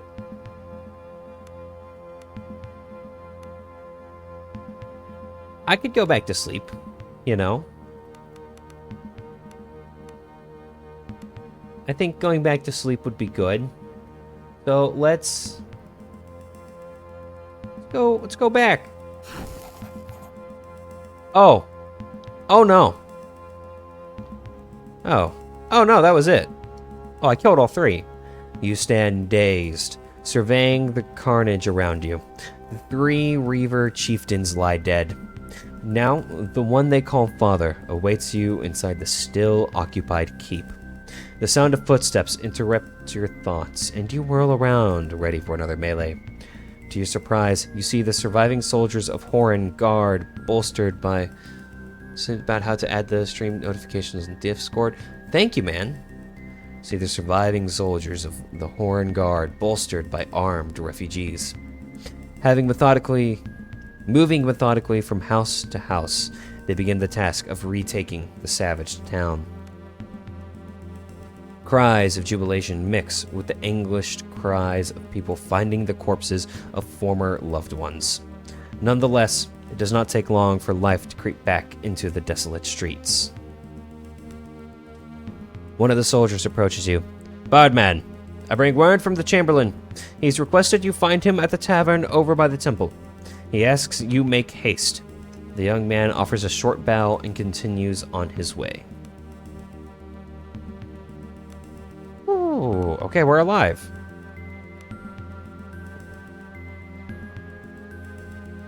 We are alive. I can't test it to know if it will work because the stream already started, but it should work. All right, yeah, no, thank you, man. Like I said, you put in far more effort than was strictly necessary. Like, you are my hero, man. Speaking of, at some point, maybe not on stream right away, but like at some point, we should definitely like do something together. I don't know. We'll see.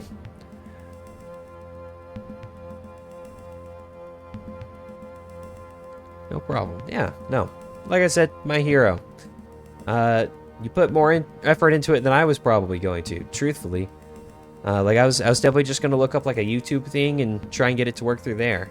But you like found one that you knew worked in a whole other language and translated it. So like, again, let me reiterate, you are goated. Blade Finesse? What is this? What are you? 3% crit bonus. I'm not gonna say no to that. And now we level this guy. Roland reaches level 10.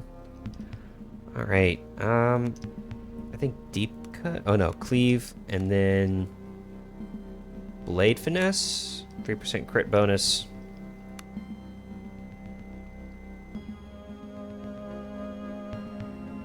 Targets enemy AoE aura. Oh, so just everyone around him. Okay. Vicious. I think that's crit chance. Yeah, increased strength, critical strike. Honestly, I think I should go for second win after all. The like starting final rank. Yeah, probably should go for that one, huh? Almost like you're supposed to have that forever ago. It's fine. Alright, so the tavern is over this way. I'll go talk to people, and before I go do the chapter 3 stuff, I will end stream, and we'll probably honestly finish the game tomorrow, because I'm having a really good time with it. Oh, the fated one returns. Oh no, this is Malachi. Ah, the fated one returns. What will they ask of old Malachi, I wonder? Show me your wares. Do I have anything I can even buy off you? Well, I have 2 grand. Don't really want that. Can't afford any of this, actually. Now that I'm looking at it. Can't... Well, I can afford that. It's footwear, too.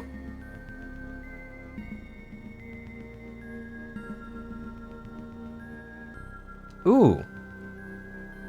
That's really good. Vendor wants 1,000... Oh, okay. Vendor wants 2,800, 1,680, 2,240. The first time... Ooh, that's really good.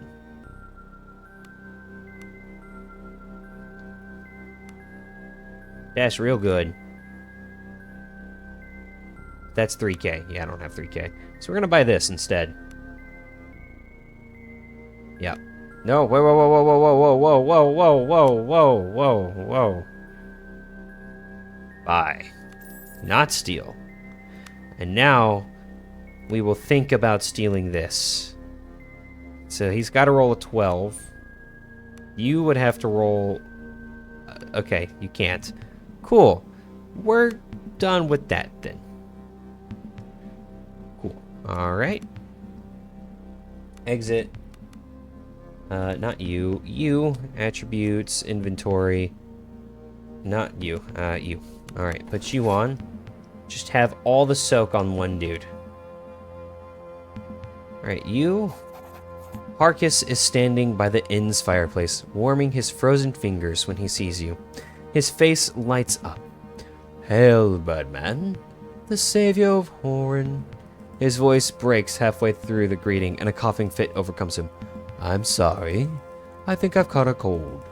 Though considering what we've been through, I think I should count myself lucky. Come join me by the fire while we talk. Thanks to your bravery, we've retaken most of Horan, and we now have access to supplies and shelter. The refugees have been streaming back in from camp. They're desperate to learn the fate of loved ones or property that was left behind. Understandably so. He lets out a sigh and leans in. However, if it not were for the fact that I would have a mutiny on my hands, I would have kept them in the camp for now. Things are much more dangerous here in Horan than they realize.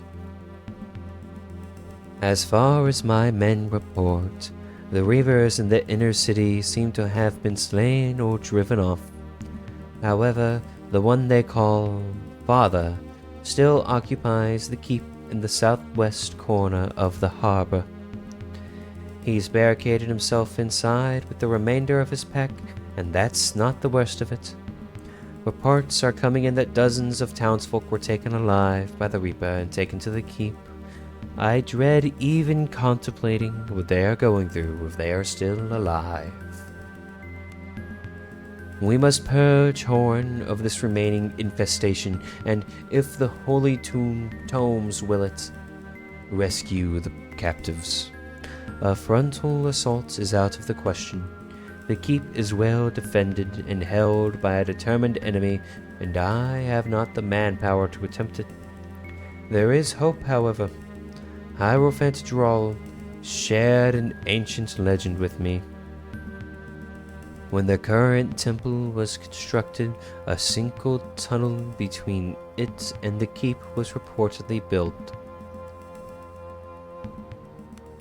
It served the purpose of allowing the governor and the keep to escape through the temple in case of a siege, or alternatively, it made it possible for the clergy to seek shelter inside the keep if need be.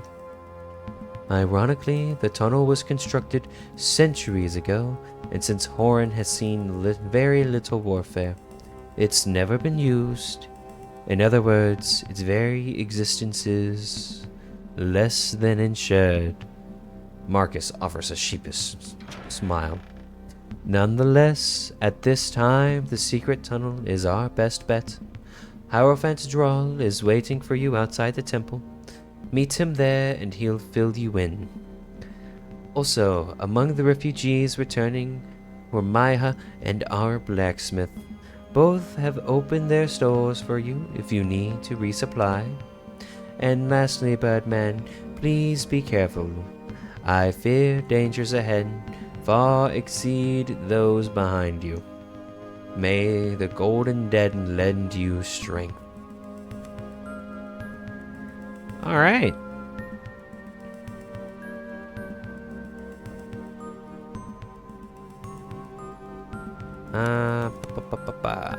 Apple pie. And I'm singing my Miss American Pie. Drove my Chevy to the levee, but the levee was dry. And them good old boy. I need to stop singing that. That do be a copyrighted song. Alright. Leave. So let me go sleep. Maybe there's a bed somewhere I can use. But to be honest, I don't like RPGs with that kind of inventory system, but the art style is pretty cool. The art style is pretty cool. As far as this inventory, you mean like it's not Diablo style even. I don't even know how to describe this inventory system. It's odd. Let's see, where are the rations? Alright, yeah, only 4 of them. Oh, right. Well, entertain is honestly just better. And we'll throw an apple pie in there.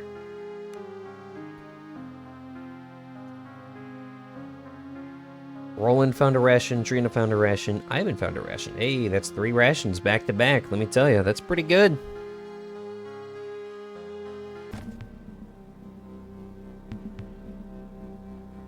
Alright.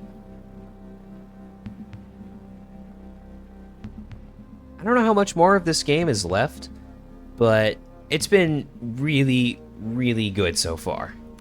I've thoroughly enjoyed it. So let me overwrite this, and we will also rename it, actually. Rename. And we will call it The General. Alright, cool. Back. Because it's pretty good. And looking at the inventory... Oh, yeah, no, you mean this? Yeah, no, this inventory sucks. I'll be honest. This one's not great. And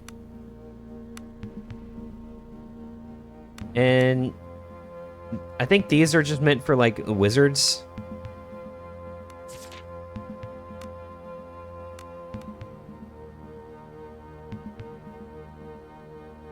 Huh.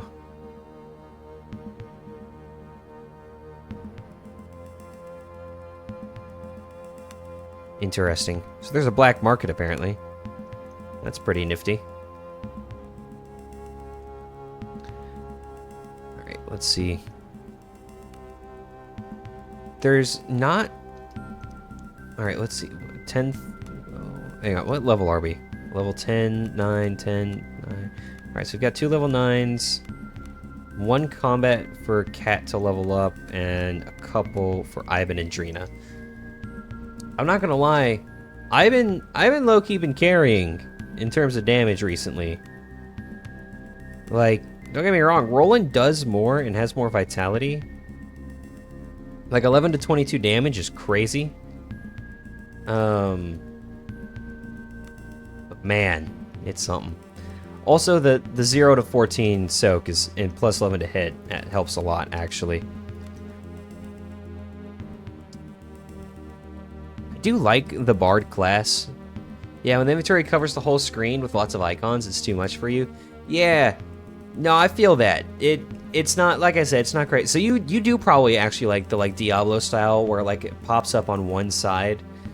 And then everything's in like neat rows, kind of like the dark and darker style of inventory.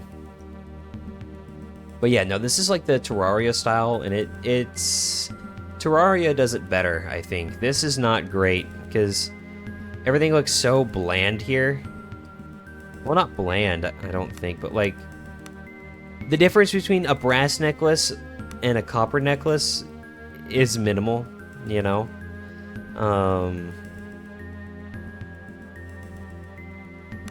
And these numbers only go up till 9, and then they just did plus. Like, I think it's also important to remember, though, with this inventory system and a couple parts of this game in general, like the grammatical errors in the character dialogue, is that this game was really made by one person, and he like hired people to do like the sound and arts, but outside of that, like the mechanics of it, he kind of had to do himself, you know. It's a great game, though. Fantastic game. All right, and this is the dude to talk to for the temple. For all their savagery, it seems the madmen were not able to breach the gates of the temple. Drawl's voice is a mixture of gratitude and disbelief. He opens his eyes and looks at you for the first time. A small miracle, perhaps? Marcus sent me, and he could have found no better hero for what lies ahead. You seek a way into the keep, and in their infinite wisdom, I believe our forefathers have provided for us. As Marcus no doubt told you, it is said that a tunnel exists between the keep and the temple. I've always considered it a bit of a myth, and in any case, we've never had cause to search for it. Until now, that is. Where do you suggest we search? If the tunnel does indeed exist, I could say with absolute certainty that its entrance lies in the catacombs beneath the temple, and the crypts of the deepest, oldest portions would indeed be where I would place my faith. Then that is where I shall search. The old man gives you a determined nod, before producing a large key from his robes. Inserting it into the main door's keyhole, he turns it with great effort until something clicks inside. The perfectly balanced doors of the temple swing open soundlessly. The temple's pristine interior lies in stark contrast to the rest of the town, and something about the aura of silence feels off. Alright, let me actually, like, stop playing the game, because I will just keep playing it, like, forever.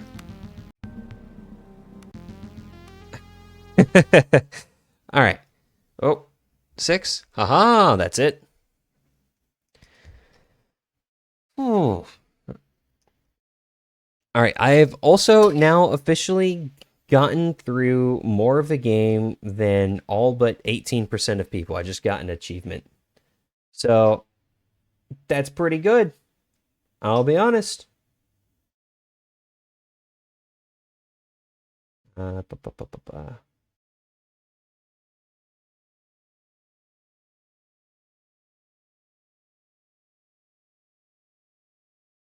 There's still a lot of game left, it looks like, reading it. Clap. Yeah. But yeah, no, that game is like mega impressive for one person to have made. Apparently, they started crowdfunding it in 2019 to get the art and stuff done. So, you know, it took them 5 years because it came out in January of this year. It took them 5 years to make it. So I'm not surprised that it's really good, honestly. I've enjoyed it immensely. They came out with a DLC for it. The Bard class I'm actually playing is like half the DLC that came out for it. There was a background as well that gave you 50% more loot. I looked at that and I was like, that seems broken. So I decided not to use that one, though I did consider it, truthfully. I was like, man, that would be really convenient. But I decided not to. But yeah, no, it is coming up time for the stream to end. I hope you enjoyed the stream today, Yardles. It was a little bit of a different vibe today. Like I said, I'll be streaming again tomorrow, and unfortunately, I got a promotion at work. So, well, that's not unfortunate. You know, like I want all the money. And originally, I was going to continue streaming on Sundays and just put it on nights, 6 to 10 US Central Time. I'd still plan on doing that. That'll be Series Sunday, just shorter streams of us playing through one series, just 4 hours at a time. I'm going to be starting out with Space Marine 2. Unfortunately, that can't be this Sunday. It'll have to start next Sunday. And that's because I have to go learn the one piece of paperwork that I have to learn for the franchise that I don't already know. the like one part of payroll that is like actually us submitting it. And normally that wouldn't be a big deal for me to spend my Sunday night doing. But I have to drive 3 hours away to get there. I won't be back until like 9 p.m. that day. Listen, unfortunately, I get paid more money now. That's yeah, no, I'm actually really happy with it. I'm the assistant DM now. I'm chilling. I'm big chilling. I have officially crested the hill that is upper management, not upper management, middle management, and entered into upper management. And I do not know how to feel about that fact. I truly don't. But it gives me more free time. I'm just gonna have to spend more time driving. Is what it is. I'm still pretty happy about it though, truthfully. And like I said, it gives me more time to stream, so I'm not gonna complain about that. But yeah, hope you enjoyed it. Probably gonna finish this game tomorrow. Yeah, no, thank you, man. Don't know if you'll be able to pop in tomorrow. I don't know if this is honestly something you enjoyed watching, but I've enjoyed playing it immensely. Probably after Skald, if I do finish it early enough tomorrow, I'm gonna play some StarCraft. See if I can't get past where I was stuck, and then if I have time after that, some Minecraft. If there's not time for StarCraft, I'll just do a little Minecraft after Skald. Make life easy on me. But yeah, no. On that note, I'm going to go. You'll try to be here tomorrow. Well, I hope you do make it. If you don't, I actually probably won't do Minecraft if you don't make it, because I think that's the part of the stream you enjoy the most is whenever I play Minecraft. So I will save that for when you're here. I also have to come up with an immediate goal for that one, because I have an effective farm, I have an enchanting setup. I made that mob spawner, which I confirmed does work. It's just really slow. So I don't know how to feel about that one. Could be worse. But yeah, no. On that note, you have a nice night, man. My throat's kind of raw from doing all the different voices I did. I'm not like a voice actor or anything. Hope it's not too cringeworthy. Yeah, no, for sure. And yeah, I will hopefully see you tomorrow. Let's see. Let's see if I remember which hotkey is the right one. You know, this is a game I play on the regular. I think it's this one, but we'll find out.